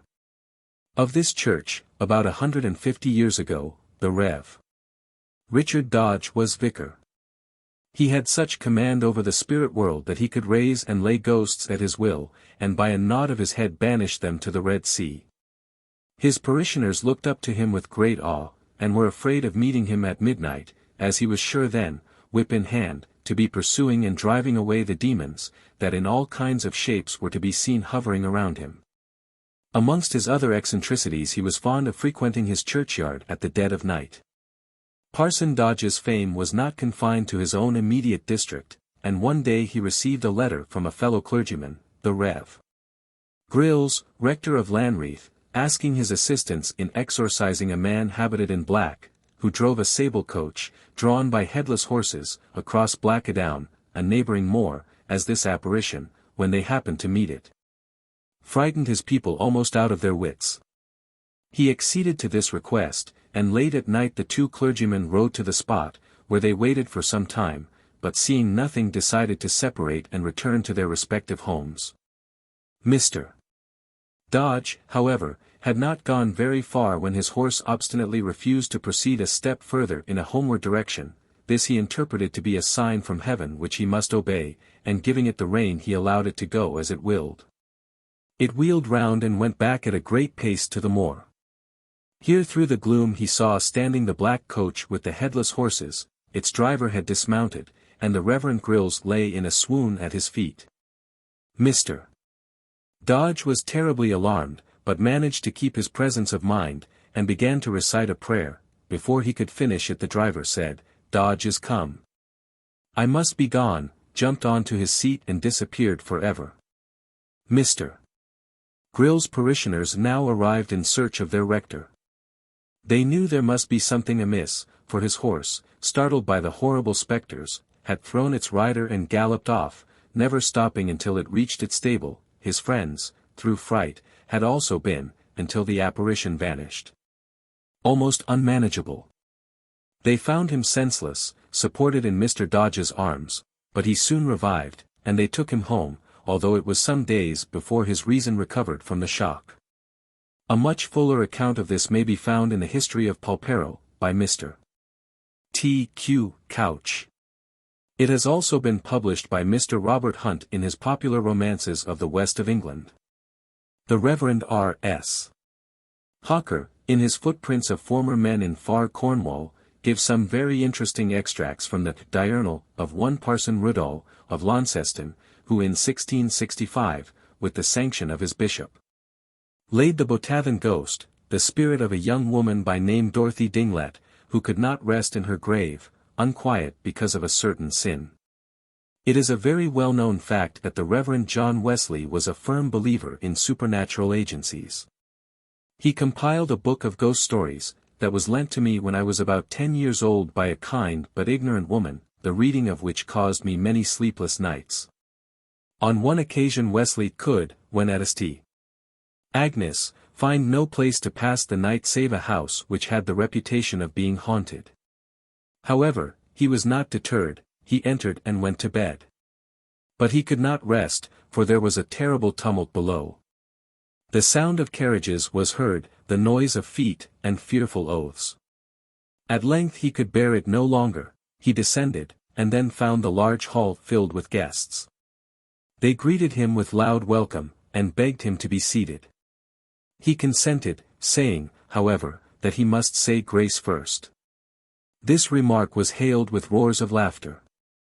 Nothing daunted he began, Jesus, the name high over all. He did not finish. In a moment the lights were extinguished, he was alone, and from that time the house was no more haunted. Through Reverend S. Rundle. Clergymen in Cornwall are still supposed to be able to drive out evil spirits. A poor, half-crazed woman, yet living in Madron Parish, near Penzance, went about 10 years since to the house of a clergyman then residing there, and asked him to walk around her, reading some passages from the Bible. To exorcise the ghost of her dead sister, who had entered into her, she said, and tormented her in the shape of a small fly, which continually buzzed in her ear. Once before the board of guardians she talked sensibly for some time, then suddenly stopped and exclaimed, shaking her head, "Be quiet, you brute! Don't you see I am talking to the gentleman? We must now, after this long digression, return to Mullion. Between it and the Lizard is a fine headland, the Rill, and on its summit are a number of loose, rough stones, known as the apron string, which the country people say were brought here by an evil spirit, who intended to build with them a bridge across to France for the convenience of smugglers. He was hastening along with his load, which he carried in his apron, when one of its strings broke, and in despair he gave up the idea. On the opposite side of the Lizard, at the mouth of Helford River, stands the church of St. Anthony in Meneage. Like that of Gunwallow, it is little above the level of the sea, and is, also according to tradition, a votive offering. Some people of high rank, crossing over from Normandy to England, were caught in a storm, and in their peril vowed to St. Anthony that they would build a church in his honor if he would bring them safe into harbor. The saint heard their prayers, and the church was erected on the spot where they landed. Helford River, in Carew's days, was the haunt of pirates, and of it he says, Falmouth's our near neighbourhood lesseneth his VSE and darkeneth his reputation, as quitting it only to the worst sort of seafarers, I mean pirates, whose guilty breasts with an eye in their backs, look warily how they may go out, ere they will adventure to enter, and this at unfortified Haleford cannot be controlled. In which regard it not improperly brooketh his common term of Helford and the nickname of Steelford. On the subject of pirates a friend writes, the popular play of The Pirates of Penzance had not its origin in that town, but in the little fishing village of Penberth, near the Land's End, but that, alas, is in its custom port. The captain of the pirate vessel, and all his ship's crew, were wrestlers. They would go out to the small Spanish, Dutch, and other merchant ships, and would ask for provisions, or tender assistance, and on making sure that the ship was unarmed they would overpower the sailors and plunder it. This was before the time when the Trinity Corporation had begun its work on our Cornish coast. From Helford we will proceed to Penryn, the scene of Lillo's play, Fatal Curiosity. The legend on which it is founded is as follows: a gentleman who had rashly squandered his own and his wife's fortune, sent their only son early into the world to seek his During his absence his parents were reduced to penury. But he prospered, returned home, and sought them out. He did not at first disclose to them who he was, intending to do so later on, but begged to be allowed to rest in their house, and whilst he was sleeping asked his mother to take charge of a casket for him. Her curiosity impelled her to open it, and her avarice was so inflamed at the sight of the rich jewels it contained that she incited her husband by prayers and reproaches to murder the poor young man. After the fatal deed was done, the unhappy pair discovered him to be their son. It has been said that a party of Spaniards landed at Penrhyn in 1565, intending to plunder the town, but were alarmed by the sound of a drum beaten by some strolling players, and made a hasty retreat. Before the year 1600 there were only a few houses where Falmouth now stands, called Pennycomaquick, which name tradition declares was given it from the following: a woman, who had been a servant to a Mr. Pendarves, left his employ, and went there to reside, where, I suppose, she kept an ale-house, as the story says that he ordered her to brew a cask of ale, and on a certain day he and some friends would come and drink it. The ale was brewed. But in the meantime a Dutch vessel put into the creek, and she sold it all to the sailors. When her former master and his friends arrived at the appointed time, he was of course very angry. Her excuse was that the penny comed so quick that she could not refuse it. The name really means the head of the valley of the creek. There is a pyramidal monument at the south end of Falmouth erected by one of the Killigrews to the memory of Sir Walter Raleigh, who had been entertained by an ancestor at their family seat of Arwenack, when there was only one other house in the place. There is a red stain on it, a blood mark, the old people said, that would not wash out, splashed there from the body of a man employed in making it, who fell from its top and was killed. On the coast just outside the town is Jalandvas, or William's grave, which is pointed out as the place where King Henry I's son, who was drowned on his passage from Normandy to England, was buried. On the opposite side of Falmouth Harbour, where St. Anthony's Church now stands, was formerly the Priory of St. Mary Delaware Vale, and King Henry VIII is reported to have landed here in 1537, and told the prior that it would soon be destroyed, and he with all his brethren turned out. It was. But the prior left his curse behind him, and the first holder of the lands lost all his family by untimely deaths, and he himself committed suicide. Of all the creeks up the Fal from Falmouth to Truro, most marvellous tales of smugglers and their daring deeds are told. And of King Harry's Passage, where a ferry boat crosses the river, this legend, that it is called after bluff King Hal, who forded it with his queen, sometimes Catherine of Aragon, on his back. To have accomplished this feat he must have been taller than the sons of Anak, for in the middle the water is several fathoms deep. At the head of one of these creeks is Veryen parish. And there is a tradition that should its church clock strike on the Sunday morning during the singing of the hymn before the sermon, or before the collect against perils at evening prayer, which does not often happen, there will be a death in the parish before the next Sunday. On a hill near Veryen is a barrow, in which Gerenius, a mythical king of Cornwall, was said to have been buried many centuries ago, with his crown on his head, lying in his golden boat with silver oars. It was opened in 1855, when nothing but a kistvine, a rude stone chest, containing his ashes was found. His palace of Dingerine was in the neighbouring village of Gerrans. A subterranean passage, now known as Mermaid's Hole, one day discovered when ploughing a field, was supposed to have led from it to the sea. Treasures of great value are reputed to be hidden under all the Cornish menhirs and barrows.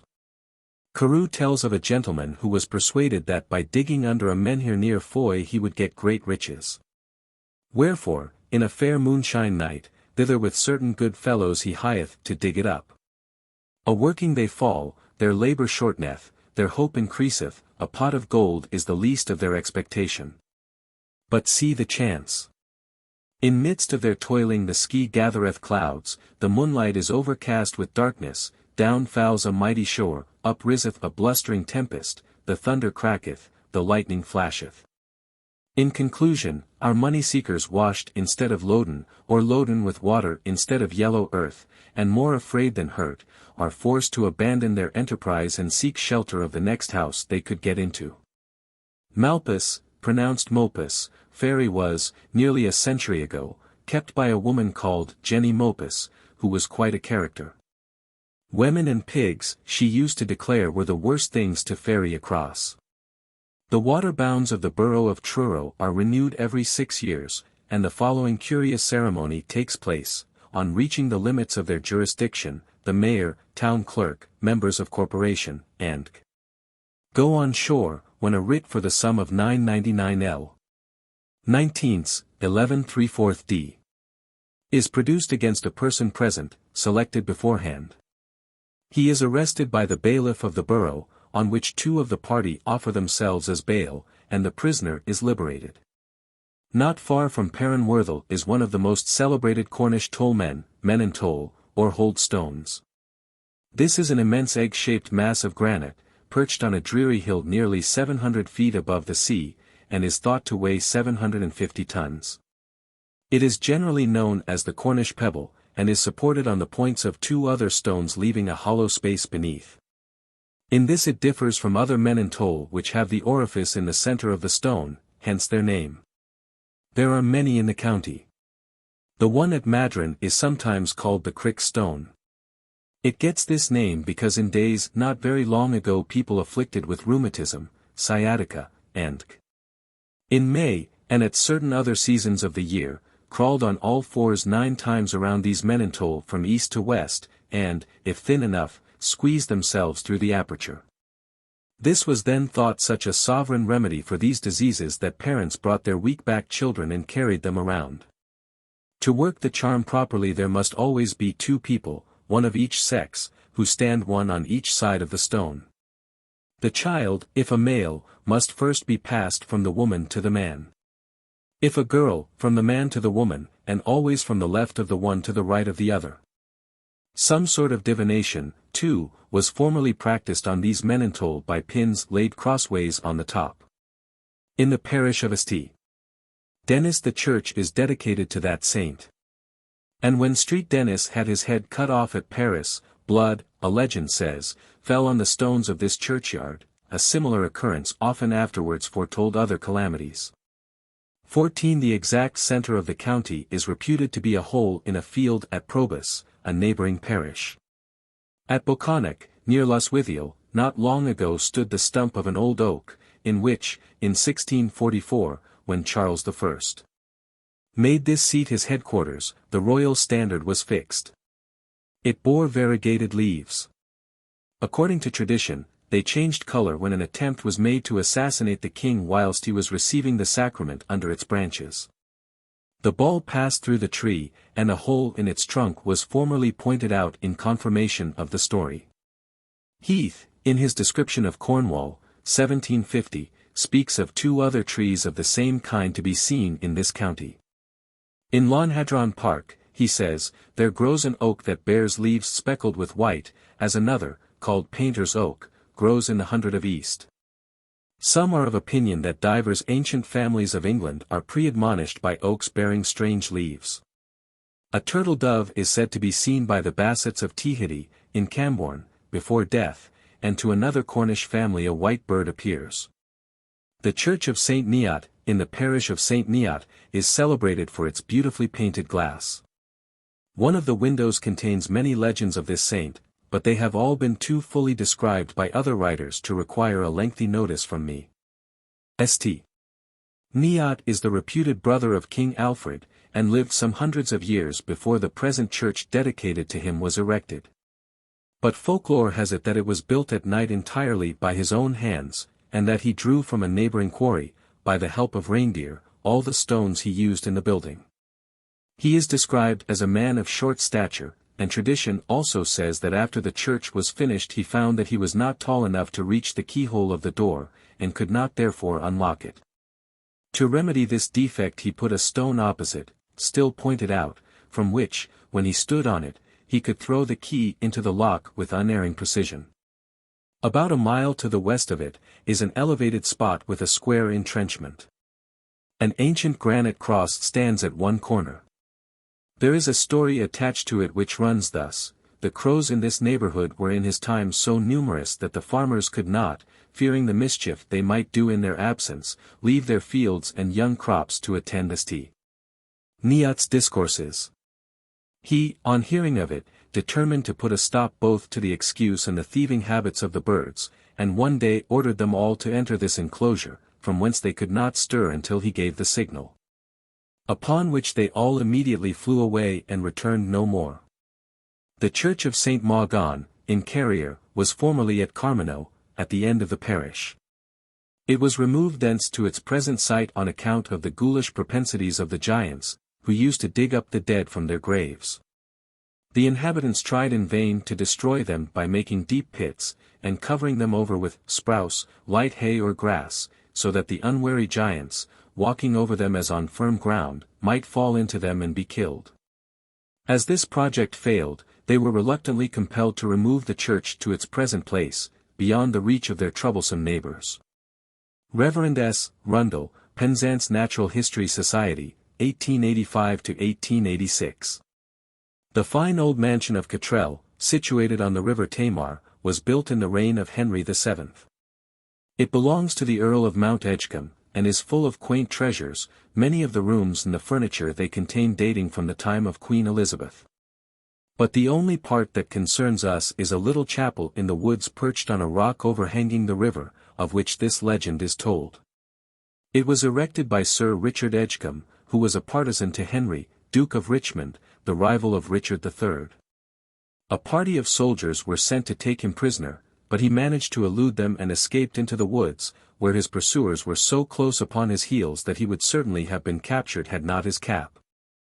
As he was climbing down this rock, fallen off his head and floated on the stream. On seeing it the men, thinking that Sir Richard had in despair drowned himself, gave up the chase. He shortly after crossed over to Brittany, where he stayed until the news came of the defeat and death of the king, when he returned home, and, in gratitude for his miraculous escape, caused this chapel to be built. Dupath Well, not far from Cottrell, was, according to tradition, the scene of a desperate duel between two Saxons, called by one authority Colin and Gottlieb, who were both suitors for the hand of the fair Lady Gither, but the Reverend R.S. Hawker, who has written a ballad on part of the legend, gives the name of Seward to the younger and favoured one who killed his rival, but who himself in the combat received a wound from which he soon after died. The same author has also put into verse the well-known story of Bottrose Bells. Bottrose is the parish church of Boscastle, a corruption of Bottrose Castle, and its tower is, and always has been, silent. When it was built the inhabitants, who had long been jealous of the beautiful Peel at Tintagel, a neighbouring village, aided by the Lord of Bottrose, raised enough money to buy a set for themselves, cast by a famous London founder. But when the ship that brought them was nearly in port the sound of Tintagel bells was in the calm evening borne across the water. The pilot, a native of that parish, hearing them, piously crossed himself, and thanked God that he should soon be safe on shore. On this the captain grew very wroth, and said, "Thank the ship and the canvas at sea, thank God on shore." "No," meekly replied the pilot, "we should thank God at sea as well as on land." At this the captain grew still more angry, swore and blasphemed, and with an oath exclaimed, "Not so, thank yourself in a fair wind." Upon which a violent storm suddenly arose, the ship became unmanageable, struck on a rock, and went down. All on board, with the exception of the pilot, were drowned. Above the roar of the winds and waves the eager watchers from the shore, who were waiting for the arrival of the vessel with her precious freight, could hear the solemn tolling of their bells. And still before a gale their warning chimes sound from their ocean bed, but woe to the unhappy ship's crew that hears them, for wreck, misfortunes, and deaths are sure to follow. The following proverb would seem to infer that Boscastle, as well as no bells, has no market, all play and no play, like Boscastle Market, which begins at 12 o'clock and ends at noon. Mevagissey Church, on the opposite coast, has neither tower nor bells, and there is a standing joke against its people that they sold their bells to pay the cost of pulling down the tower.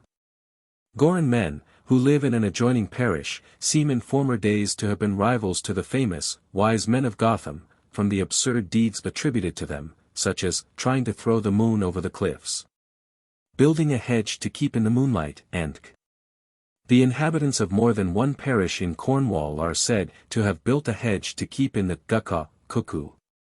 In fact, of nearly all the parishes in the county some joke is current in the neighbouring villages.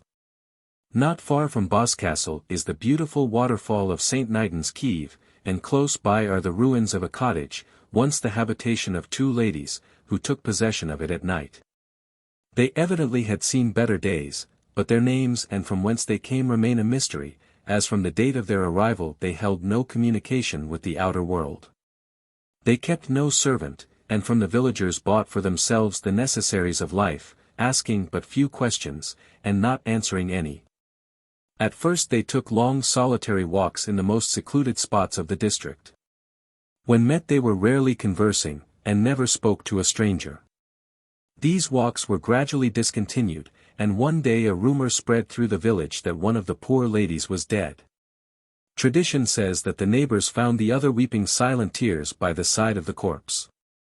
After the funeral the survivor daily grew more infirm and but rarely left the house, and one morning soon after, no smoke issuing from the chimneys of the cottage. The villagers peeped in through the uncurtained windows and saw her sitting dead in her chair. The friends were buried in one grave, and their secret died with them. In Welcome Church, near Morwenstow, against the font in the north wall is a door called the Devil's Door, opened at baptisms at the Renunciation, that the devil, which is then supposed to come out of the child, may be able to get away.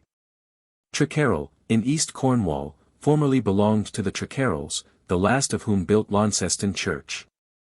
A singular story has been handed down from the 6th century of the birth and death of his only son.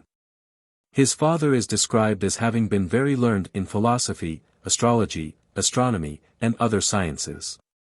And it is said that, having surveyed the planetary orbs just as his child was about to be brought into the world, he perceived that the time was unfavourable to its birth, and foreboded a speedy and accidental death to the child.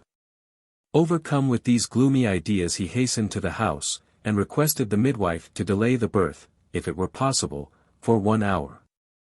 But nature, conspiring with fate on the downfall of his house, turned a deaf ear to his entreaties, and a son was born, to the great joy of all present except to him who was the most interested in the event. The child, however, grew up in a very promising way, until a servant maid, having placed him to stand near a bowl of water in order to wash him, chanced to have forgotten the towel, and having stepped into another room to procure one. On her return found the boy dead, having fallen into the water with his head foremost, and in consequence of this unfortunate event the father spent a large part of his large property in charitable purposes, and in building and repairing churches in the county of Cornwall. J. C. Gilbert.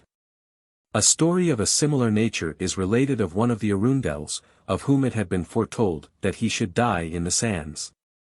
To prevent this he left his house of Efford, near Stratton, and took up his abode at Treris, another of his estates, about 3½ miles from Newquay. But the Earl of Oxford, having surprised and taken St. Michael's Mount, Sir John Arundel, who was then Sheriff of Cornwall, marched there to besiege and retake it for the King, Edward IV. Here his fate overtook him, for in a skirmish on Marazion sands he lost his life, and was buried in the chapel at the Mount. A funeral procession goes through Stratton before the death of the Baths of Kilcampton. Between Stratton and the village of Marham, about half a mile from the former town, in the orchard of Binnamy farmhouse, is an old quadrangular moat, all that remains to show where stood the castle of the Blanchminsters, an old family now, I believe, extinct in this neighbourhood. Of one of them, who lived in the reign of Edward I and went with him on a crusade, folklore still tells some strange but, through the lapse of time, vague tales. His name was Ranulph de Blanchminster, corrupted by the country people into Old Blowmanger, and it is said that after he had been absent for 2 or 3 years in the Holy Land, his wife, I suppose thinking that he was dead, married another baron.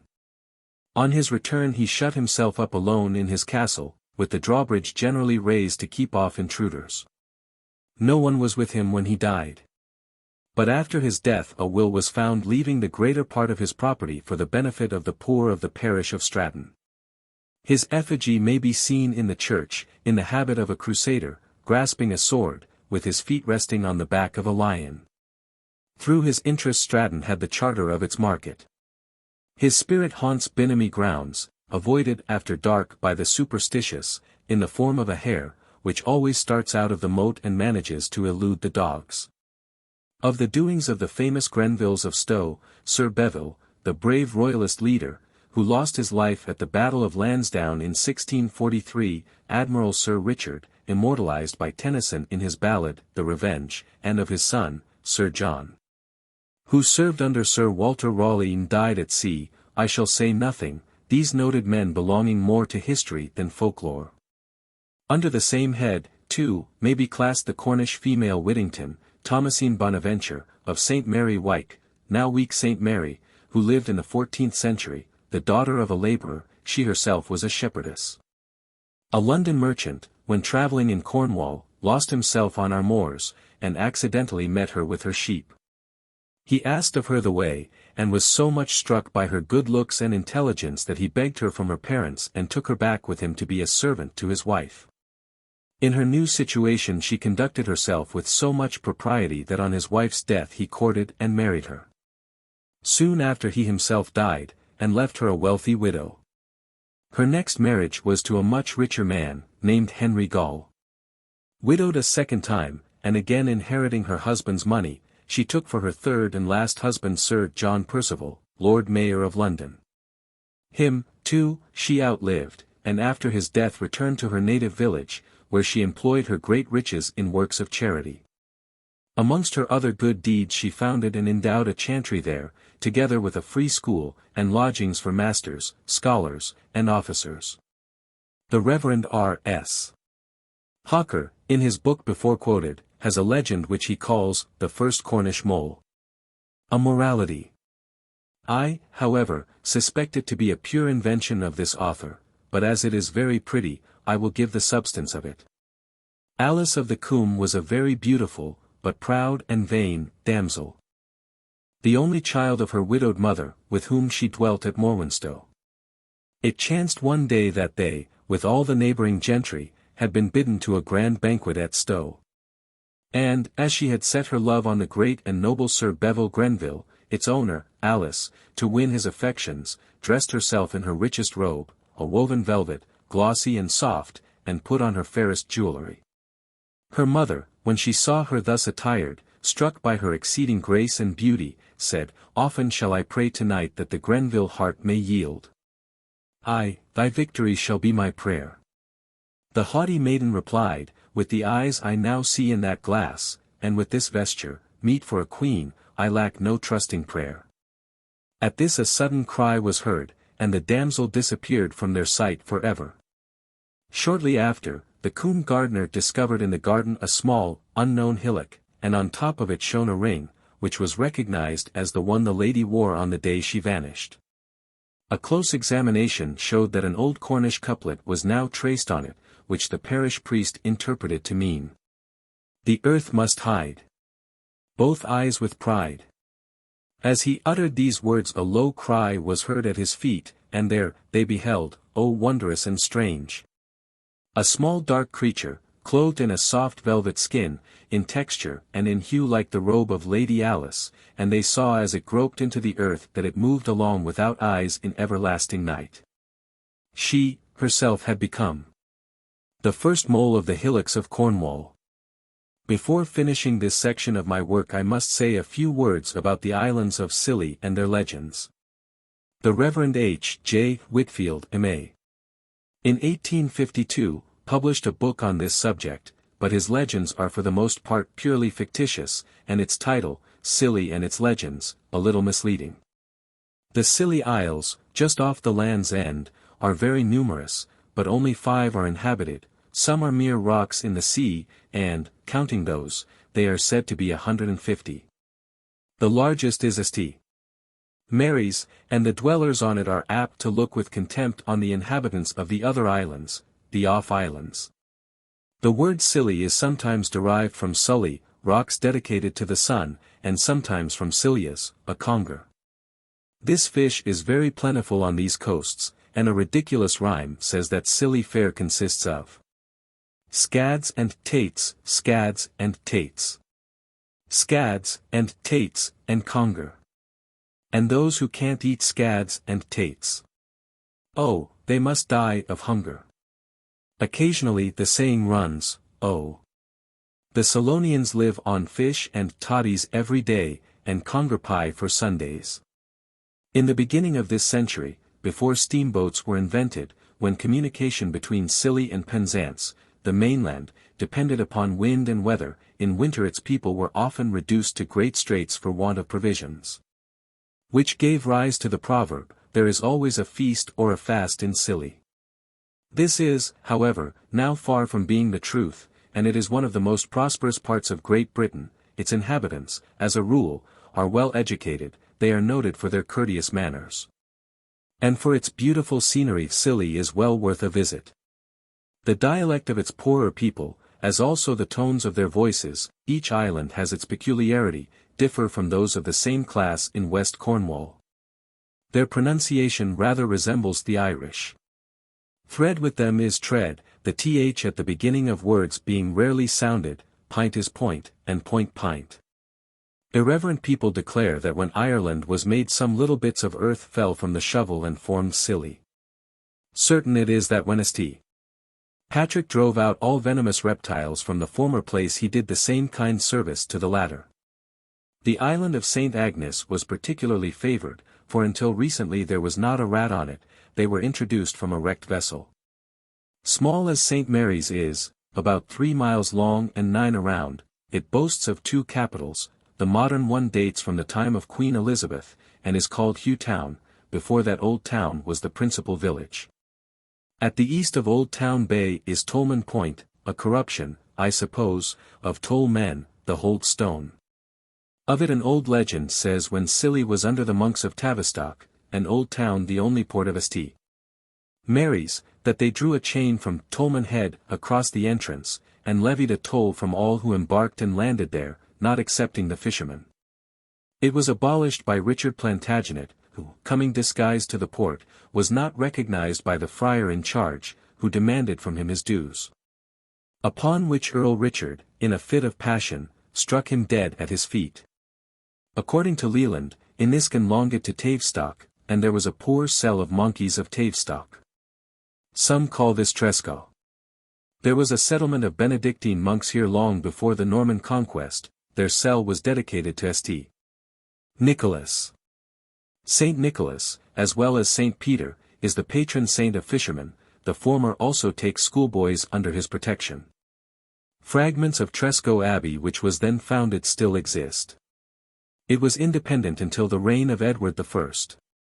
When it was joined to Tavistock. The same monarch, Edward I. Made Ranulph de White Monastery, supposed to be Ranulph de Blankminster, or Randolph de Blanchminster, according to an old archive, constable of these islands, with the castle of Inner, in Old Town, on his, paying yearly, at the feast of St. Michael the Archangel, 300 birds, called puffins, or SXS. 8d. Traces of these monastic visitors are to be found in a pile of rocks at St. Mary's, called Carn Friars, a farm nearby bears the same name, and one of the most highly cultivated and sheltered spots, where a few trees grow, is known as Holy Vale. Whitfield places a nunnery there, and says Holy Vale takes its name from a miraculous rosebush that grew in it, and that, one of its flowers was deemed to have the power, if worn, to preserve its bearer from mortal sin. But no other authority mentions it. Giants, of course, frequently played a great part in the history of Scilly. Buzz's Hill, just beyond Hugh Town, St. Mary's, commemorates a giant of the name of Boso, who made his home on its summit, now crowned by a Spanish windmill, and from whom the family of Boso were descended. One of the finest promontories on the same island is Giant's Castle, Troutbeck says, built by the Danes. Here, too, is Giant's Chair, where the arch-druid used in former days to sit and watch the sun rise. Druidical remains are scattered all over the different islands, and the many barrows are known as Giant's Graves. In the old abbey gardens at Tresco is a curious stone, about 4 feet long, 2 feet wide, and 6 inches in thickness, in an upright position. Near the top are 2 holes, one above the other, one being somewhat larger than the other, through which a man might pass his hand. It is supposed to be an old druidical betrothal or wishing stone, and used before the monks built the abbey at Tresco. Young people, engaged to be married, would pass their hands through the holes, and, joining them together, would so plight their troth. As a wishing stone, or to break a spell, a ring would be passed through the holes with some incantations. J.C. Tonkin's Guide to the Isles of Scilly. The finest headland on St. Mary's is Paninis, and some of the sheltered nooks under its rocks have rather curious names. One of them is known as Sleep's Abode, or Parlour, and close by is Pitt's Parlour, which commands a lovely view. It is so called after a Mr. Pitt, who, when on a visit to Scilly, spent his summer evenings there with a chosen party of friends. An old lady, a native of Scilly, long since dead, told me that tradition said Mr. Pitt came to Scilly in consequence of a bet he made with a gentleman, I believe the then governor of the islands, who, when in London, spoke in the highest terms of the morality of its women, and offered to lay a heavy wager that not a single courtesan could be found there. Mr. Pitt took up the bet, travelled down to Scilly, and for a long time seemed likely to lose it, but at last, by a large bribe, he overcame the virtue of one very poor woman, and, in gratitude, allowed her a small pension until her death. At the foot of Paninis is Piper's Hole, in which there is a pool of fresh water. This is said to be the entrance of a subterranean passage leading to the island of Tresco, where another Piper's Hole is shown as the exit. Old people told marvelous tales of rash people venturing in so far that they never returned, but died in it overcome by fatigue, the passage being too narrow for them to turn. Also of dogs who disappeared in the hole at St.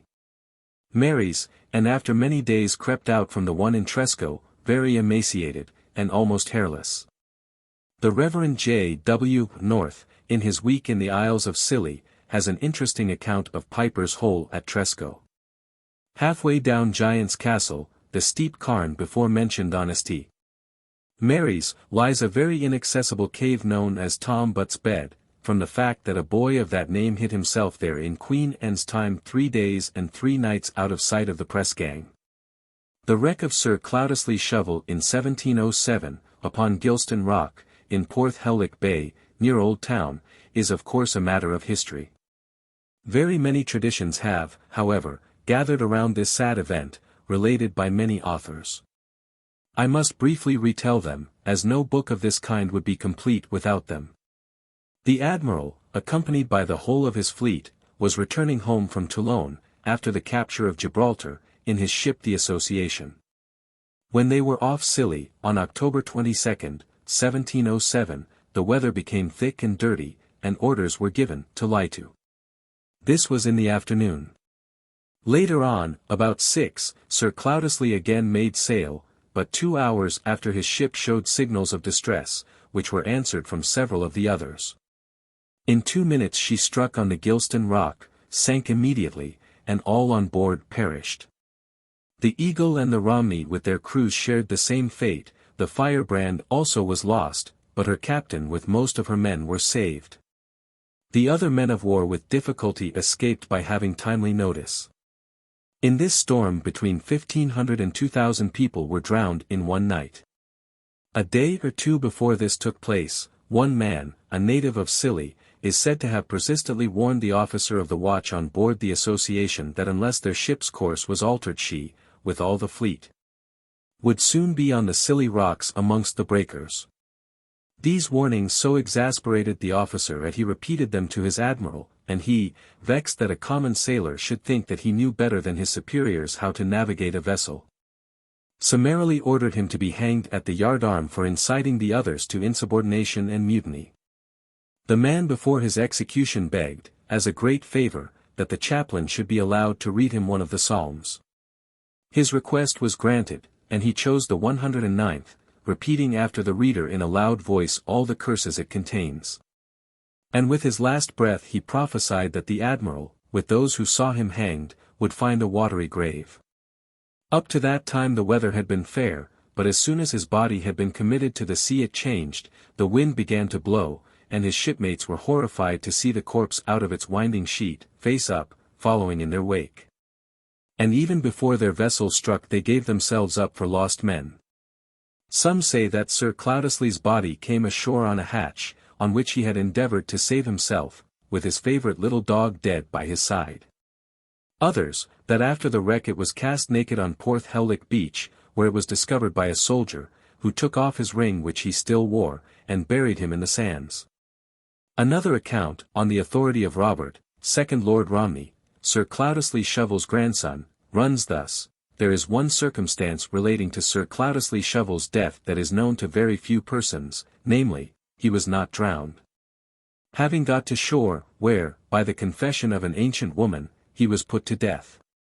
This, many years after, when on her deathbed, she revealed to the minister of the parish, declaring she could not die in peace until she had made this confession, as she was led to commit this horrid deed for the sake of plunder. She acknowledged having, among other things, an emerald ring in her possession, which she had been afraid to sell lest it should lead to a discovery. This ring, which she delivered to the minister, was by him given to James, Earl of Berkeley, at his particular request, Sir Cloudesley Shovel and himself having lived on the strictest footing of friendship. In the place and manner of his burial all traditions agree. Where he lay is still pointed out, a bare spot surrounded by green grass. And the Solonians will tell you that, because he so obstinately refused to hear a warning, and wantonly threw away so many lives, God, to keep alive the memory of this great wickedness, permits nothing to grow on his grave. Another legend has it that the man who gave the warning escaped death, as the storm suddenly arose whilst the psalm was being read, before the order for his execution could be carried out. And that he was the only person on board the association who was not drowned. When Lady Cloudesley Shovel heard of the wreck, she asked that a search might be made for her husband's body. A soldier showed a ring which he had in his possession, which was immediately recognized as Sir Cloudesley Shovel's. The body was dug up and identified by the marks of his wounds. The ring was forwarded to his wife, and she, in gratitude for the soldier's kindness in giving her husband a decent burial, rewarded him with a pension for life. Sir Cloudesley's body was embalmed, first taken to Plymouth by sea, where for some time it lay in state, and finally to London, where it was interred in Westminster Abbey. The abbey at Tresco, formerly under the jurisdiction of the monks of St. Nicholas 15 at Tavistock, has been already mentioned.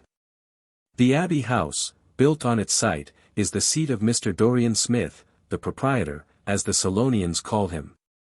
The gardens that surround it are very beautiful, and famed for the tropical plants that here grow out of doors. There is an anecdote related of one of the inhabitants of Tresco, who, when asked what they did for firewood in a spot where no trees grew, answered, "We kindle our fires from the loppings of our geranium hedges." Tresco, like St. Levon, at the Land's End, was in bygone days the favourite haunt of witches. A poor man there walking out at nightfall had the misfortune to meet with a party of them taking a moonlight ride on their broomsticks. A relation of his was one of the number, and she warned him, in a stentorian voice, that if he ever mentioned what he had accidentally seen, he should bear the marks of their wrath until his dying day. For a long time the secret weighed heavily upon him, and at last he could not refrain from telling his wife. The witches, in revenge, turned his black hair white in a single night. The Reverend H. G. Whitfield, in his Legends of Scilly, gives some marvellous tales of the family of Dick the Wicked. They were all hardened wreckers, who generations ago lived on this island, and who also had the gift of second sight. Dick himself, according to this writer, when ill and unrepentant, was, by satanic agency, taken out of his bed and borne, wrapped in a long loose coat, which he was in the habit of wearing, some considerable distance from his house. Here his friends discovered him on the following morning. On this island stands Cromwell's castle, built during his protectorate. Old people thought that he in person visited it. The large china tankard, out of which he was said to have drunk his breakfast beer, still exists. On a hill above are the ruins of Charles's castle. Scilly always remained loyal and true to the unfortunate monarch, and this verse of a ballad told me by a Solonian was not written of one of them. In Cromwell's days I was for him. But now, my boys, I'm for the king. For I can turn, boys, with the tide. And wear my coat on the strongest side. Saint Warna, who presided over Rex, was the patron saint of Saint Agnes, another of the principal islands. She crossed over here from Ireland in a wicker boat covered with hides, and landed at Saint Warna's Bay. Like many other saints she had her holy well, and often the superstitious inhabitants of St. Agnes, 5 families in all, who enjoyed the reputation of being the most daring and unscrupulous amongst the silly wreckers of those days, threw crooked pins into it, and daily invoked and prayed her to send them a rich wreck. There was no church on it then, and its people rarely visited the other islands. But it chanced one fine morning the entire population started in their boats for the church of Inner, in St. Mary Old Town, as 2 of them wished to be married. After the ceremony was over, the clergyman, in the presence of most of his parishioners, who had assembled to witness it, between whom and the men of St. Agnes there was always a bitter feud, rebuked them for their lawless deeds. They, angry at being put to shame before their enemies, answered with many profane and mocking words, and were with difficulty restrained from coming to blows. So incensed were they that they took no notice of the signs which heralded a coming storm, and hastily got on board their boats to return to their own home, which none of them were ever destined to reach. As it broke with great fury when they were about halfway across. When close to land and the rowers were straining every nerve to get there, one wave larger than the rest broke over them, and every soul found a watery grave. This was of course said to be a judgment on them for their wicked ways. Leland briefly chronicles it. From that time St. Warna's well was neglected. There was no one left the day after 12th day, as had been the custom, to clean it out and return her thanks for her bounty. It gradually got filled with stones, and at the present day is little more than a hole. There is a curious labyrinth on this island called Troytown, which it is popularly supposed to represent. But all intricate places in Cornwall are so denominated, and I have even heard nurses say to children when they were surrounded by a litter of toys that they looked as if they were in Troytown. A peculiar mode of punishment was formerly practiced in Scilly. The offenders were placed in a chair called a ducking chair, and publicly at St. Mary's Quay Head ducked in the salt water. Fairies. The fairies of Cornwall may be divided into 4 classes: the small people, the pixies, pronounced piskies or piskies, the spriggans, and the knockers.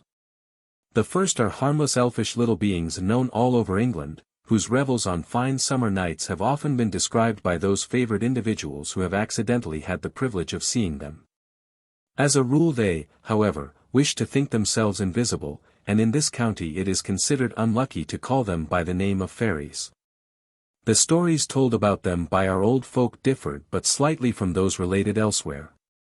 There was the well-known cow that gave the finest yield of milk, and retained it all the year round when others of the herd ran dry, but always ceased the flow at a certain time, and if efforts were made to draw more from her. Kicked over the milking pail. The milkmaid discovered that the cow belonged to the small people, by reason of her wearing in her hat a bunch of flowers having in it a 4-leaved clover, which rendered them visible. When she saw them climbing up the cow's legs and sucking at her teats.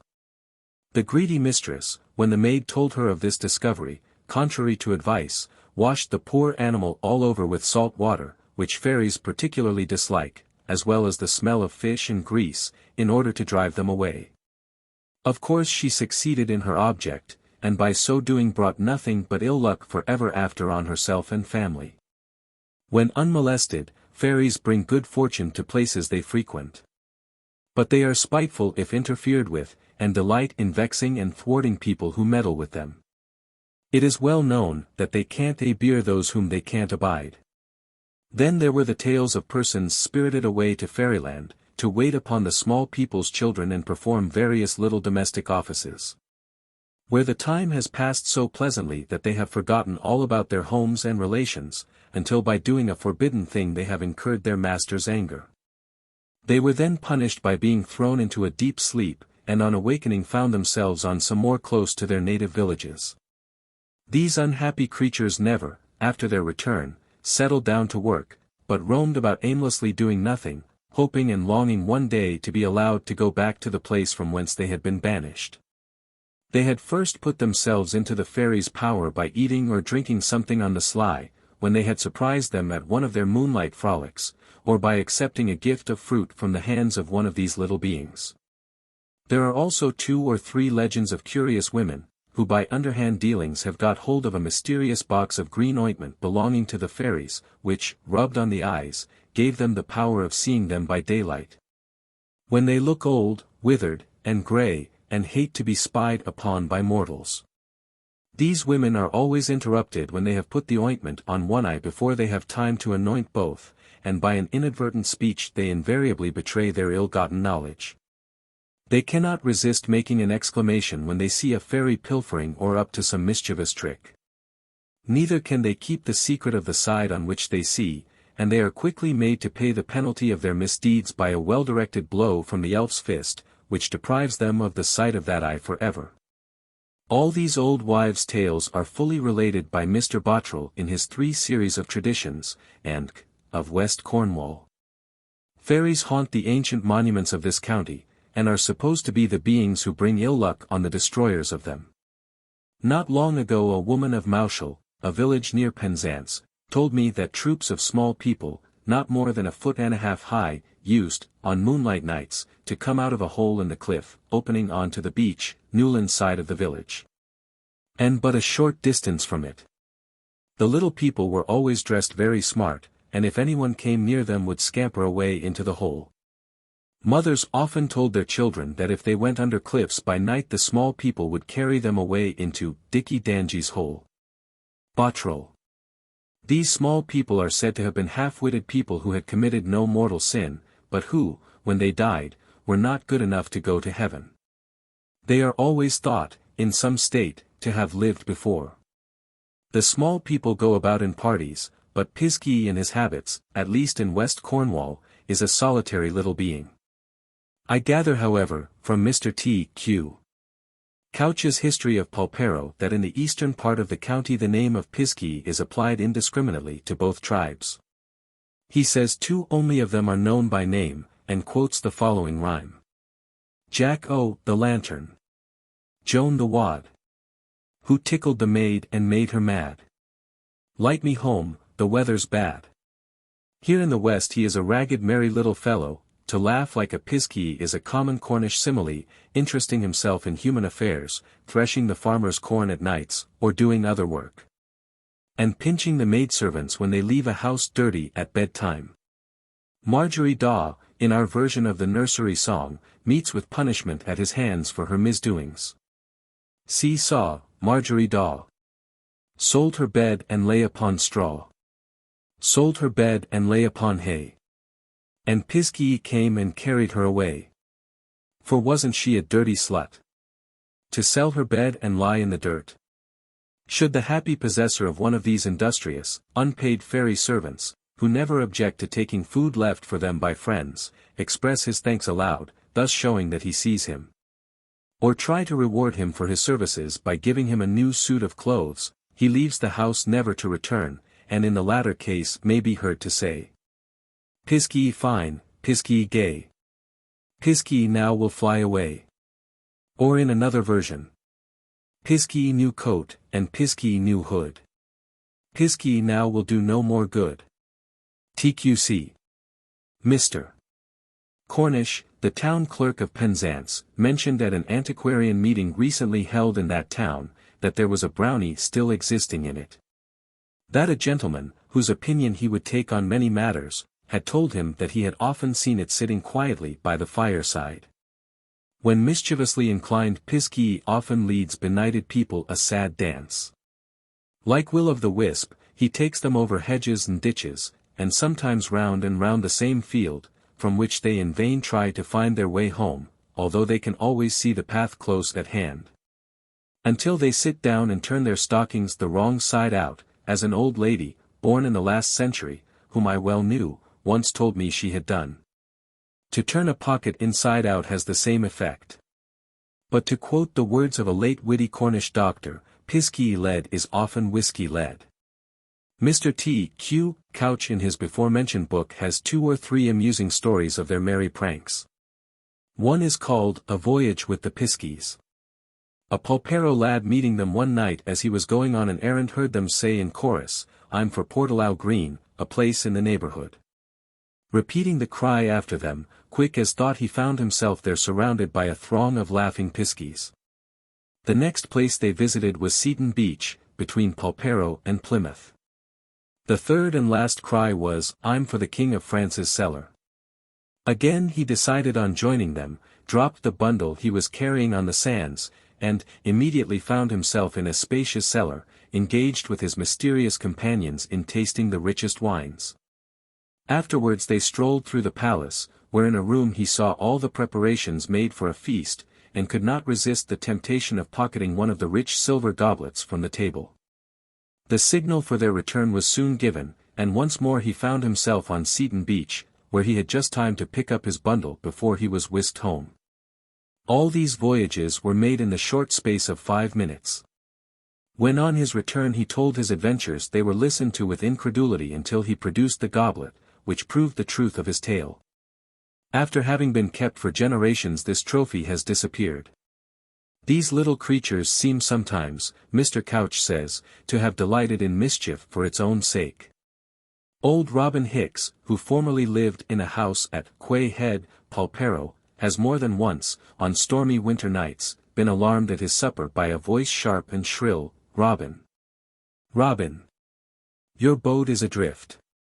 Loud was the laughter and the tacking of hands, clapping, when they succeeded in luring Robin as far as the quay, where the boat was lying safely at its moorings.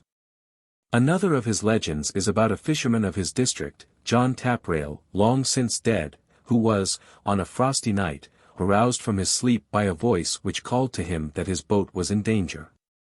He went down to the beach to find that some person had played a practical joke on him. As he was returning he saw a group of piskies sitting in a semicircle under a much larger boat belonging to one of his neighbors. They were dividing a heap of money between them by throwing a piece of gold alternately into each of the hats which lay before them. John was covetous, and forgot that piskies hate to be spied upon. So he crept up and pushed his hat slyly in with the others. When the pile was getting low he tried to get off with his booty without their detecting the fraud. He had got some distance before the cheat was discovered. Then they pursued him in such hot haste that he only escaped with his treasure by leaving his coat-tails in their hands.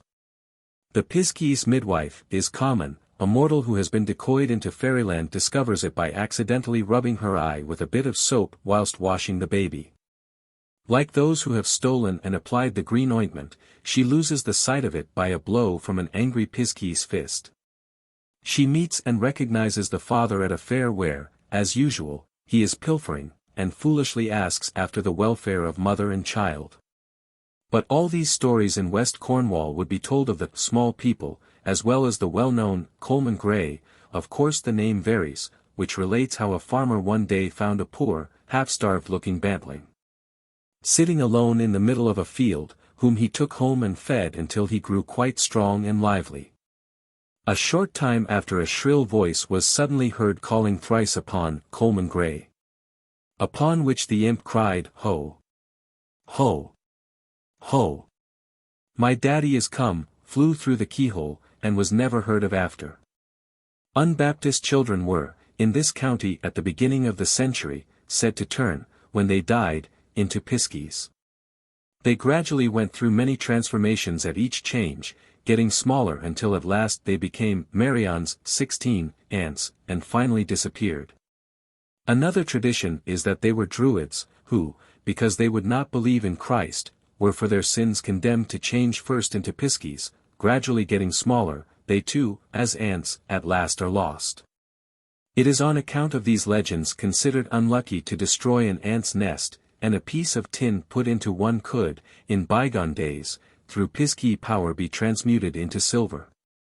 Provided that it was inserted at some varying lucky moment about the time of the new moon. Moths were formerly believed in Cornwall to be departed souls, and are still, in some districts, called piskies.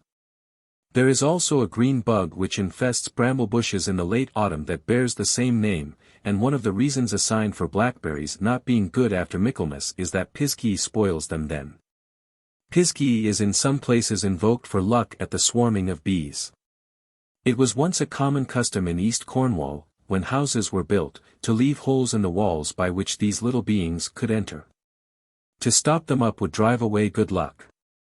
And in West Cornwall knobs of lead, known as Pisci's paws or Pisci feet, were placed at intervals on the roofs of farmhouses to prevent the Piscis from dancing on them and turning the milk sour in the dairies.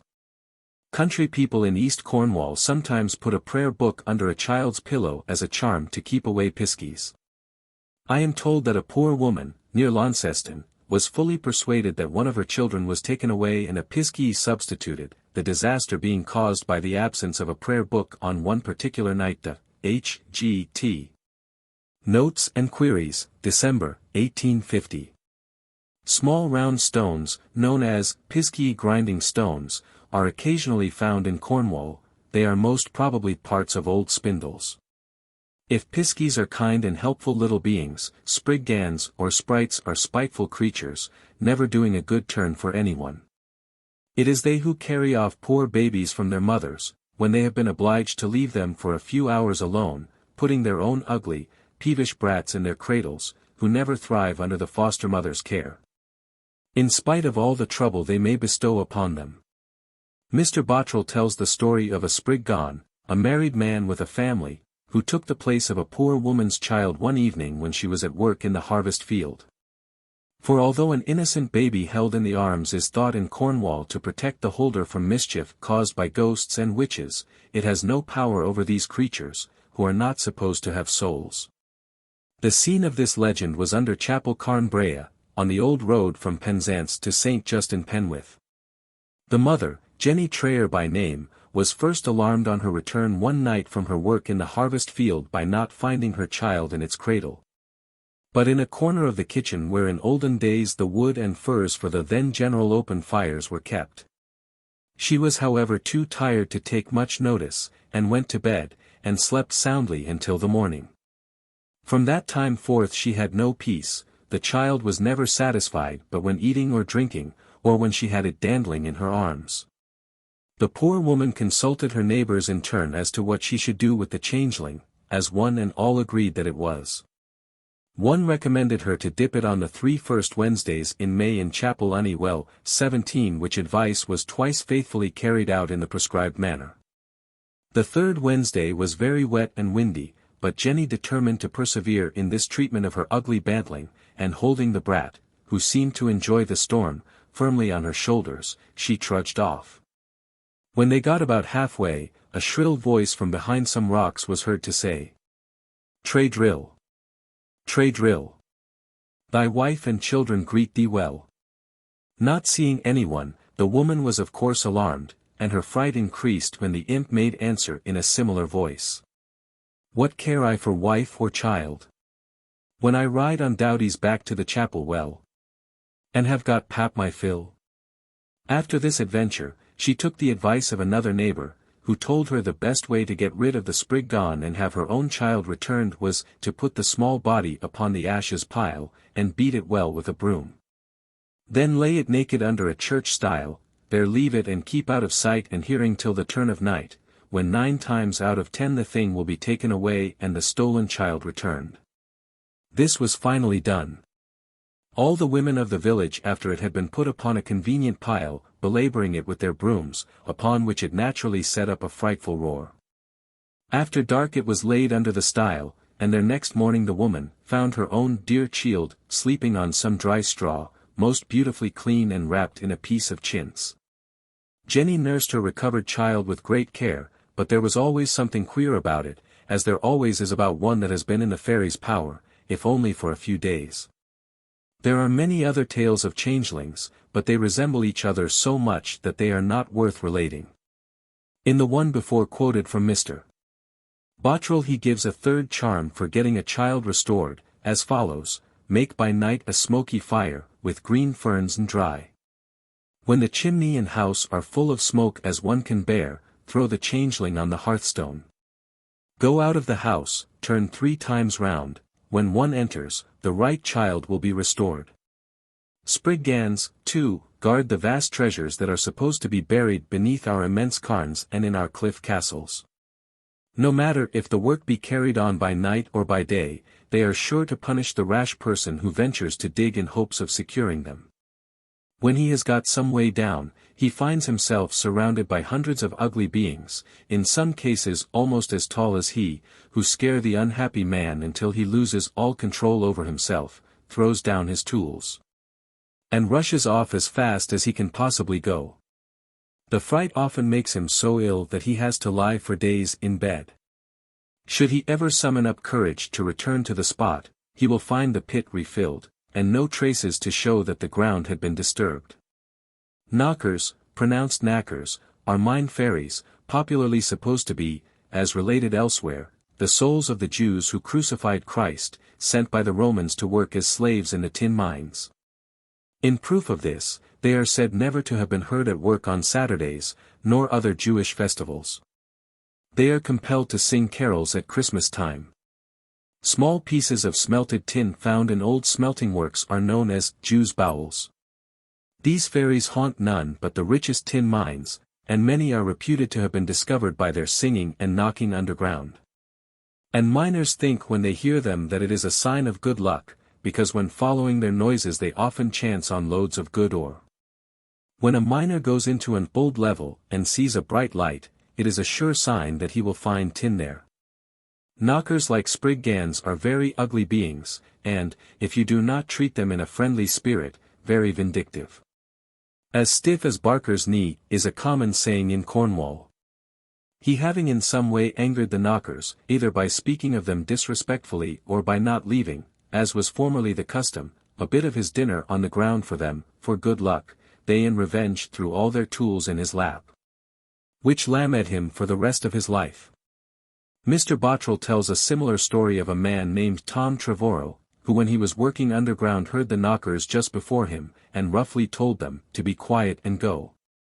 Upon which, a shower of stones fell suddenly around him, and gave him a dreadful fright. He seems however to have quickly got over it, and soon after, when eating his dinner, a number of squeaking voices sang, "Tom Trevorrow! Tom Trevorrow! Leave some of thy fuggin 18 for Booka. Or bad luck to thee tomorrow." But Tom took no notice and ate up every crumb, upon which the Knockers changed their song to "Tommy Trevorrow! Tommy Trevorrow! We'll send thee bad luck tomorrow. Thou old curmudgeon, to eat all thy fuggin, and not leave a did Jan 19 for Booka." After this such persistent ill luck followed him that he was obliged to leave the mine. Booka is the name of a spirit that in Cornwall it was once thought necessary to propitiate. Fishermen left a fish on the sands for Booka, and in the harvest a piece of bread at lunch-time was thrown over the left shoulder, and a few drops of beer spilled on the ground for him, to ensure good luck. Booka, or Bookaboo, was, until very lately, and I expect in some places still is, the terror of children, who were often when crying told that if they did not stop he would come and carry them off. It was also the name of a ghost. But nowadays to call a person a great Booka simply implies that you think him a fool. There were 2 Bookas. Booka Gwydden, the white, or good spirit. Booka Dhu, the black, malevolent one. Superstitions, miners, sailors, farmers.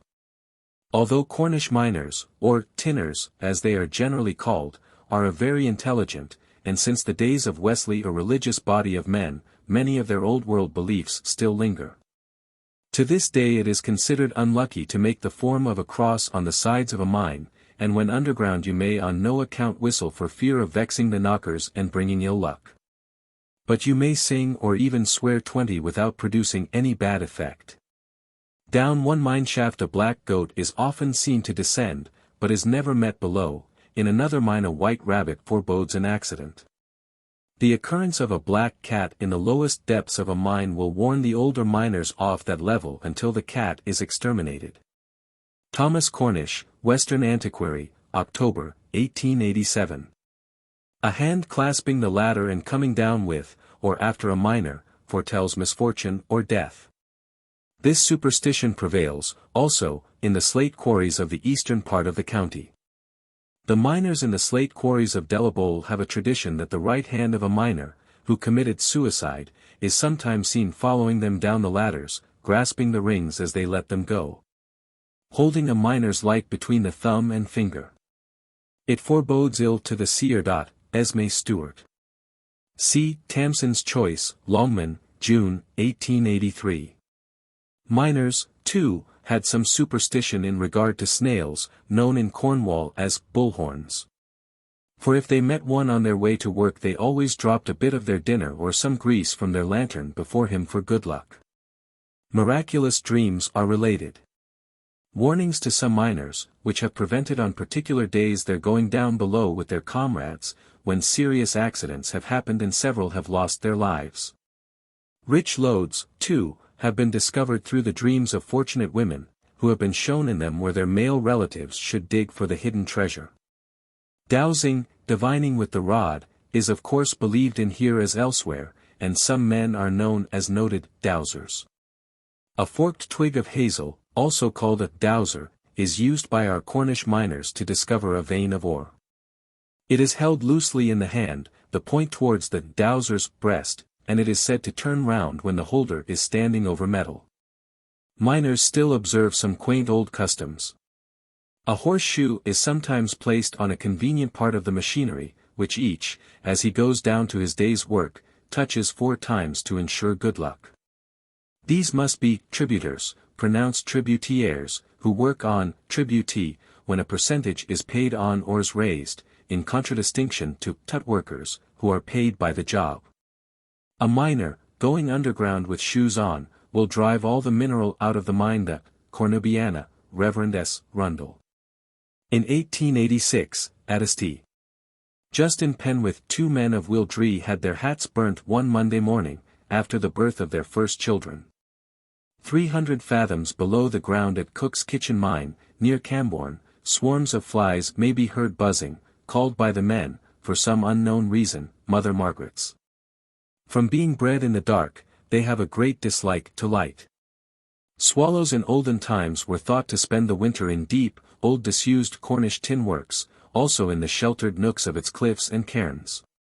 It is the custom here to jump on seeing the first in spring. A water wagtail, in Cornwall a tinner, perching on a window-sill, is the sign of a visit from a stranger.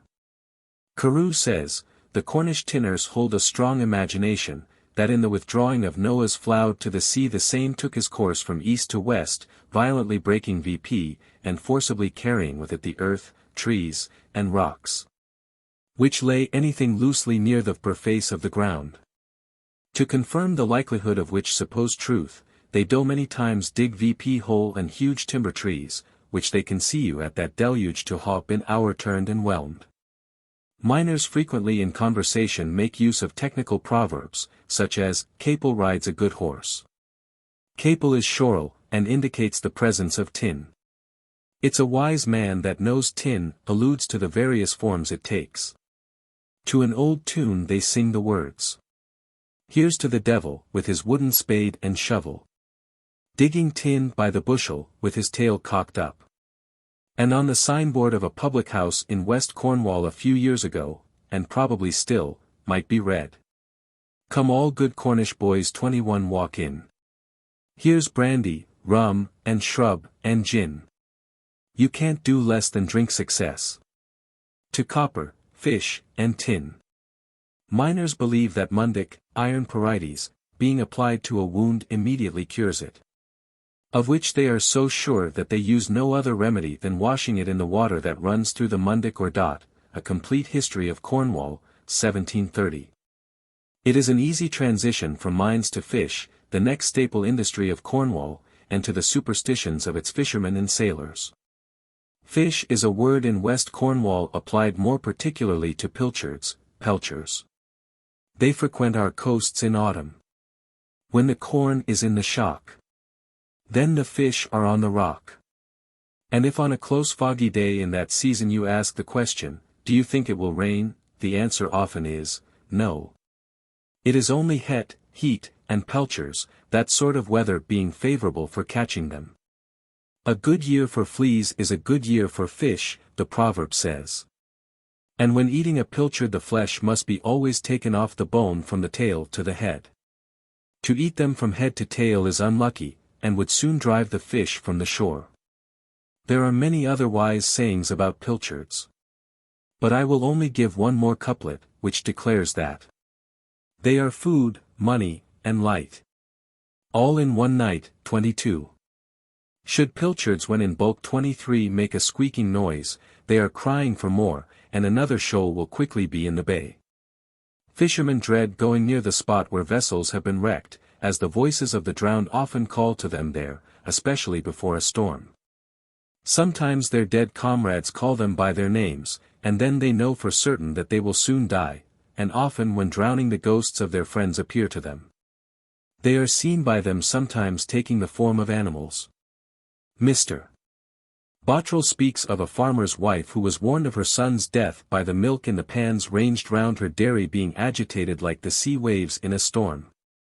There is a legend common to many districts of a wrecker who rushed into the sea and perished, after a voice had been heard to call thrice, "The hour is come, but not the man." He was carried off by the devil in a phantom ship seen in the offing. But ships haunted with seamen's ghosts are rarely lost, as the spirits give the sailors warning of storms and other dangers. In a churchyard near the Land's End is the grave of a drowned captain, covered by a flat tombstone. Proceeding from it formerly the sound of a ghostly bell was often heard to strike 4 and 8 bells.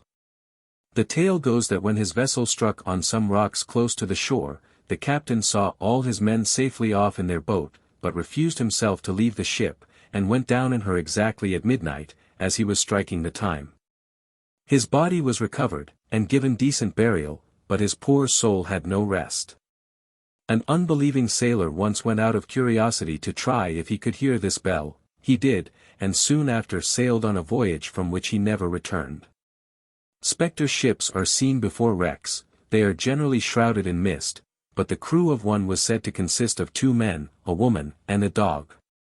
These ships vanish at some well-known point.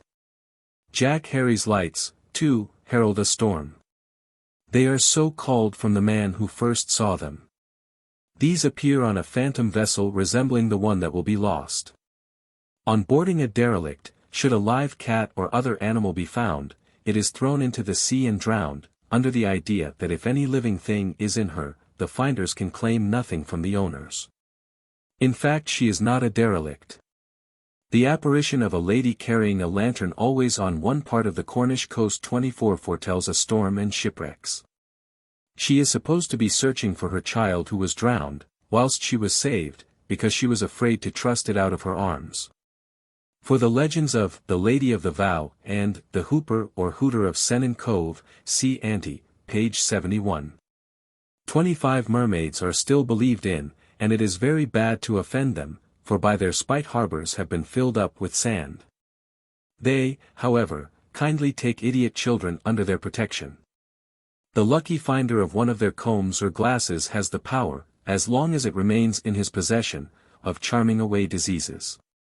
Boats are said to come to a sudden standstill when over the spot where lies the body of a drowned man, for whom search is being made. The body is supposed to rise when drowned, on the 7th, 8th, or 9th day. Sailors regard many things as bad omens, such as a loaf of bread turned upside down on a table. This will bring some ship to distress. They will not begin a voyage on Childermas Day, nor allow a piece of spar stone, quartz, to be carried on board a vessel, that would ensure her striking on a rock. Of course, they neither whistle when there, nor speak of hares, 2 most unlucky things, and should they meet one of these animals on their way to the place of embarkation they think it far wiser to turn back home, and put off sailing for a tide. Hares, as already noticed, play a great part in Cornish folklore. The following amusing story I had from a friend, Jimmy Treglone, a noted poacher living in a village of West Cornwall, became converted at a revival meeting. He was tempted on his way to class meeting one Sunday morning soon after by the devil in the form of a beautiful hare. Jimmy said, "There thee art, my dear, but I want touch thee on a Sunday, nor yet on a weeky day, for that matter. He went briskly on his way for a few paces, and then, like Lot's wife, he was tempted to look behind him. Alas! In Jimmy's own words, there she was in her seat, looking lovely. I took up a stone, and dabbed at her. Away she runned, and fare ye well, religion. Mine runned away with her. I went home, and never went to class no more. 26 You see, it was the devil, and, semen to me, seeming, I heard unlaugh and say, ah. Ah. Jimmy, boy, I had thee on the hip then.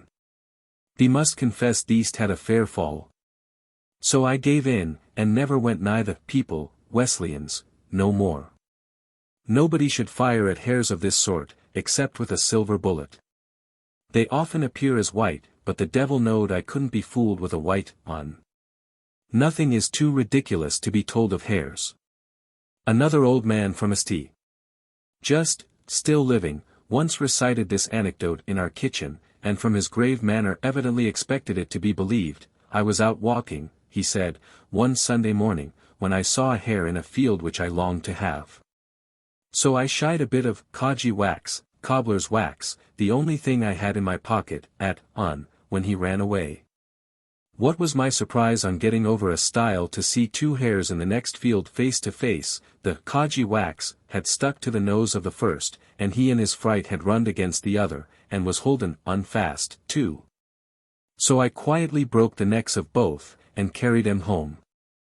The grapes are sour, is in Cornwall often changed to lev go.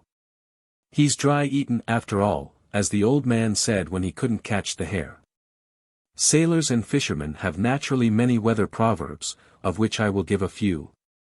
A north wind is a broom for the channel. A Saturday's moon is a sailor's curse.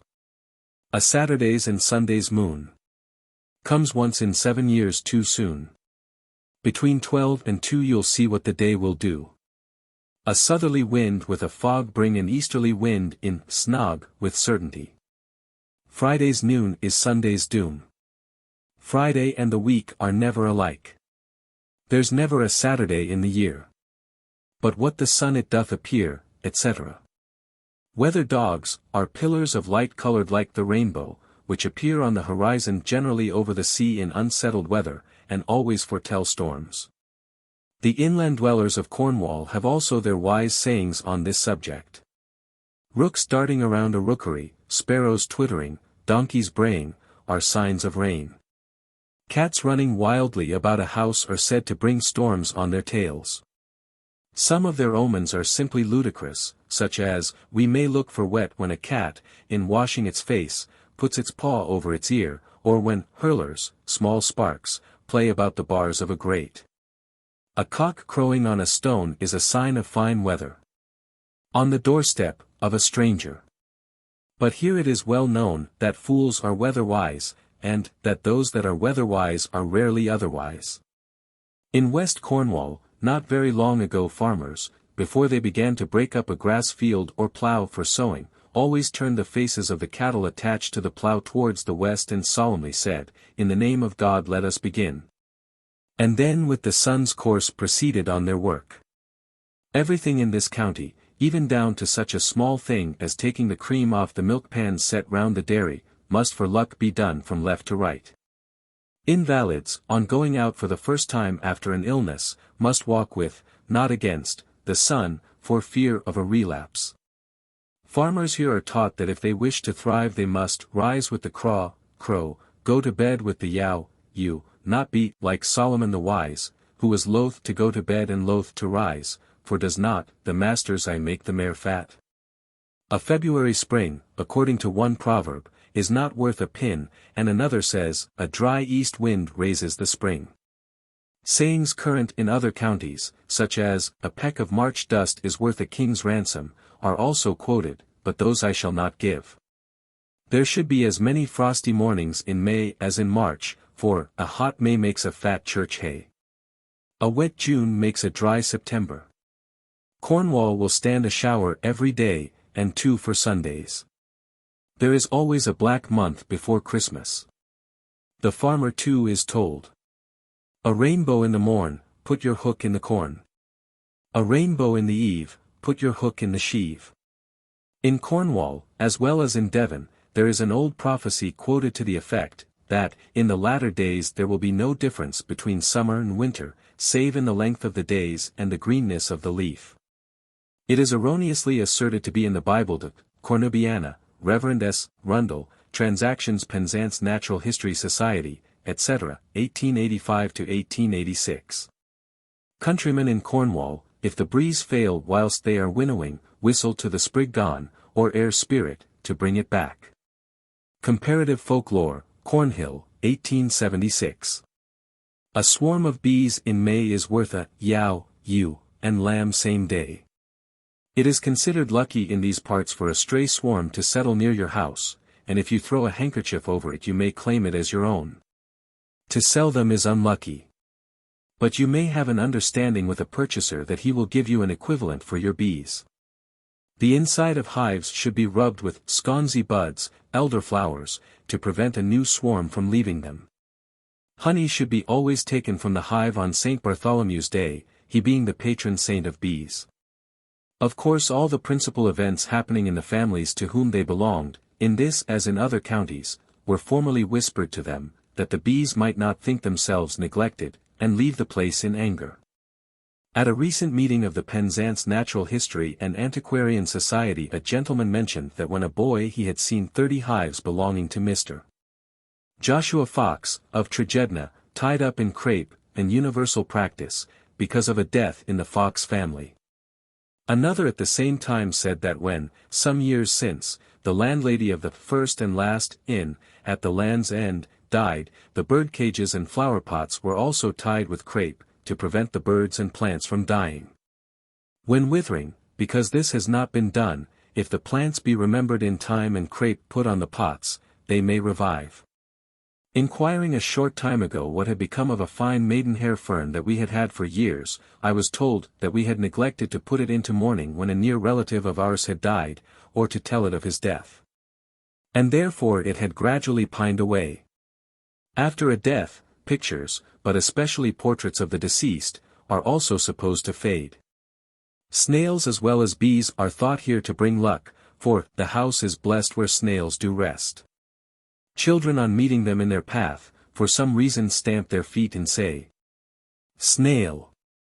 Snail! Come out of your hole! Or I will beat you black as a coal." Another Cornish farmer's superstition is that ducks won't lay until they have drunk, lied, March, water. And the wife of one in 1880 declared that if a goose saw a Lent lily, daffodil, before hatching its goslings it would, when they came forth, destroy them. Some witty thieves, many years ago, having stolen 12 geese from a clergyman in the eastern part of the county, tied 12 pennies and this doggerel around the gander's neck. Parson peered, be not afeard. Nor take it much in anger. We've bought your geese at a penny a piece. And left the money with the gander. Hens must never be put to sit on an even number of eggs, 11 or 13 are lucky numbers, basilisks are hatched from cocks' eggs. When cocks crow children are told that they say, "Cock-a-doodle-doo. Grammar's lost her shoe. Down by the barley moo, mow. And what will Grammar do? Cock-a-doodle-doo." Moles in this county are known as "wants," and once in the Land's End district I overtook an old man and asked him what had made so many hillocks in a field through which we were passing. His answer was, "What you rich people never have in your houses, wants." To this day in Cornwall, when anything unforeseen happens to our small farmers, or they have the misfortune to lose by sickness some of their stock, they still think that they are ill-wished. And start off, often on long journeys, to consult a peller, or wise man, sometimes called a white witch, which term is here used indiscriminately for persons of both sexes. The following I had from a dairyman I know, who about 12 years ago quarrelled with a domestic servant, a woman living in a neighbouring house. Soon after, from some reason, 2 or 3 of his cows died. He was quite sure, he told me, that she had overlooked and ill-wished him. To ease his mind he had consulted a peller about the matter, who had described her accurately to him, and, for payment, removed the spell. I do not know what rites were used, telling him to look at his watch and note the hour, as he would find. When he returned home, that a cow he had left sick would have begun at that moment to recover, which he says it did. The peller also added, the woman who has ill-wished, you will be swaddled in fire and lapped in water, and by a strange coincidence she emigrated soon after, and was lost in the ill-fated Cospatrick, that was burnt at sea. Water from a font is often stolen to sprinkle ill-wished persons or things. The two next examples were communicated to me by a friend. Some 26 years ago a farmer in a neighboring village, West Cornwall, sustained during one season continual losses from his cows dying of indigestion, known as loss of cud, hoven blown, etc. After consulting an old farrier called Armstrong, he was induced to go to a peller in Exeter. His orders were to go home, and, on nearing his farm, he would see an old woman in a field hoeing turnips, and that she was the party who had cast the evil eye on him. When he saw her he was to lay hold of her and accuse her of the crime, then tear off some of her dress, take it to his farm, and burn it with some of the hair from the tails of his surviving stock. These directions were fully carried out, and his bad health, caused by worry, improved, and he lost no more cows. A spotted clover that grew luxuriantly that summer was no doubt the cause of the swelling. Another farmer in the same village 18 years since lost all his feeding cattle from pleuropneumonia, believing them to be ill-wished by a woman. He also consulted the Exeter peller. He brought home some bottles of elixir, potent against magic, and made an image of dough, pierced it from the nape of the neck downward, in the line of the spine, with a very large blanket pin. In order to make the agonies of the woman with the evil eye excruciating in the last degree, dough and pin were then burnt in a fire of hazel and ash. The cure failed, as anyone acquainted with the disease might have forecast. Besides those remedies already mentioned for curing cattle, you may employ these: take some blood from the sick animal by wounding him, let the blood fall on some straw carefully held to the place, not a drop must be lost, burn the straw. When the ill-wisher will be irresistibly drawn to the spot, then by violence you can compel him to take off the spell. Or, bleed one animal to death to save the whole herd. A local newspaper, in 1883, Cornish man, gives the following: Superstitions die hard. A horse died the other day on a farm in the neighborhood of St. Ives. Its carcass was dragged on a Sunday away up to the granite rock basins and weather-worn bosses of Trecobin Hill, and there burnt, in order to drive away the evil spell, or ill-wishing, which afflicted the farm where the animal belonged. I, a few years since, saw a dying cat taken out of a house on a mat, by two servants, that it might not die inside and bring ill luck. In 1865 a farmer in Portreath sacrificed a calf, by burning, for the purpose of removing a disease which had long followed his horses and cows. And in another case a farmer burnt a living lamb, to save, as he said, his flock from spells which had been cast on them. Robert Hunt. The Cornish man, in another paragraph, says, our Summercourt, East Cornwall, correspondent witnessed an amusing affair on Thursday morning, April, 1883. Seeing a crowd in the street, he asked the reason, and found that a young lady was about to perform the feat of throwing a pig's nose over a house for good luck. This is how it was done. The lady took the nose of a pig, that was killed the day before, in her right hand, stood with her back to the house, and threw the nose over her head, and over the house, into the back garden.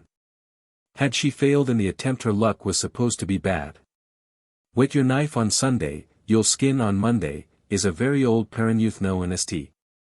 Hilary, West Cornwall, superstition, so that, however blunt your knife may be, you must use it as it is, lest by sharpening it you bring ill luck on the farmer, and he lose a sheep or bullock. Mr. T. Q. Couch, W. Antiquary, 1883, says of one, he is an old-fashioned man, and, amongst his other whims, keeps a goat amongst his cattle for the sake of keeping his cows from slipping their calves. Branches of care, mountain ash, were, in the east of the county, hung over the cattle in their stalls to prevent their being ill-wished, also carried in the pocket as a cure and prevention of rheumatism. Rheumatism will attack the man who carries a walking stick made of holly. Cornubiana, Reverend S. Rundle. The belief in witchcraft in West Cornwall is much more general than most people imagine. Several cases have lately come under my own notice. One, that of a manservant in our employ who broke a blood vessel, and for a long time was so ill that his life was despaired of. He was most carefully attended by a Penzance physician, who came to see him 3 times a day. But directly that his strength began to return he asked permission to go to Redruth to consult a peller, as he was quite sure that he had been overlooked and ill-wished. An old Penzance man, afflicted with rheumatism, who gained his living by selling fruit in the streets, fancied himself ill-wished. He went to Helston to see a wiseman residing there, to whom he paid 7 and 6pence, with a further promise of £5 on the removal of the spell. As he was too poor to pay this himself, a brother agreed to do it for him, but somehow failed to perform his contract. Now the poor old man thinks that the pellar's ill wishes are added to his former pains. The pellars wore formerly magical rings, with a blue stone in them, said to have been formed by snakes breathing on hazel twigs. Our country people often searched for these stones. Charms, etc. Many are the charms against ill-wishing worn by the ignorant. I will quote some mentioned by Mr. Bottrell, a strip of parchment inscribed with the following words forming a 4-sided acrostic. SATOR AREPO TENET OPERA ROTAS.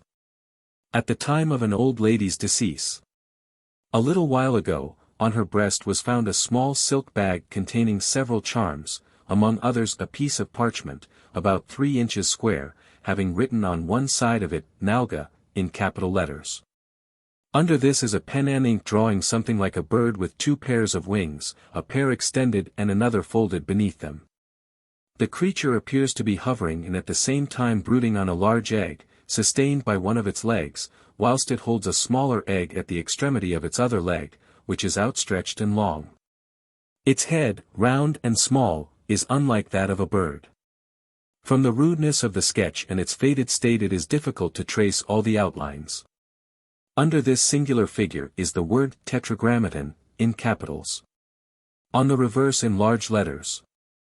Jehovah. Jah, Elohim. Shaddai. Adonai. Have mercy on a poor woman. A peller of great repute in the neighborhood tells me that this is inscribed with 2 charms, that Nalga is the figure only. The abracadabra is also supplied, the letters arranged in the usual way. Another potent spell is the rude draught of the planetary signs for the Sun, Jupiter, and Venus, followed by a cross, pentagram, and a figure formed by a perpendicular line and a divergent one at each side of it united at the bottom. Under them is written, Whosoever beareth these tokens will be fortunate, and need fear no evil. The charms are folded in a paper on which is usually written, By the help of the Lord these will do thee good, and enclosed in a little bag to be worn on the breast. People in good health visited these pellars every spring to get their charms renewed, and bedridden people who kept theirs under their pillow barris were then visited by the peller for the same purpose. Of amulets mention must be made of certain small crystal balls called kinning stones, held in high esteem for cure of ailments of the eye. I examined one of these kinning stones recently, which had been lent to a person with a bad eye, who on recovering from his ailment had returned it to the owner.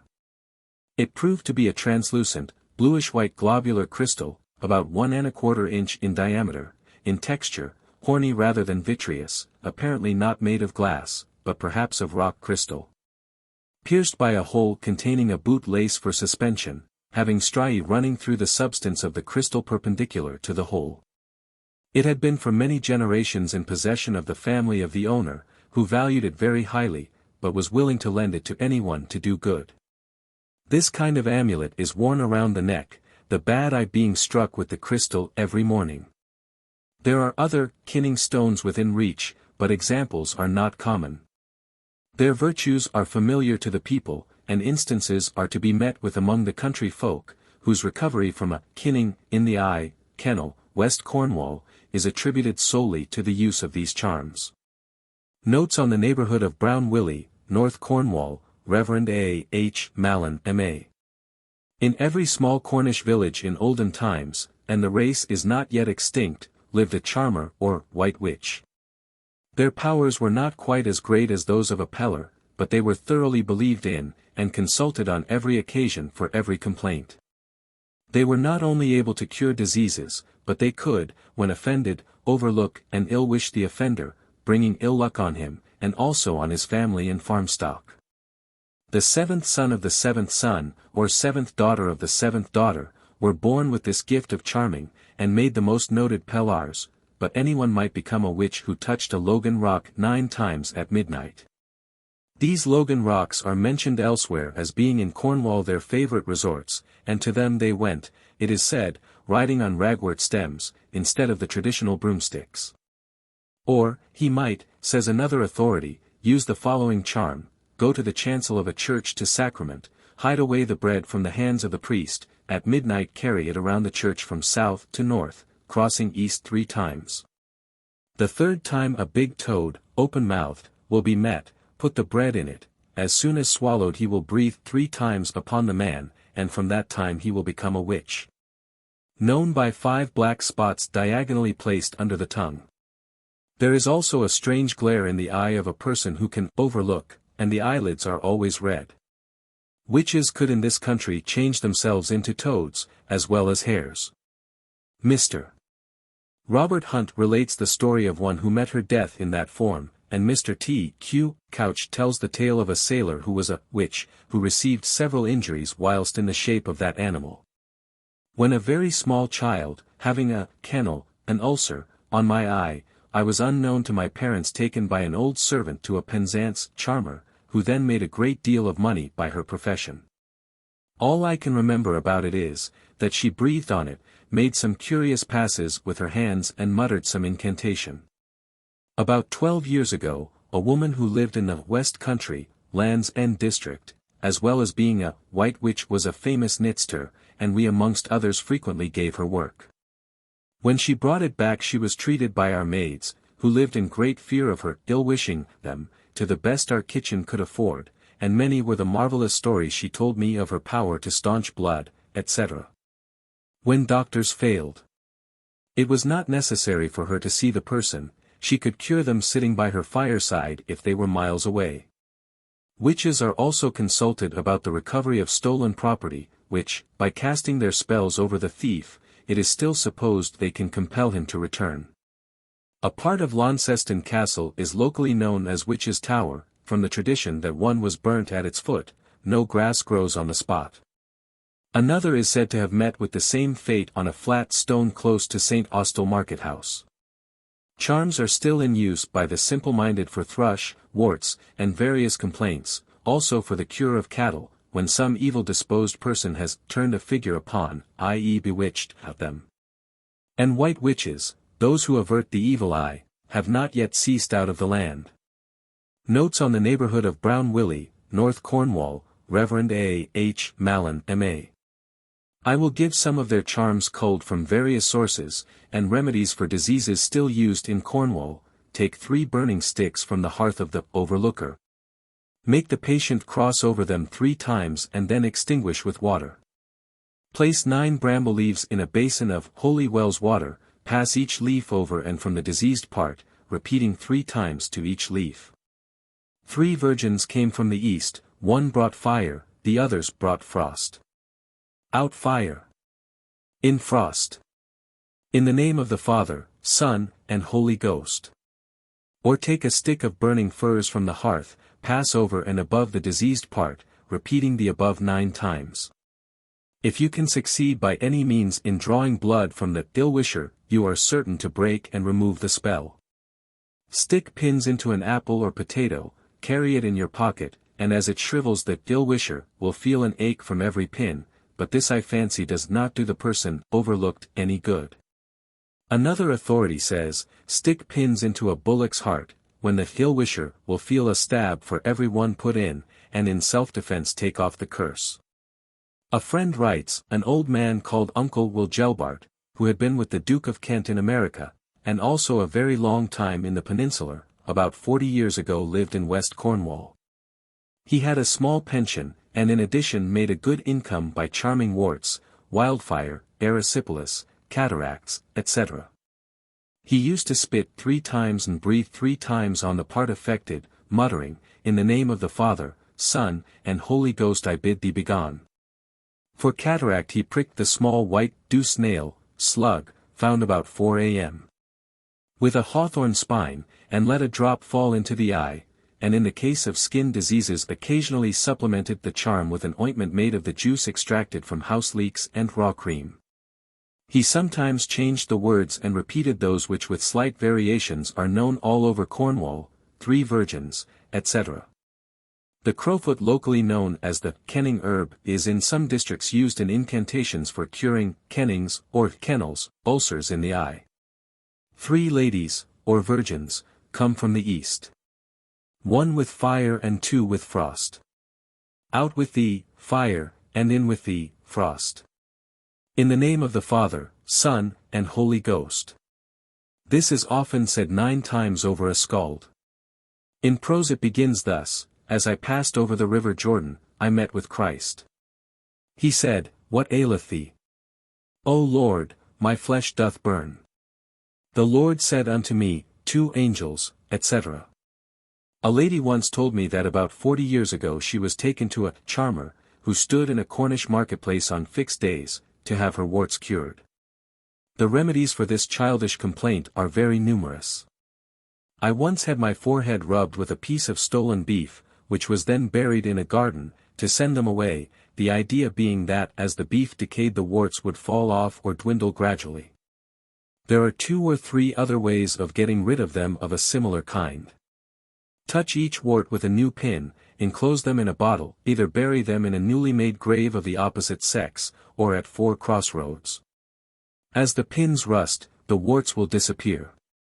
Or, touch them with a knot made in a piece of string, there should be as many knots as there are warts, bury it, when the rope decays so will the warts. The 2 next are selfish remedies. Touch each wart with a pebble, put the stones in a bag, throw them away, and the finder will get them and they will leave you. Or, in coming out of church, wish them on some part of another person's body, or on a tree. They will go from you and appear on him, or on the spot named. One method employed by professional charmers is to take 2 pieces of charred stick from a fire, form them into a cross and place them on the warts, and repeat one of the formulae above quoted. Yet another is to wash the hands in the moon's rays focused in a dry metal basin, saying, "I wash my hands in this thy dish. O man in the moon, do grant my wish. And come and take away this." The moon too is invoked for the curing of corns. "Corns down here. No corns up there," is repeated 9 times. The forefinger pointing first to the ground and then to the sky. When pricked by a thorn, use one of the following charms. Christ was of a virgin born. And he was pricked by a thorn. And it did never, fester. And I trust in Jesus this never will. Or, Christ was crowned with thorns. The thorns did bleed but did not rot. No more shall thy, mentioning the part affected. In the name of the Father, Son, and Holy Ghost. In prose, when Christ was upon the middle earth the Jews pricked him, his blood sprung up into heaven, his flesh never rotted nor foostered, no more I hope will not thine. In the name, etc., from Mr. T. Q. Couch, who gives 2 others very similar. For tetters. Tetter, tetter, thou hast 9 sisters. God bless thee, flesh, and preserve thee, bone. Perish thou, tetter, and be thou gone. In the name, etc. Tetter, tetter, thou hast 8 sisters, etc. This charm is thus continued until it comes to the last, which is Tetter, tetter, thou hast no sister, etc., bottrel. Toothache. In prose and verse slightly varied, common in all parts of the county. Christ passed by his brother's door. Saw Peter his brother lying on the floor. What aileth thee, brother? Pain in thy teeth? Thy teeth shall pain thee no more. In the name of, etc. This is to be worn in a bag around the neck. Mr. T.Q. Couch gives this charm in prose. It begins thus: Peter sat at the gate of the temple, and Christ said unto him, What aileth thee? Etc. Another remedy against toothache is, always in the morning to begin dressing by putting the stocking on the left foot. Through Reverend S. Rundle. A knuckle bone is often carried in the pocket as a cure and preventive of cramp. I once saw an old woman turn out her pocket. Amongst its contents, as well as the knuckle bone, was the tip of an ox tongue kept for good luck. Slippers on going to bed are, when taken off, for the same complaint often placed under the bed with the soles upwards, or on their heels against the post of the bed with their toes up. The following is from Mr. T.Q. Couch: The cramp is keenless, Mary was sinless when she bore Jesus, let the cramp go away in the name of Jesus. All the charms published by the above-named author in his History of Pulpero were taken from a manuscript book, which belonged to a white witch. When a foot has gone to sleep, I have often seen people with their forefingers in their mouths, stoop and draw the form of a cross on it. This is said to be an infallible remedy. Mr. Robert Hunt has a rather similar cure for hiccup: wet the forefinger of the right hand with spittle, and cross the front of the left shoe, or boot, 3 times, repeating the Lord's Prayer backwards. The most popular cure with children is a heaping spoonful of moist sugar. A sovereign remedy for hiccup and almost every complaint is a small piece of a stale Good Friday bun grated into a glass of cold water. This bun is hung up in the kitchen from one year to the other. Bread baked on this day never gets moldy. For a strain. Christ rode over the bridge. Christ rode under the bridge. Vein to vein, strain to strain. I hope God will take it back again. For ague. When our Saviour saw the cross, whereon he was to be crucified, his body did shake. The Jews said, Hast thou an ague? Our Saviour said, He that keepeth this in mind, thought, or writing, shall neither be troubled with ague or fever. For wildfire, erysipelas. Christ, he walketh over the land. Carried the wildfire in his hand. He rebuked the fire, and bid it stand. Stand, wildfire, stand, 3 times repeated. In the name of, etc., T.Q. Couch. Mr. Robert Hunt gives in his book on Old Cornwall a Latin charm for the staunching of blood. I find, however, on making inquiries that it is not the one generally used, which is as follows. Christ was born in Bethlehem. Baptized in the river Jordan. There he digged a well. And turned the water against the hill. So shall thy blood stand still. In the name, etc. There are other versions all much alike. A prose one runs thus: Baptized in the river Jordan when the water was wild, the water was good, the water stood, so shall thy blood. In the name, etc., T.Q.C. The Reverend S. Rundle says a charmer once told him the charm for staunching blood consisted in saying a verse from the Psalms, but she could not read, and he was inclined to believe the form was, Jesus came to the river Jordan, and said, Stand, and it stood. And so I bid thee, blood, stand. In the name, etc. For bleeding at the nose, a door key is often placed against the back. Cuts are plugged with cobwebs, flew from a man's hat, tobacco leaves, and occasionally filled with salt. Club moss is considered good for eye diseases. On the 3rd day of the moon, when the thin crescent is seen for the first time, show it the knife with which the moss for the charm is to be cut, and repeat. As Christ healed the issue of blood. So I bid thee begone. In the name of, etc. Mr. Robert Hunt says. Do thou cut what thou cuttest for good. At sundown, having carefully washed the hands, the club moss is to be cut kneeling. It is to be carefully wrapped in a white cloth, and subsequently boiled in water taken from the spring nearest its place of growth. This may be used as a fomentation. Or the club moss made into an ointment with butter made from the milk of a new cow. A sty on the eye is often stroked 9 times with a cat's tail, with a wedding ring taken from a dead woman's, or a silver one from a drowned man's, hand.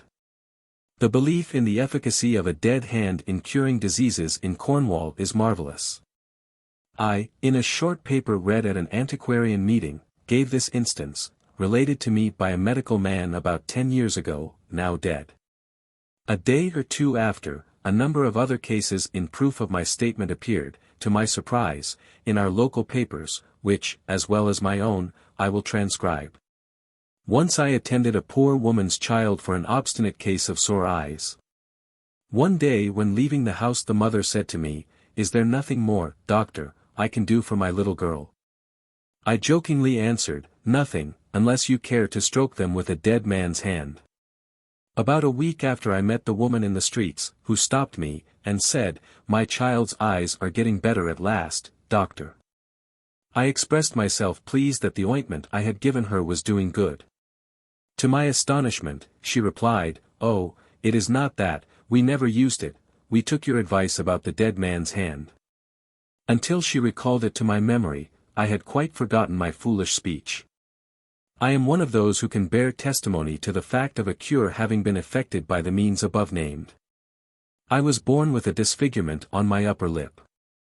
My mother felt a great anxiety about this, so my nurse proposed that a dead man's hand should be passed 7 times over my lip. I was taken to the house of one Robin Gendall, Cuswayhead, Penzance, who at that time was lying dead, and his hand was passed over my lip in the manner named. By slow degrees my friends had the satisfaction of seeing that the charm had taken effect. Octogenarian. I may add my testimony to Miss Courtney's remarks as to the belief in Cornwall in the virtue of the touch of a diseased part by a dead man's hand. A case came under my knowledge at Penzance of a child who had from birth a peculiar tuberous formation at the junction of the nose with the forehead, which the medical men would not cut for fear of severing veins. The child was taken by her mother to a friend's house, in which were lying the remains of a young man who had just died from consumption. The deceased's hand was passed over the malformation 7 times, and it soon began to grow smaller and smaller. I have myself seen the child since Miss Courtney read her paper, November, 1881, and, though the mark is still apparent, I am assured it is surely, if slowly, disappearing. A relation of mine also tells me that, like Miss Courtney, she was taken to the Penzance witch for the purpose of having a sty removed from one of her eyes by charming tramp. I was told of many other cases, one by another surgeon. But it would be useless to repeat them. I will end with one I have taken from Notes and Queries, December, 1859. A lady, who was staying lately at Penzance, attended a funeral, and noticed that whilst the clergyman was reading the burial service a woman forced her way through the pallbearers to the edge of the grave. When he came to the passage, "Earth to earth, ashes to ashes, dust to dust," she dropped a white cloth upon the coffin, closed her eyes, and apparently said a prayer. On making inquiries as to the cause of this proceeding, this lady found that a superstition exists amongst the peasantry in that part, that if a person with a sore be taken secretly to a corpse, the dead hand passed over the sore place, and the bandage afterwards be dropped upon the coffin during the reading of the burial service, a perfect cure will be the result. This woman had a child with a bad leg, and she had followed this superstition with a firm belief in its efficacy. The peasants, also, to the present day wear charms, believing they will protect them from sickness and other evils. The wife of the clergyman of the parish was very charitable in attending the sick and dispensing medicines, and one day a woman brought her a child having sore eyes to have them charmed, having more faith in that remedy than in medicines. She was greatly surprised to find that medicines only were given to her. E.R. There is no virtue in the dead hand of a near relation. A curious old troth plight was formerly practiced in Cornwall. The couple broke a wedding ring taken from the finger of a corpse, and each kept 1/2. The editor of a local paper, Cornish Man, once obtained a piece of rope, with which a man was hanged, for a poor woman who had walked 14 miles to Bodmin in the hopes of getting it, that she might effect the cure of her sore eyes. The Reverend S. Rundle writes that a Cornish surgeon recommended a charmer as being more efficacious than himself in curing shingles. According to the same authority, a liquid composed of bramble and butterdock leaves is poured on the place, whilst a light stick is waved over the decoction by the charmer, who repeats an incantation. It is popularly supposed in Cornwall that should shingles meet around your waist, you would die. The cures and charms against epilepsy are also very numerous, and very generally used here. 30 pence are collected at the church door by the person afflicted, from one of the opposite sex, changed for sacrament money, silver, and made into a ring to be worn day and night. Very lately, at St. Just in Penwith, a young woman begged from young men pennies to buy a silver ring, a remedy which she believed would cure her fits. Another charm, which it requires a person of strong nerves to perform, is to walk thrice round a church at midnight, then enter and stand before the altar. In connection with this rite the Reverend S. Rundle relates the following: at Crowan, a village in West Cornwall, an epileptic subject entered the church at midnight. As he was groping his way through the pitchy dark, his heart suddenly leaped, and almost stood still. He uttered shriek upon shriek, for his hand had grasped a man's head. He thought it was the head of the famous Sir John Street Aubyn. He was removed in a fainting state, and it was then discovered that he had seized the head of the sexton, who had come in to see that nothing was done to frighten the man. The unfortunate fellow never recovered from the shock, but died in a lunatic asylum. A middle-aged Camborne man was subject to violent fits until 2 years ago, when someone told him to kill a toad, put one of its legs in a bag, and wear it suspended by a string around his neck. He did so, and has never had a fit since. Cornish man, December, 1881. In Cornwall a black cock is buried on the spot where the person is first attacked by epilepsy, to avert a similar attack. Comparative Folklore, Cornhill, 1876. For other charms see Addenda, A Bundle of Charms, by the Reverend A. H. Mallon, M.A. Toads are also worn as charms for other diseases in this county. On the July 27, 1875, I was lodging with a very intelligent grazier and horse dealer, at Tintagel, Cornwall, when he was knocked down by a very serious attack of quinsy, to which he had been subject for many years. He pulled through the crisis, and on being sufficiently recovered he betook himself to a wise woman, at Camelford. She prescribed for him as follows: get a live toad, fasten a string around its throat, and hang it up till the body drops from the head, then tie the string around your own neck, and never take it off, night or day, till your 50th birthday. You'll never have quinsy again. When I left Tintagel, I understood that my landlord, greatly relieved in mind, had already commenced the operation. Augustus Jessup, D.D. When a kettle won't boil, instead of the old adage, a watched pot never boils, Cornish people say, there is a toad or a frog in it. It is here considered lucky for a toad to come into the house. This charm for yellow jaundice I culled from the Western Antiquary. I was walking in a village churchyard near the town of St. Austell, I think in the autumn of 1839, when I saw a woman approach an open grave. She stood by the side of it and appeared to be muttering some words. She then drew out from under her cloak a good-sized baked meal cake, threw it into the grave and then left the place. Upon inquiry I found the cake was composed of oatmeal mixed with dog's urine, baked, and thrown into the grave as a charm for the yellow jaundice. This cure was at that time commonly believed in by the peasantry of the neighborhood. Joseph Cartwright, March, 1883. Snakes avoid and dread ash trees, a branch will keep them away.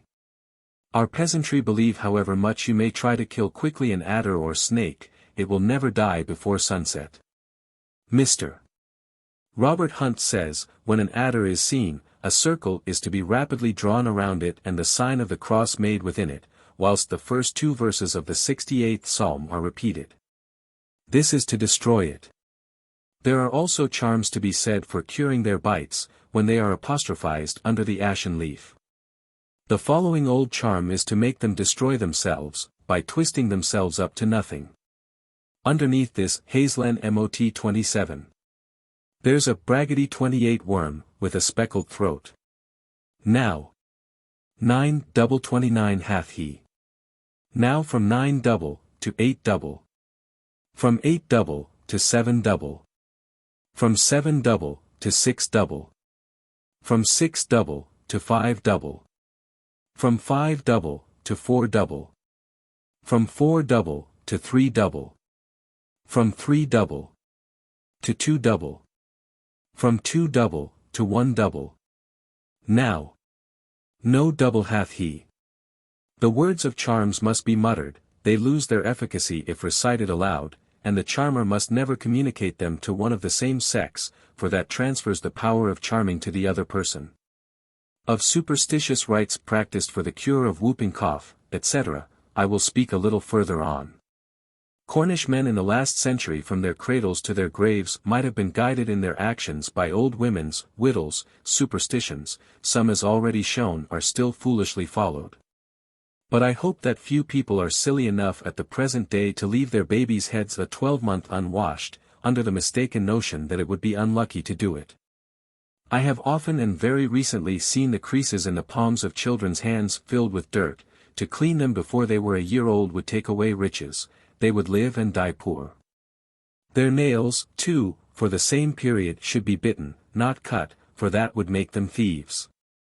Hair at no age must be cut at the waning of the moon, that would prevent its growing luxuriantly.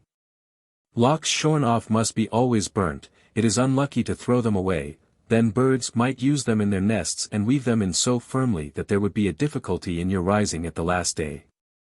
Children's first teeth are burnt to prevent dogs or snaggles, irregular teeth coming in their stead.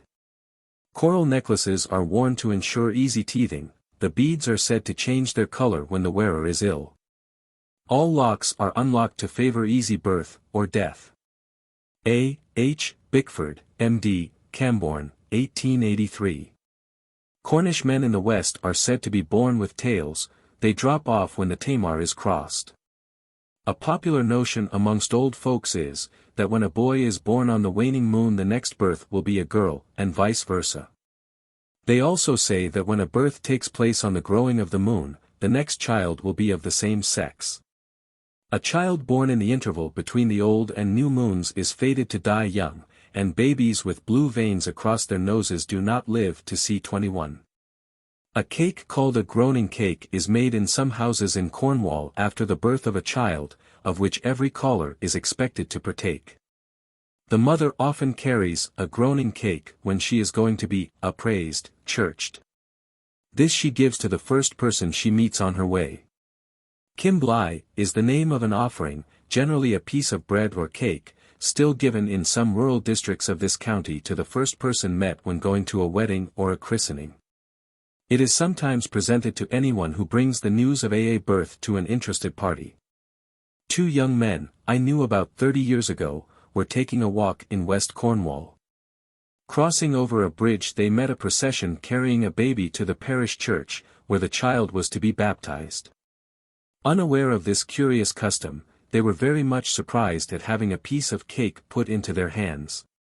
A magistrate wrote to the Western Morning News, in January, 1884, saying, that on his way to his petty sessions he had had one of these christening cakes thrust into his hand, but unluckily he did not state in what parish this happened. This called forth several letters on the subject, parts of which I will quote. About 30 years ago at the christening of a brother, in the Meneage district, Helston, and when the family party were ready for the walk to the afternoon service in Curry Church. I well recollect seeing the old nurse wrap in a pure white sheet of paper what she called the child's fuggan. 30 This was a cake with plenty of currants and saffron, about the size of a modern tea plate. It was to be given to the first person met on returning, after the child was christened. It happened that, as most of the parishioners were at the service, no one was met until near home, almost a mile from the church, when a tipsy village carpenter rambled around a corner, right against our party, and received the cake. Regrets were expressed that the child's fuggan should have fallen to the lot of this notoriously evil liver, and my idea was that it was a bad omen. However, as my brother has always been a veritable Rechabite, enjoys good health, a contented mind, and enough of this world's goods to satisfy every moderate want, no evil can thus far be traced to the mischance.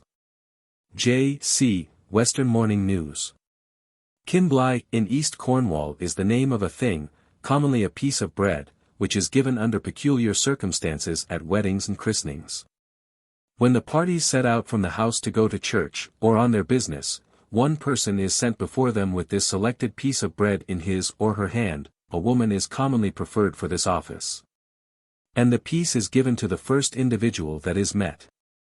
I interpret it to have some reference to the idea of the evil eye and its influence, which might fall on the married persons or on the child, which is sought to be averted by this unexpected gift.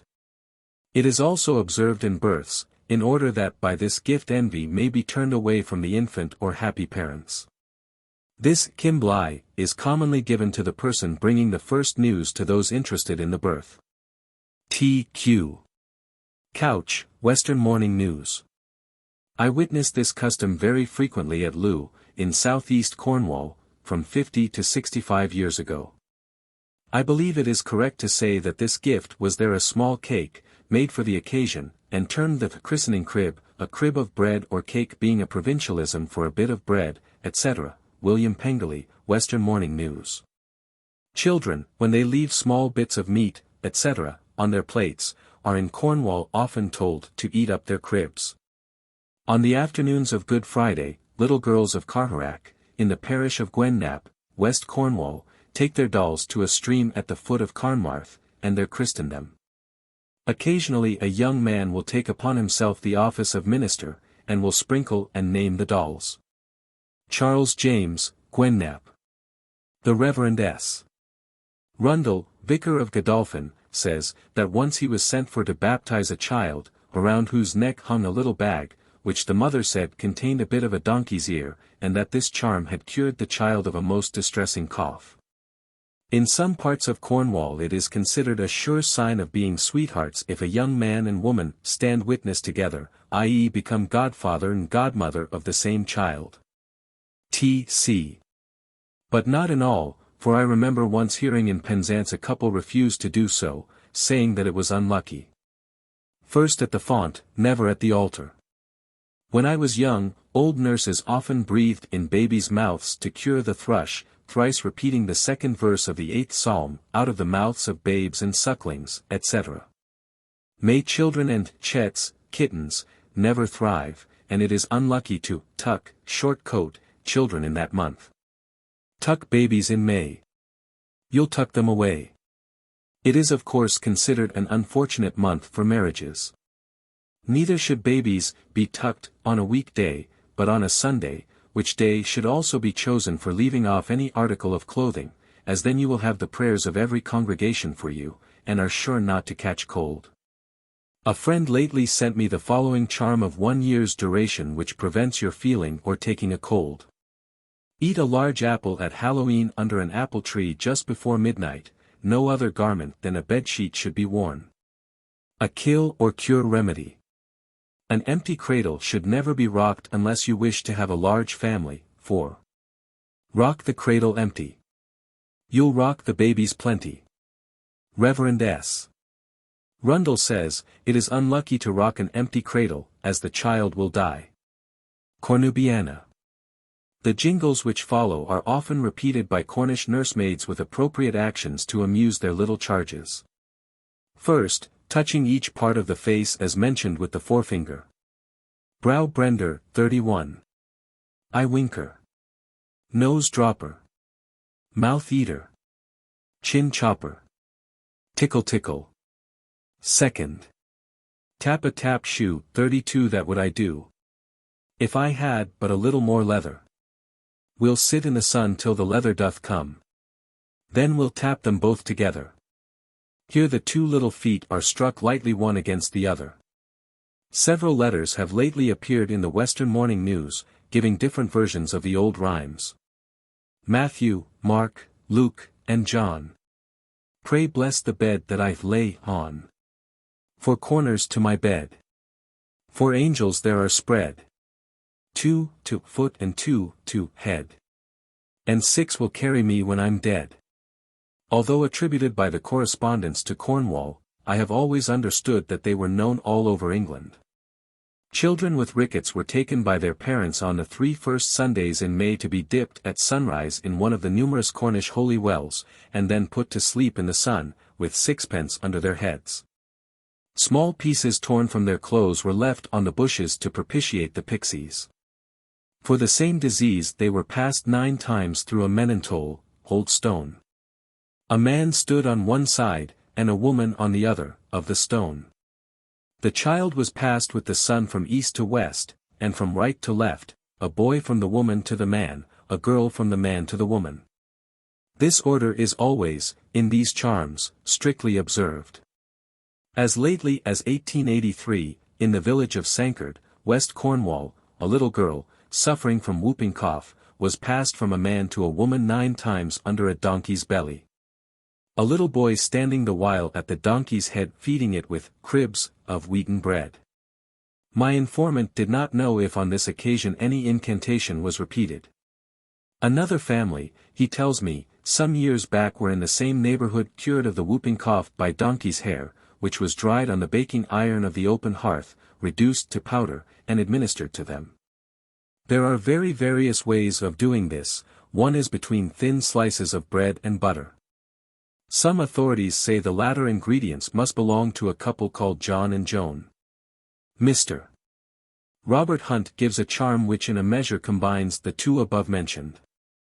The child must be passed naked 9 times over the back and under the belly of a female donkey.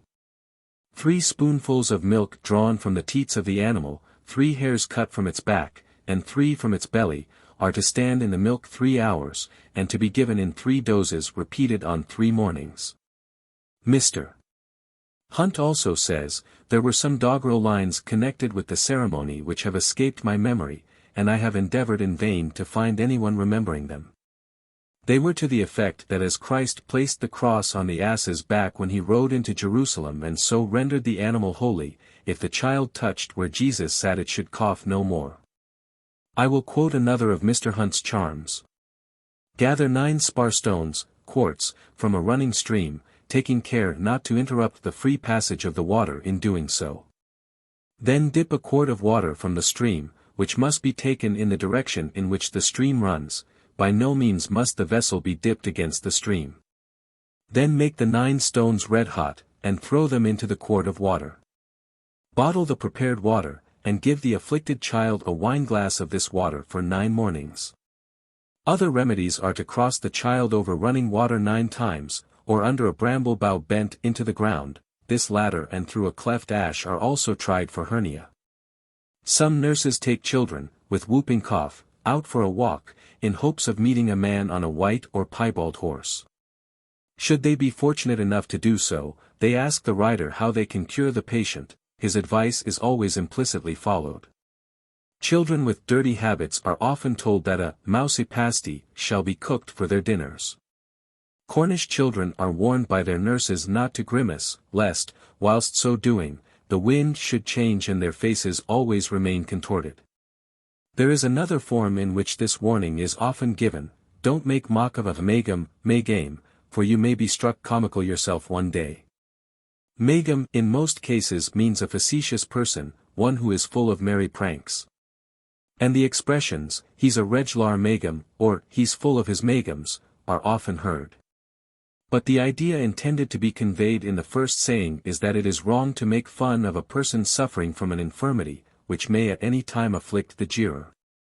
The puritanical notion of Sunday lingers in the belief in Cornwall that it is unlucky to use a scissors on that day, even to cut your nails. You must cut them on Monday, before your fast you break. And you'll have a present in less than a week. Children here are pleased to see gifts, white spots, on their thumb nails, as gifts on the thumb are sure to come. But gifts on the finger are sure to linger. Occasionally white spots on the 5 fingers are named as follows: a gift, a friend, a foe, a true lover, a journey to go.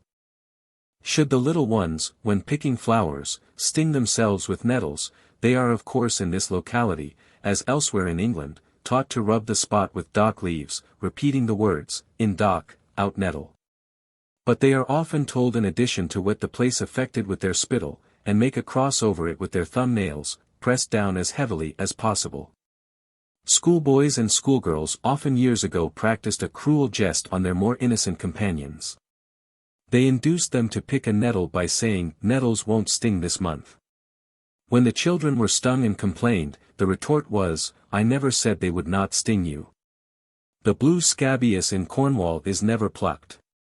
It is called the devil's bit, and the superstition is handed down from one generation of children to another that, should they transgress and do so, the devil will appear to them in their dreams at night. But anyone who wishes to dream of the devil should pin 4 ivy leaves to the corners of his pillow. Flowers plucked from churchyards bring ill luck, and even visitations from spirits on the plucker. Wrens and robins are sacred in the eyes of Cornish boys, for hurt a robin or a wran. Never prosper, boy nor man. A groom who had, when a lad, shot a robin and held it in one of his hands told me that it shook ever after. But they always chase and try to kill the first butterfly of the season, and, should they succeed, they will overcome their enemies, I suppose, in football, etc.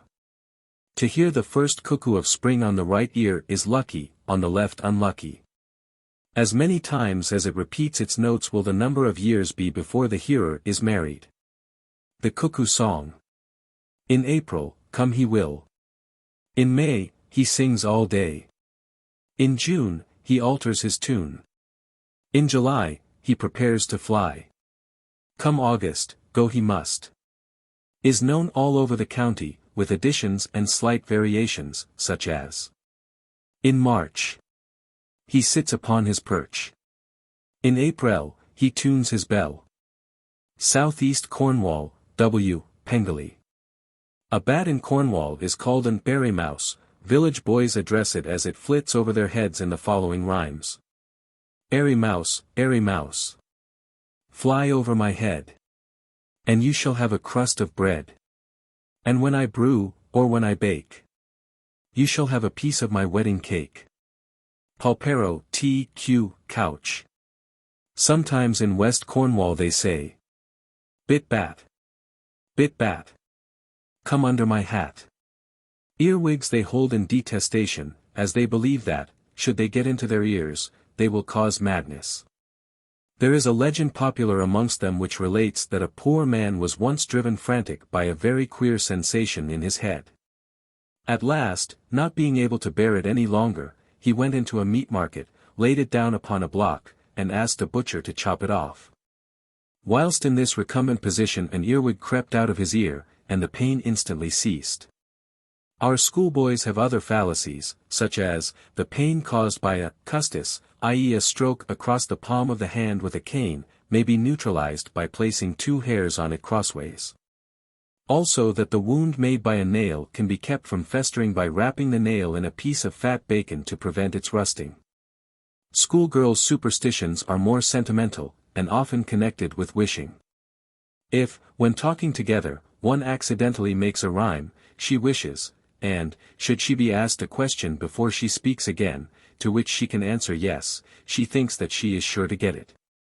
When an eyelash falls out its owner puts it on the tip of her nose, wishes and blows at it, should she blow it off, she will have her wish. Should she by chance hear a dog dreaming, she stands up, puts a foot on each side of it, and then wishes. Years ago one gravely told me that if I wanted to know a dog's dreams I must throw a pocket handkerchief over it when sleeping and keep it there until it awoke, then, before getting into bed, put it under my pillow, and I should have the same dream. Dreams in Cornwall are always said to go by contraries. If you dream of the dead you will hear tell of the living, etc. To dream anyone is kissing you is a sign of deceit. Of fruit out of season, trouble without reason. A Friday's dream on Saturdays told is sure to come true, be it ever so old. To see if a friend loves her, a Cornish girl pulls out a hair from her friend's head, and then tries to suspend it by the root from the palm of her own hand. If this can be done the test is successful. When a little older there are many ways in which our maidens try for their sweethearts. A few of the rules prescribed for these rites, which have been handed down from generation to generation, may be worth transcribing. Draw a bracken fern, cut it at the bottom of the stalk, there you will find your lover's initials. Take an apple pip between the forefinger and the thumb, flip it into the air, saying, North, South, East, West, tell me where my love doth rest, and watch the direction in which it falls. Go into the fields at the time of the new moon and pluck a piece of herb yarrow, put it when going to bed under your pillow, saying, Good night, fair yarrow. Thrice good night to thee. I hope before tomorrow's dawn my true love I shall see. If you are to be married, your sweetheart will appear to you in your dreams. Look out of your bedroom window on St. Valentine's morn, note the first man you see, and you will marry the same, or one of the name. To lose your apron or your garter shows that your lover is thinking of you. 3 candles burning at the same time is the sign of a wedding, and the girl who is nearest to the door, the cupboard, and the shortest candle, will be married first. When 2 people accidentally say the same thing at the same time, the one who finishes first will be married first. There are a great number of omens similar to these last, equally stupid, and not worthy of notice. Friday is a cross day for marriage, and, if you marry in Lent you'll live to repent. Should you in marrying change the name, and not the letter, you'll change for the worse, and not for the better. But it is lucky if your initials form a word. The young men of a place, when they know that a person is paying attention to a girl or woman, seize hold of him, place him in a wheelbarrow, in which they wheel him up and down until they are tired. When they upset him on the nearest pile or in a pond. This is called riding in the one-wheel coach, and to say that a man has ridden in the one-wheel coach, is tantamount to the expression that he has gone a-courting. Reverend S. Rundle, Transactions Penzance Natural History Society, etc. 1885 to 1886. When a younger sister marries first, the elder is said to dance in the brus, short twigs of heath or furze, from an old custom of dancing without shoes on the furze prickles which get detached from the stalk. Only old maids can rear a myrtle, and they will not blossom when trained against houses where there are none. It is considered extremely unlucky here to break or lose your wedding ring, also for a wedding cake to crack after baking. A lady told me of one made for a couple she knew, which fell to pieces when taken out of the oven. Before the wedding day came, the bride had sickened of some disorder, was dead, and buried. A hole in a loaf, too, foretells a separation in a family. And to turn one upside down on a table wrecks a vessel. If a hare cross the path of a wedding party, the bride or bridegroom will die within 7 years. Reverend S. Rundle, Cornubiana. A young woman who has been 3 times a bridesmaid will never be a bride. It was an old custom, religiously observed until lately in Zenner and adjacent parishes on the north coast of Cornwall, to waylay a married couple on their wedding night and flog them to bed with cords, sheepspans, or anything handy for the purpose, believing that this rough treatment would ensure them happiness and the heritage and gift that cometh of the Lord, of a numerous family. At more modish weddings the guests merely entered the bridal chamber, and threw stockings in which stones or something to make weight were placed, at the bride and bridegroom in bed. The first one hit of the happy pair betokened the sex of their firstborn. Bottrell. Should there be a great discrepancy between the ages of the bride and bridegroom, or the marriage of a couple in any way be a matter of notoriety, they are in West Cornwall on their wedding night often treated to a shallal. A serenade on tin kettles, pans, marrowbones, and any great noise in this part of the county is described as being a reglar shallal. In olden times, in fact the custom is not quite discontinued at the present day, for I heard a whisper of one having taken place in a small fishing village 2 years ago. Married people accused of immorality were in Cornwall punished by a riding. I will give the description of one by Mr. T. Q. Couch. A cart was got, donkeys were harnessed in, and a pair personating the guilty or suspected were driven through the streets, attended by a train of men and boys. At Polperro, East Cornwall, the attendants acted as trumpeters. The bullocks' horns used by the fishermen at sea for fog or night signals were always available for the purpose.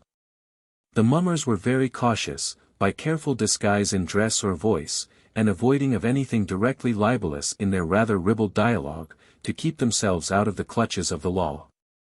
I remember one writing when an old rusty cannon of the smuggling period was waked up from its long quiet for service for the occasion, and bursting, led to the mutilation of several and the death of one.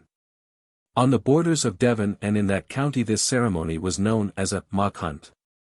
A lock of hair hanging down over the forehead is in Cornwall called a widow's lock. And children are still here told when it falls down, to shed their hair back out of their eyes. A foolish warning says, "Go through a gate when there's a stile hard by. You'll be a widow before you die." The sudden appearance of rats or mice in Cornish houses is said to be a certain forerunner of sickness and death. Many curious tales are told in confirmation of this superstition. One I particularly remember was in connection with a young man who was killed on the West Cornwall Railway. After the accident, they vanished as quickly as they came. It is also considered to be very unlucky for a bird to perch on the windowsill of a sick person's room. Farewell then to all chances of recovery. And strange birds coming into a house, especially a robin through the back door, foretell the death of someone in it, or connected with the family. I was once where a little child lay dying, a small brown bird sang on the windowsill. The nurse told me that it was waiting to carry away the child's soul. But when a flea bites a sick person he is sure not to be dangerously ill, as it is well known that they never bite those who have had their death stroke. The superstitions that you cannot die easily on pillows stuffed with wild birds' feathers, and that life goes out with the tide, are as current here as in other places. Death in Cornwall is often spoken of as going round land, and gone dead is a common idiom. A threat to kill is occasionally conveyed in the words, "I will give you your quietus." In some cases it is supposed that life may be restored after death if when the breath stops the body be violently shaken. When a member of a family dies, his death it is said will bring two others with it. 33 From the idea that one misfortune never comes alone. A Cornish country vicarage was lately startled by the tolling at an unwonted hour of the church bell. On sending to ascertain the cause of the disturbance, an old inhabitant was found in the belfry, who had been engaged in the absence or illness of the usual sexton to dig the grave.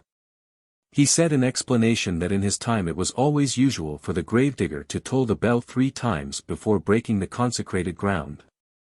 J.H.C. Notes and Queries, 5th Series, Volume 2, August, 1874.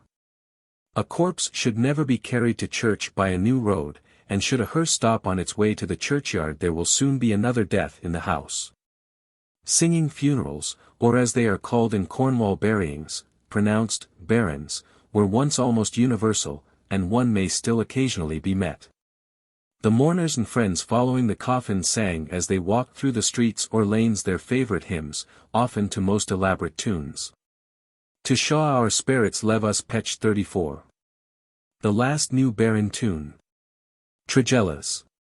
Few people in old days were buried on the north side of a church. Flowers and shrubs planted in Cornish churchyards are never plucked, from the fear that the spirits of the departed will at night visit the desecrator. Should an urn found in a barrow be taken into a house, the person whose ashes it contained will haunt it. It must be broken up and the pieces hidden. Crossroads, the former burying place of suicides, are after nightfall avoided, such spots being haunted, but if you have courage to go there at midnight and wish, you will get your wish. With a few general superstitions I shall bring this part to an end. It is unlucky in Cornwall to see the new moon first over the left shoulder, or through a window, especially if the day should happen to be a Friday. To ensure good luck on your first sight of her, you should curtsy, spit on your money and turn it in your pocket. A man well paid for any chance job early in the day calls it here a hansel, and spits on the money for good luck. If you particularly desire anything, look at the new moon and wish before you speak. You may also wish when you see a falling star, and if you can succeed in framing it before it disappears your wish will be granted. Seeing the new moon in the old moon's arms is a sign of a change in the weather, so is a star passing over it. The change will be for the worse if the moon goes over the star. Herbs for drying must be gathered at full moon. Winter fruit picked and stored at full moon, not to lose its plumpness. Timber should be felled on the bathing of the moon, because the sap is then down, and the wood will be more durable. Bottrell. Card table superstitions: good luck in cards, bad luck in a husband, or wife. A shuffling cut is good for the dealer. 1 2 3 4 played in succession kiss the dealer. To cut an honor for the trump card is unlucky, for, when quality opens the door there is poverty behind, but, good luck lurks under a black deuce, it should be touched by the cutter. Superstitions connected with the body: a twitching in the eyelid is lucky, but you must not say when it comes nor when it goes. Right eye itching, a sign of laughter, but left over right, you'll cry before night. Right cheek burning, someone praising you; left one, abusing, a knot tied in the apron string will cause the slanderer to bite his or her tongue, but left or right are both good at night. If the cheek burns, someone is talking scandal of you. I have often heard the line spoken. Right cheek. Left cheek. Why do you burn? Cursed be she that doth me any harm. If she be a maid, let her be stayed. If she be a widow, long let her mourn. But if it be my own true love, burn, cheek, burn. T. Q. Couch. Nose itching, you will be kissed, cursed, or vexed, or shake hands with a fool. Right hand itching, someone will pay or give you money, but the left you will be the payer. In regard to the former, if you rub it on wood, it will be sure to come good. Sneeze on Sunday morning fasting. Enjoy your true love for everlasting. On every other morning it is lucky to sneeze once before breakfast, but not twice.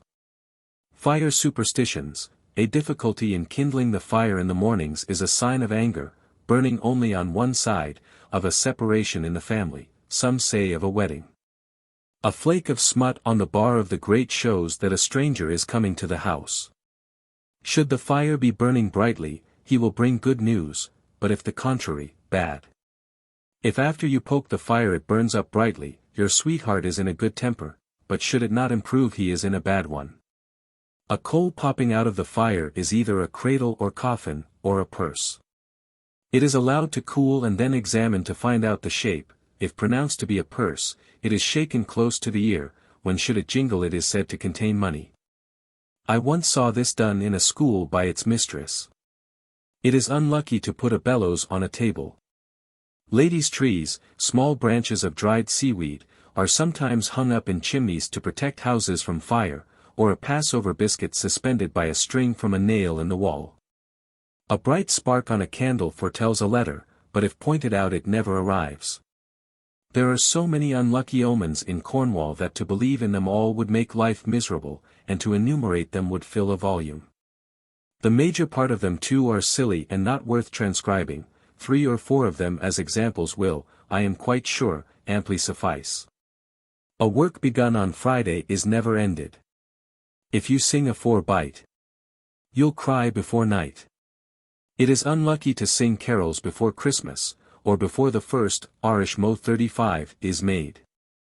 Also, to scat 36 hands before Christmas, i.e., beat them for warmth. It is unlucky to pour out water or any other liquor backhanded. It is unlucky to lend, or say thank you for a pin. And if you see a pin, and pass it by, you'll want a pin before you die. It is unlucky to mend your clothes on you, for then you will never grow rich. It is unlucky to wear a hole in the bottom of a shoe, for a hole in the sole. You'll live to spend whole. Servants who come to their places after noon never stay, etc., etc. Cornish Games. Many old games worth recording are still played by Cornish children, out of doors in summer, indoors in winter, and at their numerous school treats. To those common elsewhere, other names in Cornwall are often given, and different words sung. Some well known 35 years ago, now, 1890, live only in the memory of those who were children then, or linger in a very fragmentary state in some remote country districts. Such as, here come 3 dukes a-riding. To play this the children were divided into 2 parties. In the first were only the 3 dukes. In the second the other players, who stood in a long line, linked hand in hand, facing them, the mother in the middle, with her daughters ranged according to size on each side of her. One duke was chosen as spokesman, and he began the following dialogue, which was sung. The party singing advanced and retreated, whilst the others stood still. Here comes 3 dukes a-riding, a-riding. Here comes 3 dukes a-riding, to court your daughter Jane. My daughter Jane is yet too young to bear your silly, flattering tongue. Be she young or be she old, she for her beauty must and shall be sold. So fare thee well, my lady gay. We'll take our horse and ride away, and call again another day. Come back, you Spanish knight, and clean your spurs, they are not bright. My spurs are bright as rickety rock and richly wrought. And in this town they were not bought. And in this town they shan't be sold. Neither for silver, copper, nor gold. So fare thee well, etc. Come back, you Spanish jack or coxcomb. Spanish jack or coxcomb is not my name. I'll stamp my foot, stamps, and say the same. So fare thee well, etc. Come back, you Spanish knight, and choose the fairest in your sight. The dukes retired, consulted together, and then selected one, singing. This is the fairest I can see. So pray young damsel walk with me. When all the daughters had been taken away, they were brought back to their mother in the same order, the dukes chanting. We've brought your daughter, safe and sound. And in her pocket £1,000. And on her finger a gay gold ring. We hope you won't refuse to take her in. I'll take her in with all my heart. For she and me were loath to part. The Reverend S. Rundle, vicar of Godolphin, near Helston, saw some children lately in his neighbourhood playing a portion of this game, when to Here comes 3 dukes a-riding, they added, my rancy, dancy dukes. Mr. Halliwell Phillips, in his Nursery Rhymes and Tales of England, has published 3 versions of it, but the game as played in Cornwall has some additional couplets. Pray, pretty miss. For this, quite, I think, a thing of the past, the children, a boy and girl alternately, formed a ring. One stood in the middle holding a white handkerchief by 2 of its corners. If a boy he would single out one of the girls, dance backwards and forwards opposite to her, and sing. Pray, pretty miss, will you come out? Will you come out? Will you come out? Pray, pretty miss, will you come out? To help me in my dancing? If the answer were no, spoken with averted head over the left shoulder, the rhyme ran. Then you are a naughty miss. Then you are a naughty miss. Then you are a naughty miss. Won't help me in my dancing. Occasionally 3 or 4 in turn refused. When the request was granted the words were changed to. Now you are a good miss. Now you are a good miss. Now you are a good miss. To help me in my dancing. The handkerchief was then carefully spread on the floor, the couple knelt on it and kissed, the child formerly in the middle joined the ring, and the other took his place, or if he preferred it, remained in the center. In that case the children clasped hands and sang together. Pray, pretty miss, or sir, etc. The last to enter the ring had always the privilege of selecting the next partner. In all these childish games, to prevent disputes, and decide who shall be middleman, hide first, etc. One or other of the following formulae is always recited by the eldest of the party, who as he repeats the words points with his forefinger at each player in succession until he comes to the end of the rhyme. The person then indicated goes out. Visery, vasery, voser vem. Tisery, tasery, tosery tem. Hiram, gyrum, cockrem, spirem. Poplar, rollin, gem. There stands a pretty maid in a black cap. If you want a pretty maid in a black cap, please to take she. East Cornwall. Een, mean, Mona, me. Pasca, Lara, Bona, or Bora, by. Elka, belk, bow. Eggs, butter, cheese, bread. Stick, stack, stone, dead. West Cornwall. To this latter there are several nonsensical modern additions. A game with a jingle somewhat like the first is played by children at Newlyn West, near Penzance, called Visi, Vasi, Vum. One child is blindfolded, the others hide something, and shout. Visi, Vasi, Vum. Buckaboo has come. Find if you can take it home. Visi, Vasi, Vum. A search is then made for the hidden object. When found the finder in his turn is blindfolded. After this digression I will give all the other forgotten games before describing those still played. Frisky, frisky, I was, and I was. Known elsewhere as, now we dance looby, looby, looby. To play it the children formed a ring and danced around, singing. Frisky, frisky, I was, and I was. A drinking of small beer. They then stopped suddenly and said, right arms in. All were extended towards the center of the circle. Right arms out. All wheeled round with arms outstretched in the contrary direction, shake yourselves a little and turn yourselves about. The circle was reformed, frisky, etc. Was repeated, and the game went on until all the different parts of the body had been named. Fool, fool, come to school. All the children in this game, except one who left the room, called themselves by the name of some bird, beast or fish. The child outside was brought in, and one chosen as schoolmaster said. Fool! Fool! Come to school. And find me out though. Giving the assumed name of one of the players. If the fool fixed on the right person, he stayed in and the other went out, which of course involved renaming. But if he made a mistake they all cried out. Fool! Fool! Go back to school. And learn your letters better. He retired, pretended to knock his head against the door, and returned, when he was again asked in the same words to name some other player.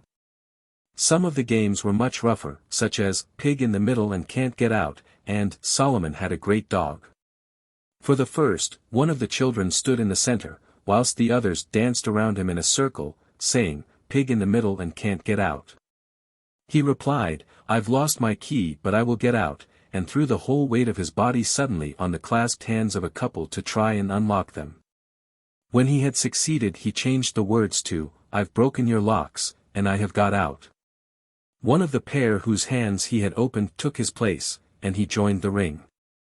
For the second, the players knelt in a line, the one at the head, in a very solemn tone, chanted, Solomon had a great dog. The others answered in the same way, just so, this was always the refrain. Then the first speaker made 2 or 3 more ridiculous speeches, ending with, and at last this great dog died, and fell down, giving at the same time a violent lurch against his next neighbor, who, not expecting it, fell against his. And so on to the end of the line. Scat, Cornish for, slap. A paper knife, or thin slip of wood, was placed by one player on his open palm. Another took it up quickly, and tried to scat his opponent's hand before he could draw it away. Sometimes a feint of taking the paper knife was made 3 or 4 times before it was really done. When the scat was given, the scatter, in his turn rested the knife on his palm. Hole in the wall. A person, who did not know the trick, was blindfolded, another stood in the corner of the room with his mouth open. The forefinger of the blindfolded player was carefully guided around the walls of the room to find the hole, until at last it was put into the open mouth, when it was sharply bitten. Malaga, Malaga raisins, a forfeit game. The players sat in a circle. One acquainted with the trick took a poker in his right hand, made some eccentric movements with it, passed it to his left, and gave it to his next neighbor on that side, saying, Malaga, Malaga raisins, very good raisins I vow. And told him to do the same. Should he fail to pass it from right to left, when he in his turn gave it to his neighbor, without being told where the mistake lay he was made to pay a forfeit. She said, and she said. This required a confederate, who left the room. The other in the secret asked a person inside to whisper to him whom she, or he, loved, then called in his companion, and the following dialogue was carried on. She said, and she said. And what did she say? She said that she loved. And whom did she love? Suppose she said she loved? No. She never said that, whatever she said. An indefinite number of names were mentioned before the right one. When that came, to the surprise of the whisperer, the answer was yes. She said that. The secret was very simple, the name of a widow or widower was always given before that whispered. The two next are played everywhere, but the words I believe are peculiar to Cornwall. Drop the handkerchief. This is much too common to require a description. I will therefore only give the doggerel, which is recited by the holder of the handkerchief as he walks around the ring. I sent a letter to my love. I carried water in my glove. And by the way I dropped it. I did so. I did so. I had a little dog that said, bow. Wow. I had a little cat that said, meow. Meow. Shan't bite you, shan't bite you. Shall bite you. Throws the handkerchief, and chases the girl. How many miles to Babylon? To this game, known elsewhere as, thread the needle, the following lines are chanted. How many miles to Babylon? 70. Can I get there by candlelight? Yes. If your legs are long and straight. Then open your gates as high as the sky. And let King George and all his troops pass by. Rules of contrary. For children hold a handkerchief by the four corners, one moves a finger over it saying, as fast as possible. Here I go round the rules of contrary. Hopping about like a little canary. When I say, hold fast, leave go. When I say, leave go, hold fast. Any player making a mistake pays a forfeit. Lady Queen Anne. A very pretty version of this old English game is often played at juvenile parties in Cornwall. One child is chosen to remain in the room, whilst the others go outside and consult together as to whom shall hold the ball, some small thing. They then troop in, with their hands either hidden under the skirts of their dresses, or clasped in such a way that Lady Queen Anne, by looking at them, cannot tell which has it. All repeating. Here come we to Lady Queen Anne. With a pair of white gloves to cover our hand. As white as a lily, as fair as the rose. But not so fair as you may suppose. Turn, ladies, turn. Whirl round. The more we turn the more we may. Queen Anne was born on Midsummer Day. The king sent me 3 letters, I never read them all. So pray, miss, deliver the ball. Should she have guessed correctly, all the party curtsy, and say, the ball is yours and not ours. You must go to the garden and gather the flowers. And the child who had the ball takes the queen's seat, whilst she retires with the others. But should she have made a mistake, the same party go out again, saying as they curtsy, the ball is yours and not ours. Repeat, we, etc. Mr. Halliwell Phillips, in his book before quoted, has shorter versions of this, with different rhymes. Another game which has descended from generation to generation is Old Witch. The children chose from their party an old witch, who is supposed to hide herself, and a mother. The other players are the daughters, and are called by the names of the week. The mother says that she is going to market, and will bring home for each the thing that she most wishes for. Upon this they all name something. Then, after telling them upon no account to allow anyone to come into the house, she gives her children in charge of her eldest daughter Sunday, and goes away. In a moment, the witch makes her appearance, and asks to borrow some trifle. Sunday at first refuses, but, after a short parley, goes into the next room to fetch the required article. In her absence the witch steals the youngest of the children, Saturday, and runs off with her.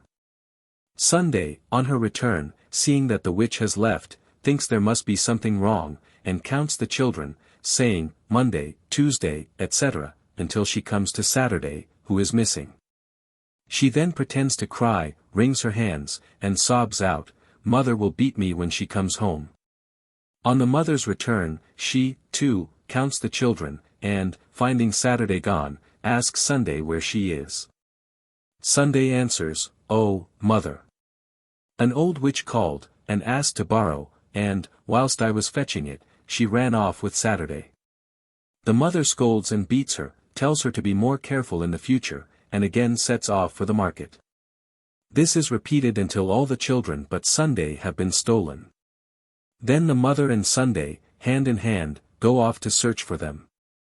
They meet the old witch, who has them all crouching down in a line behind her. "Mother. Have you seen my children?" "Oh, W. Yes. I think, by Eastgate." The mother and Sunday retire, as if to go there, but, not finding them, again return to the witch, who this time sends them to Westgate, then to Southgate and Northgate. At last one of the children pops her head up over the witch's shoulder, and cries out, "Here we are, mother." Then follows this dialogue. I see my children, may I go in?" "Oh, W. No. Your boots are too dirty." I will take them off." "Oh, W. Your stockings are too dirty." I will take them off." "Oh, W. Your feet are too dirty." I will cut them off." "Oh, W. Then the blood will stream over the floor." The mother at this loses patience, and pushes her way in, the witch trying in vain to keep her out. She, with all her children, then chase the witch until they catch her. When they pretend to bind her hand and foot, put her on a pile, and burn her, the children fanning the imaginary flames with their pinafores. Sometimes the dialogue after, "Here we are, mother," is omitted, and the witch is at once chased. Mr. Halliwell Phillips calls this the "game of the gypsy," and gives some rhymes to which it is played, but I have never heard them in this county. The next, a game quite unknown to me, I took down from the lips of a little girl in West Cornwall, in 1882, who told me it was a great favourite with her and her playmates. Ghost at the Well. One of the party is chosen for ghost, if dressed in white so much the better, she hides in a corner, the other children are a mother and daughters.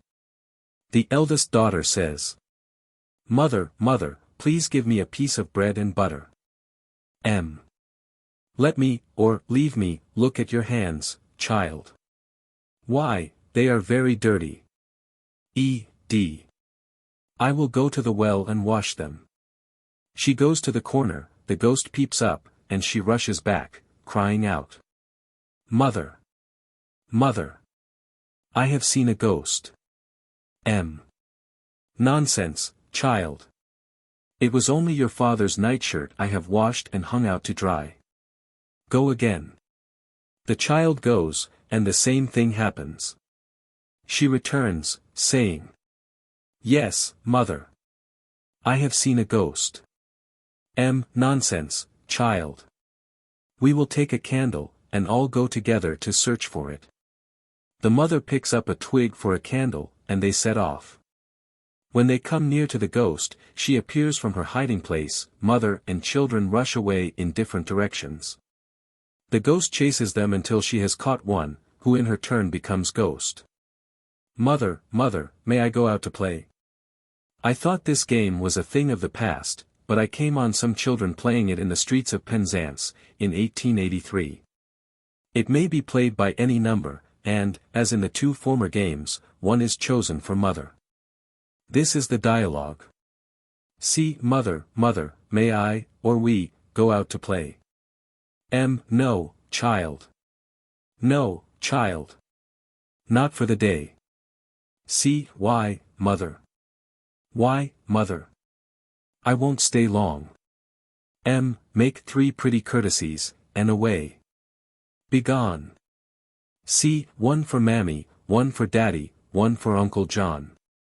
The child, as she mentions the names, spreads out the skirts of her dress and courtesies, after which she retires to a little distance, and then returns. Where, child? Where, child? Have you been all the day? C. Up to Granny's. What have you been doing there? The answer to this is often, washing doll's clothes, but anything may be mentioned. What did she give you? The reply is again left to the child's fancy. Where's my share? C. The cat ate it. What's in that box, mother? Tuppence, my child. C. What for, mother? To buy a stick to beat you, and a rope to hang you, my child. The child at this tries to snatch at the box, the mother chases her until she has caught her, when there are several children, until she has caught one, she then pretends to beat her. And puts her hands around her neck as if she were going to hang her. Here I sit on a cold green bank.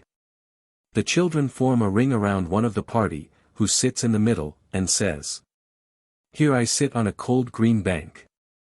On a cold and frosty morning. Then those in the circle dance round her, singing. We'll send a young man, or woman, to take you away. To take you away, to take you away. We'll send a young man to take you away. On a cold and frosty morning. Child. Pray tell me what his name shall be.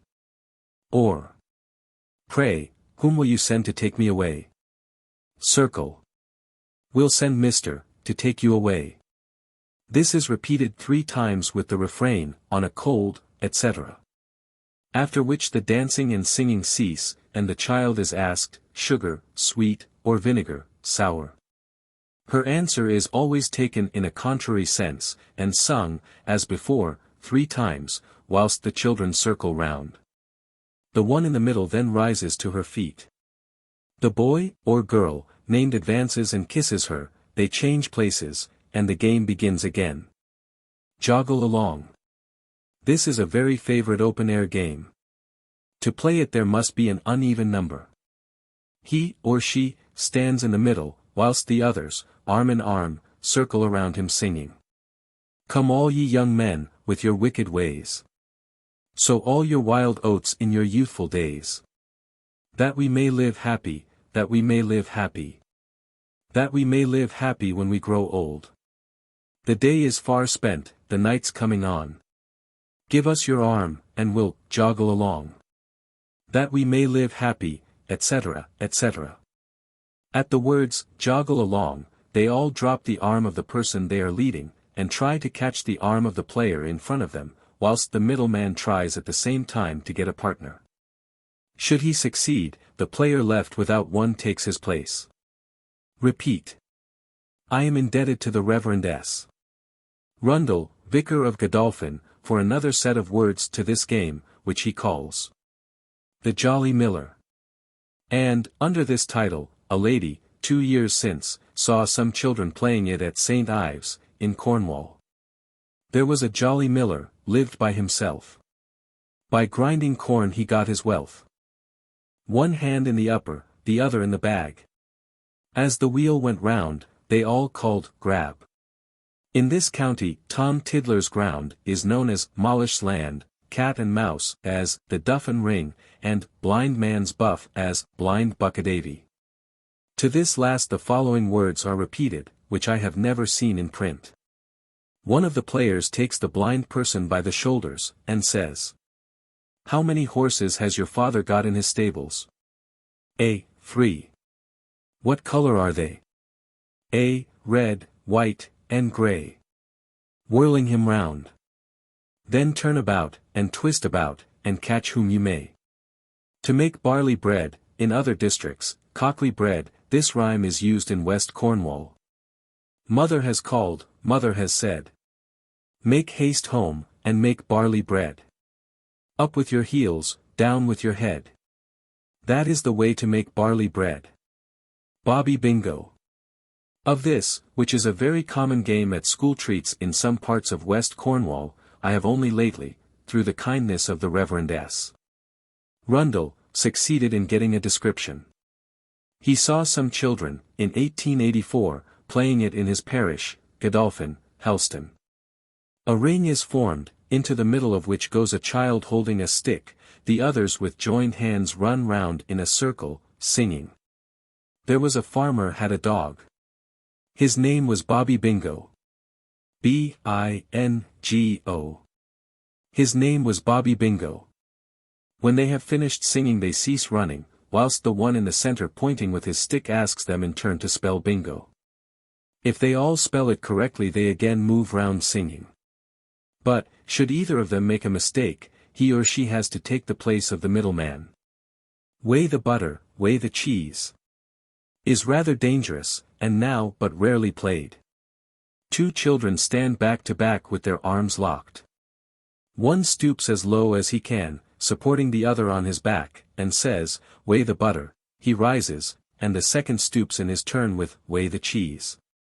The first repeats with, "Weigh the old woman." And it ends by the second, with, "Down to her knees." Libbity, libbity, libbity-lat. A game of a very different character, which pleases young children. The child stands before a hassock, and as if he were going upstairs puts on it first his right and then his left foot, gradually quickening his steps, keeping time to the words. Libbity, libbity, libbity-lat. Who can do this? And who can do that? And who can do anything better than that? This ends the games in which children of both sexes join. I must next give those exclusively for boys. I will begin by a very old one.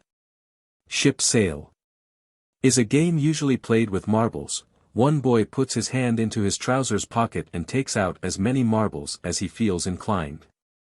He closes his fingers over them, and holds out his hand with the palm down to the opposite player, saying, "Ship sail, sail fast." How many men on board? A guess is made by his opponent. If less, he has to give as many marbles as will make up the true number, if more, as many as he said over. But should the guess be correct he takes them, and then in his turn says, "Ship sail," etc. Buck she, buck is another game of chance, and is generally played by three boys in the following way. One stands with his back to a wall, the second stoops down with his head against the stomach of the first boy, forming a back, the third jumps on it, and holds up his hand with the fingers distended, saying, "Buck she, buck, she buck." How many fingers do I hold up? Should the stooper guess correctly, they all change places and the jumper forms the back. Another and not such a rough way of playing this game is for the guesser to stand with his face towards a wall, keeping his eyes shut. Leapfrog is known in Cornwall as "leap the long mare," and there is a curious variation of it called accroché. A cap or small article is placed on the back of the stooping boy by each in turn as he jumps over him. The first as he jumps says accroché, the second achete, the third ashflay, and the last lament, lament, lalimans, or lalinas, war. The boy who in jumping knocks off either of the things has to take the place of the stooper. Bucky how. For this the boys divide into sides, one stops at home, the other goes off to a certain distance agreed on beforehand and shouts, "Bucky how." The boys, at home, then give chase, and, when they succeed in catching an adversary, they bring him home and there he stays until all on his side are caught, when they in turn become the chasers. Cutters and trucklers, smugglers. A remembrance of the old smuggling days. The boys divide into two parties. The trucklers try to reach some given point before the cutter catches them. Marble playing is a favorite recreation with the young fishermen in West Cornwall. Hits and towns are the common games. Boys who hit their nails are looked on with great contempt, and are said to fire kibby. When two are partners and one in playing accidentally hits the other's marble, he cries out, "No custance," meaning that he has a right to put back the marble struck. Should he fail to do so, it would be considered out of the game. To steal marbles is to straikie. To make ducks and drakes with a stone on the water is in Cornwall called tic-tac-mallard. Caw-caw. This game is, I believe, known in other counties as cobnut, but in Cornwall the boys give the name of victornut to the fruit of the common hazel, and play it to the words. Caw-caw. First blaw. Up hat. Down cap. Victor. The nut that cracks another is called a cock battler. Children under the title of cock battler, often in country walks, play a variation of cockhaw with the hoary plantain, which they hold by the tough stem about 2 inches from the head. Each in turn tries to knock off the head of his opponent's flower. Winky eye. A rural game, played in the spring. An egg taken from a bird's nest is placed on the ground, at some distance off, the number of paces having been previously fixed. Blindfolded, one after the other, the players attempt with a stick to hit and break it. Upa, Upa holy, pronounced Upa, Upa holly. When the writer was a boy, the following were the words used in the boys' game of fox hunting. When the hounds, the boys, were at fault, the leader cried, Upa, Upa holy. If you don't speak, my dogs shan't folly. East Cornwall. F. W. P. Yago, M.B., Plymouth. Boys here, as probably elsewhere, are very fond of hitting each other and then running away, shouting, Last blaw, never graw. For 7 years to come. The old Cornish game of hurling I have already described under the head of Feasten customs. Cricket, football, and lawn tennis are of course played in Cornwall. Tom Toddy. An old drinking game, now I expect known to but few.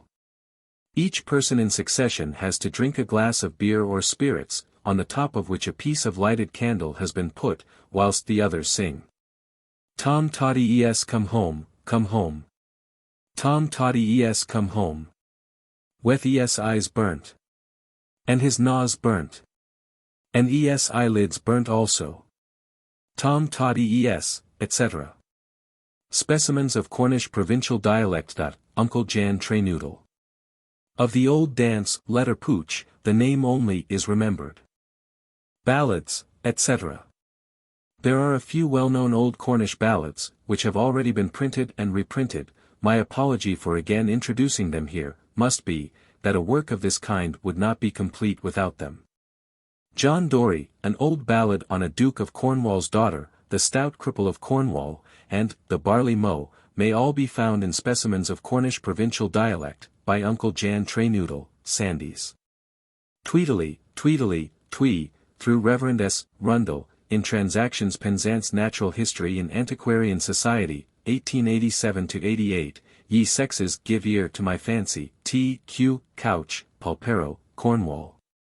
And, A Fox Went Forth One Moonshining Night, Edward Pole, in Notes and Queries, 1854, The Long Hundred, A Song of Numbers, W. Pengelly, Notes and Queries, 1873, When Shall We Be Married?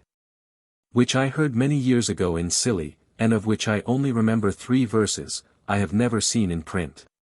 The Reverend S. Baring Gould, M.A., is now making a collection of the traditional ballads and songs of the west of England. Part 1 has been published. It contains Sweet Nightingale, said to be a favourite with the miners of Cornwall and Devon. This must be in North Cornwall, as the nightingale is unknown in the western part of the county, scared away, according to the country folk, by the sweet singing of its men and women. And The Hunting of Arsket of Tetcott, of which as it has been recast, I will only transcribe the first 4 lines. In the month of November, in the year 1652, 3 jolly fox hunters, all sons of the blue, came o'er from Pencarrow, not fearing a wet coat, to have some diversion, with Arsket of Tetcott, etc. Trelawney was for many years supposed to be a genuine old Cornish ballad, and as such was accepted and admired by several well-known literary men, but it was written by the late Reverend R. Hawker, Vicar of Morwenstow. Only the lines. And shall Trelawney die? Here's 20,000 Cornish men will know the reason why. Being ancient. John Dory. As it fell on a holy day, and upon a holy tide, John Dory brought him an ambling nag to Paris for to ride, And when John Dory to Paris was come, a little before the gate, John Dory was fitted, the porter was witted, to let him in thereat, The first man that John Dory did meet Was good King John of France a. John Dory could well of his courtesy. But fell down in a trance a. A pardon, my liege and my king. For my merry men and for me a. And all the churls in merry England. I'll bring them bound to thee a. And Nichol was then a Cornish man. A little beside Bowhide a. He manned him forth a goodly bark. With 50 good oars of a side a. Run up, my boy, into the main top. And look what thou canst spy a. Hoo, ho. Hoo, ho. A good ship do I see. I trow it be John Dory a. They hoist their sails both top and top. The mizzen and all was tried a. And every man stood to his lot. Whatever should betide a. The roaring cannons then were plied. And dub-a-dub went the drum a. The braying trumpets loud they cried. To courage both all and some a. The grappling hooks were brought at length. The brown bill and the sword a.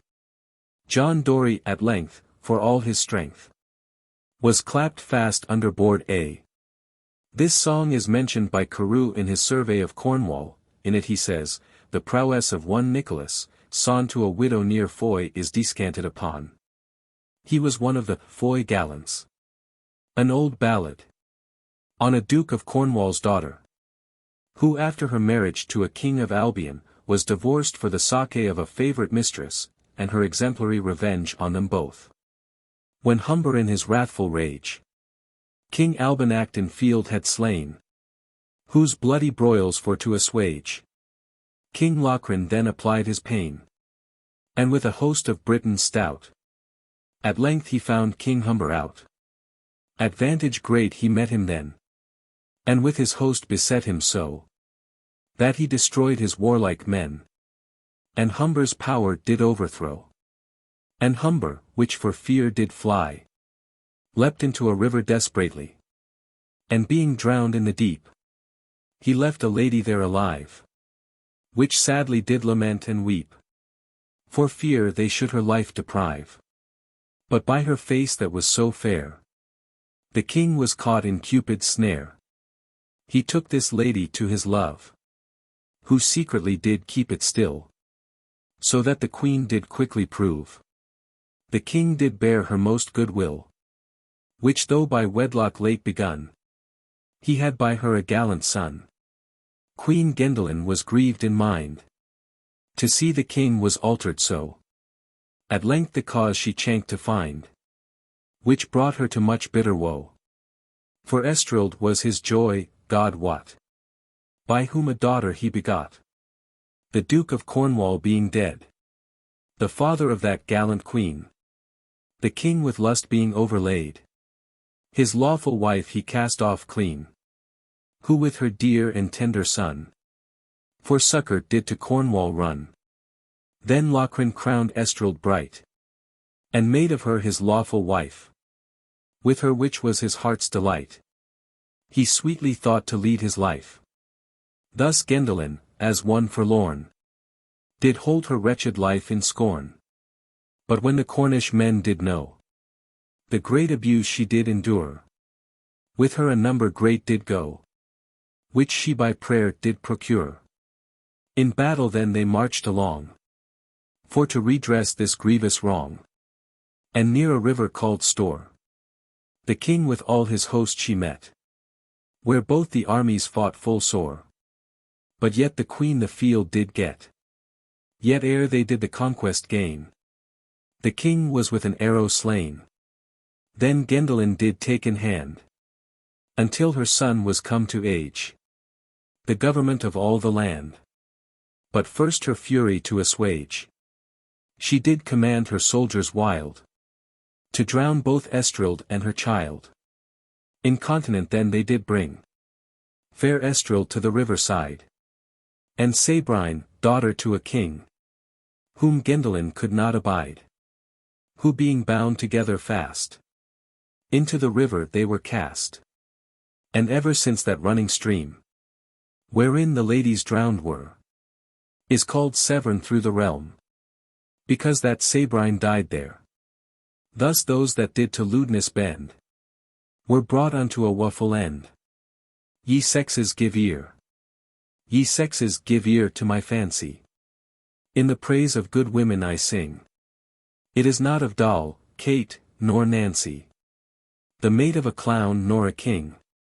Old Adam when he was created was lord of the universe round.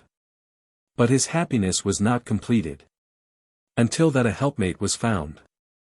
He had all things for food that was wanting, which give us content in this life. He had horses and foxes for hunting, which many love more than a wife. He'd a garden so planted by nature, as man can't produce in this life. But yet the all-wise great Creator saw still that he wanted a wife. Old Adam was laid in a slumber, and there he lost part of his side. And when he awoke, in great wonder, he beheld his most beautiful bride.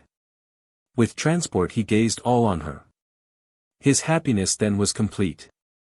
And he blessed the bountiful donor, who on him bestowed a mate.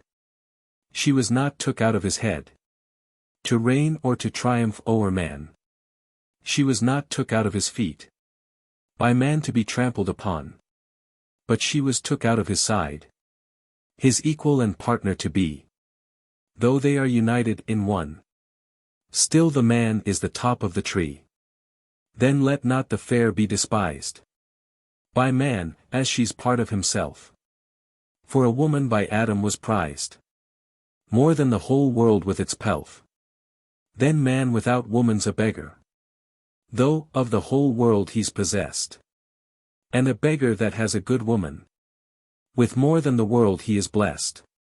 A fox went forth. A fox went forth one moonshining night, and he prayed to the moon to give him good light. For he'd many miles to trot that night, before he got home to his den oh. His den oh, his den oh. For he'd many miles to trot that night, before he got home to his den oh. And when he came unto a wood, as on his hinder legs he stood, a little bit of goose will do me good, before I get home to my den oh. My den oh, my den oh. So off he set to a farmer's yard. The ducks and the geese were all of them scared. The best of you all shall grease my beard, before I get home to my den oh. He seized the great goose by the neck, and flung it all across his back. The young ones cried out, quack, quack, quack. And the fox went home to his den oh. Old Mother Slipper-Slopper jumped out of bed. She opened the window and popped out her head. John! John! John! The great goose is dead, and the fox has gone home to his den oh. So John went up unto a hill, and blew his horn both loud and shrill. Says the fox, this is very pretty music, still. I'd rather be safe in my den oh. But when he came unto the den, where he had young ones, 9 and 10, crying out, Daddy Fox, you must go there again, for we think it's a lucky town oh. The fox and his wife they had such a strife. They never ate a better goose in all their life.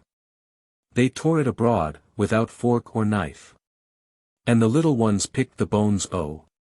Tweedly, tweedly, twee, North Cornwall. There was an old couple and they were poor. They lived in a house that had but one door. Tweedly, tweedly, twee. Now this old man went far from home, and left his old wife to stay at home. Tweedly, tweedly, twee. Now this old man came home at last, and found his door and windows fast. Tweedly, tweedly, twee. Ah, I've been sick whilst you've gone. If you'd been in the garden you could have heard me groan. Tweedly, tweedly, twee. And I'm sorry for that, cries he. And I'm sorry for that, cries he. Tweedly, tweedly, twee. Then pluck me an apple from yonder tree. That will I willingly do, cries he. That will I willingly do, cries he. Tweedly, tweedly, twee. Pop goes the ladder, and down goes he. And that's cleverly done, cries she. And that's cleverly done, cries she. Tweedly, tweedly, twee. When shall we be married? When shall we be married, Willie, my pretty lad? Tomorrow if you think it fit. Not before tomorrow, Willie, my pretty lad. Would you have me be married tonight? I should think the girl was mad. What shall we have for dinner, Willie, my pretty lad? Roast beef and plum pudding if you think it fit. Shan't we have anything else, Willie, my pretty lad? Would you have me to spend all my money? I should think the girl was mad. Who shall we have to dinner, Willie, my pretty lad? Father and mother, if you think it fit. Shan't we have anyone else, Willie, my pretty lad? Would you have me ask the king and queen? I should think the girl was mad. Sweet nightingale. My sweetheart, come along. Don't you hear the fond song? The sweet notes of the nightingale flow. Don't you hear the fond tale of the sweet nightingale, as she sings in the valley below? Pretty Betty, don't fail, for I'll carry your pail safe home to your cot as we go. You shall hear the fond tale of a sweet nightingale, as she sings in the valley below. Pray let me alone. I have hands of my own. Along with you, sir, I'll not go to hear the fond tale of the sweet nightingale, as she sings in the valley below. Pray sit yourself down with me on the ground, on this bank where the primroses grow. You shall hear the fond tale of the sweet nightingale, as she sings in the valley below. The couple agreed, and were married with speed, and soon to the church did they go. No more is she afraid for to walk in the shade, nor sit in those valleys below. The stout cripple of Cornwall, wherein is shewed his dissolute life and deserved death, of a stout cripple that kept the highway, and begged for his living all time of the day. A story I'll tell you that pleasant shall be. The cripple of Cornwall surnamed was he. He crept on his hands and his knees up and down, in a torn jacket and a ragged torn gown, for he had never a leg to the knee. The cripple of Cornwall surnamed was he. He was of a stomach courageous and stout, for he had no cause to complain of the gout. To go upon stilts most cunning was he, with a staff on his neck most gallant to see. Yea, no good fellowship would he forsake, were it in secret a horse for to take. His stool he kept close in a hollow tree, that stood from the city a mile, 2 or 3. Thus all the day long he begged for relief, and all the night long he played the false thief. For 7 years together this custom kept he, and no man knew him such a person to be. There were few graziers went on the way, but unto the cripple for passage did pay. And every brave merchant that he did descry, he emptied their purses ere they did pass by. The noble Lord Courtney, both gallant and bold, rode forth with great plenty of silver and gold, at Exeter there a purchase to pay. But that the false cripple the journey did stay. For why, the false cripple heard tidings of late, as he sat for alms at the nobleman's gate. This is, quoth the cripple, a booty for me, and I'll follow it closely as closely may be. Then to his companions the matter he moved, which their false actions before had proved. They make themselves ready, and deeply they swear, the money's their own before they come there. Upon his 2 stilts the cripple did mount, to have the best share it was his full account. All clothed in canvas down to the ground, he took up his place his mates with him round. Then came the Lord Courtney with 50 men, yet little suspecting these thieves in their den, and they perceiving them come to their hand, in a dark evening bid them to stand. Deliver thy purse, quoth the cripple, with speed. We be good fellows and therefore have need. Not so, quoth Lord Courtney, but this I'll tell ye. Win it and wear it, else get none of me. With that the Lord Courtney stood in his defence. And so did his servants, but, ere they went hence, 2 of the true men were slain in this fight. And 4 of the thieves were put to the flight. And while for their safeguard they run thus away, the jolly bold cripple did hold them in play. And with his pike staff he wounded them so, as they were unable to run or to go. With fighting the Lord Courtney was out of breath, and most of his servants were wounded to death. Then came other horsemen riding so fast, the cripple was forced to fly at the last. And over a river that run there beside, which was very deep, and 18 foot wide, with his long staff and his stilts leaped he, and shifted himself in an old hollow tree. Then throughout the city was hue and cry made, to have these thieves apprehended and stayed. The cripple he creeps on his hands and his knees, and in the highway great passing he sees. And as they came riding he begging doth say, "Oh give me 1 penny, good masters, I pray." And thus unto Exeter creeps he along, no man suspecting that he had done wrong.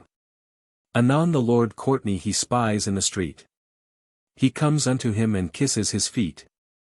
"God save your honour and keep you from ill, and from the hands of your enemies still." "Amen," quoth Lord Courtney, and therewith threw down unto the poor cripple an English crown.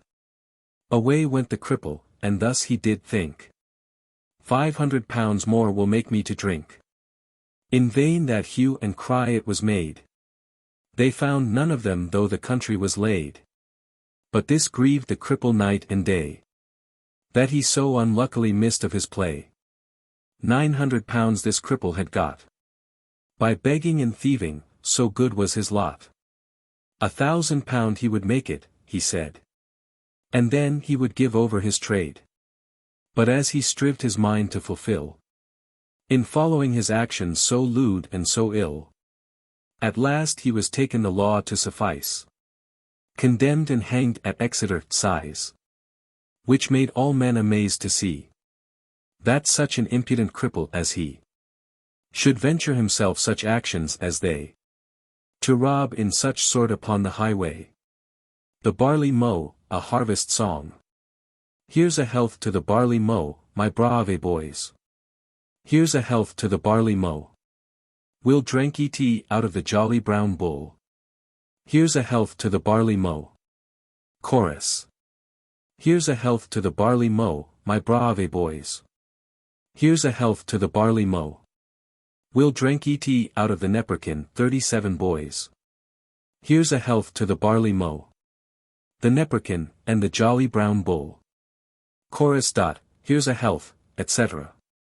We'll drink tea out of the quarter pint, boys.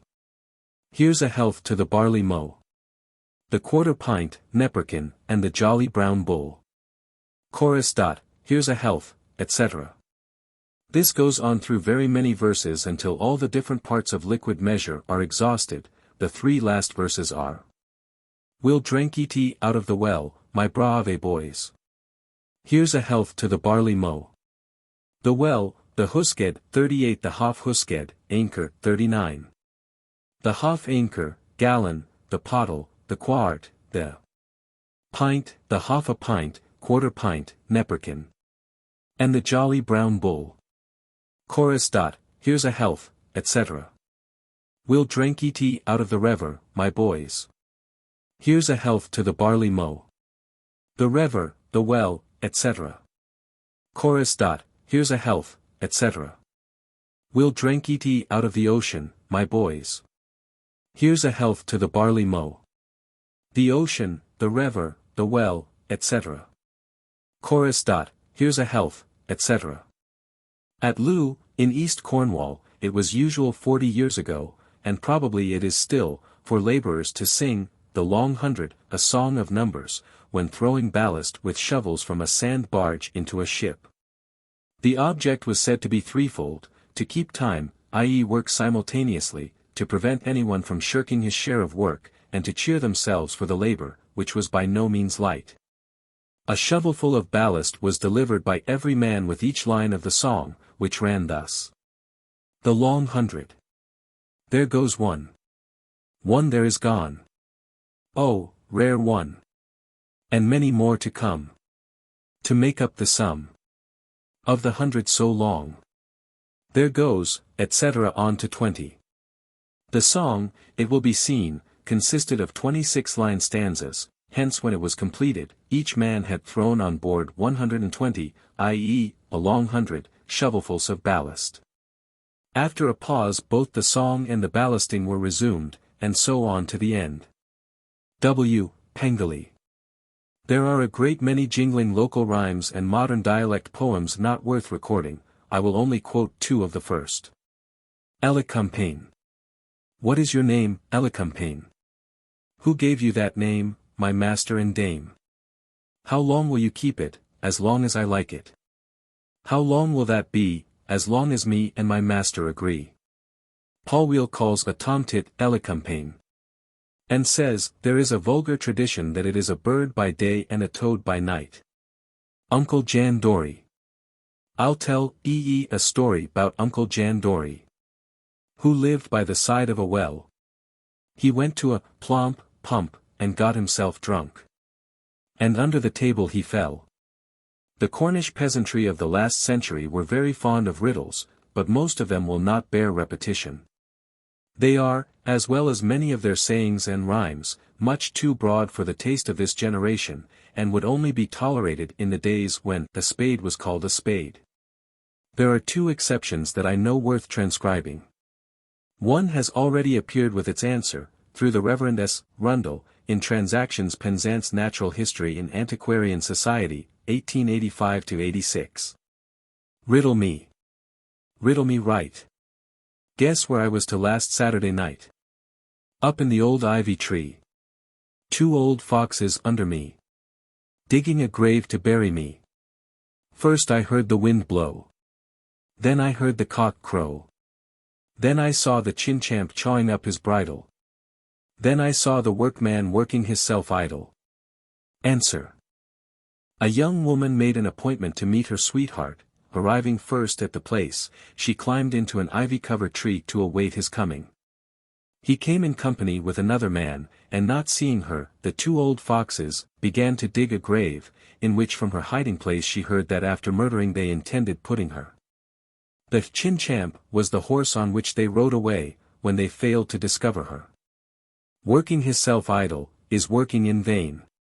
As I went over London Bridge, upon a cloudy day, I met a fellow, clothed in yellow. I took him up and sucked his blood, and threw his skin away. What was he? Answer. An orange. With a nonsensical acrostic on the word finus, well known in the beginning of this century, I must end this, I fear, long, rambling work. F. for Francis. I. for Jancis. N. for Nicholas Boney. I. for John the Waterman. S. for Sally Stoney. M. A. Courtney. Addenda. Helston Borough Bounds, page 20. At the close of this ceremony 11 dozen buns are thrown amongst the crowd to be scrambled for. One is always reserved for the mayor. Wells, page 65. Some wells in Cornwall, not holy, were famed for their wonderful virtues. I will mention 2. The water of the first, which was west of Penzance, was esteemed a sovereign cure for sore eyes. People from far and near visited it, and even carried away the water in bottles.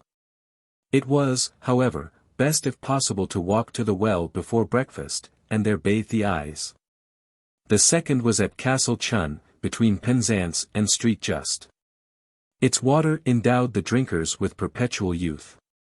Both have dried up within the last 50 years. Ghosts, page 99.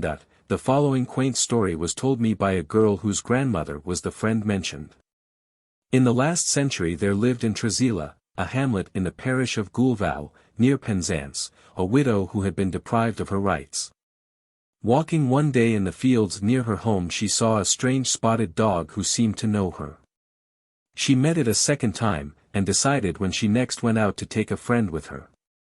Again she saw it, her friend did not, and said, "In the name of the Lord, speak to me." It changed into her husband, who told her to be ready at a certain time, when he would fetch her. Soon after, her friend being in the house, the woman, who was giving her children their supper, said, "The time is come, I must be gone." She then put on her sun-bonnet and went out. She was away about an hour, when she suddenly appeared with a great noise, as if someone had hurled her in through the door. Her story was that her husband had taken her up in his arms and carried her over the tree-tops as far as Ludgate Church, where he deposited her on the church stile, from whence she saw a great many spirits, some good and some bad. The latter wanted her to join them, but her husband bade her remain where she was. What they told her was never known, but by their aid she got back her rights. Then her husband bore her home again by the way they had come. But before he parted from her said, "I must take something from you, either your eyesight, or your hearing." She preferred losing the latter, and from that hour could never hear a word. One of her shoes that in her flight through the air had caught on a tree-top, 7 years after was placed on her windowsill. Farmer's Superstitions, page 141. If you can throw fire over a witch you will break the spell. Bleeding a white hen on a millstone prevents danger from the mill, for they say a mill will have blood every 7 years.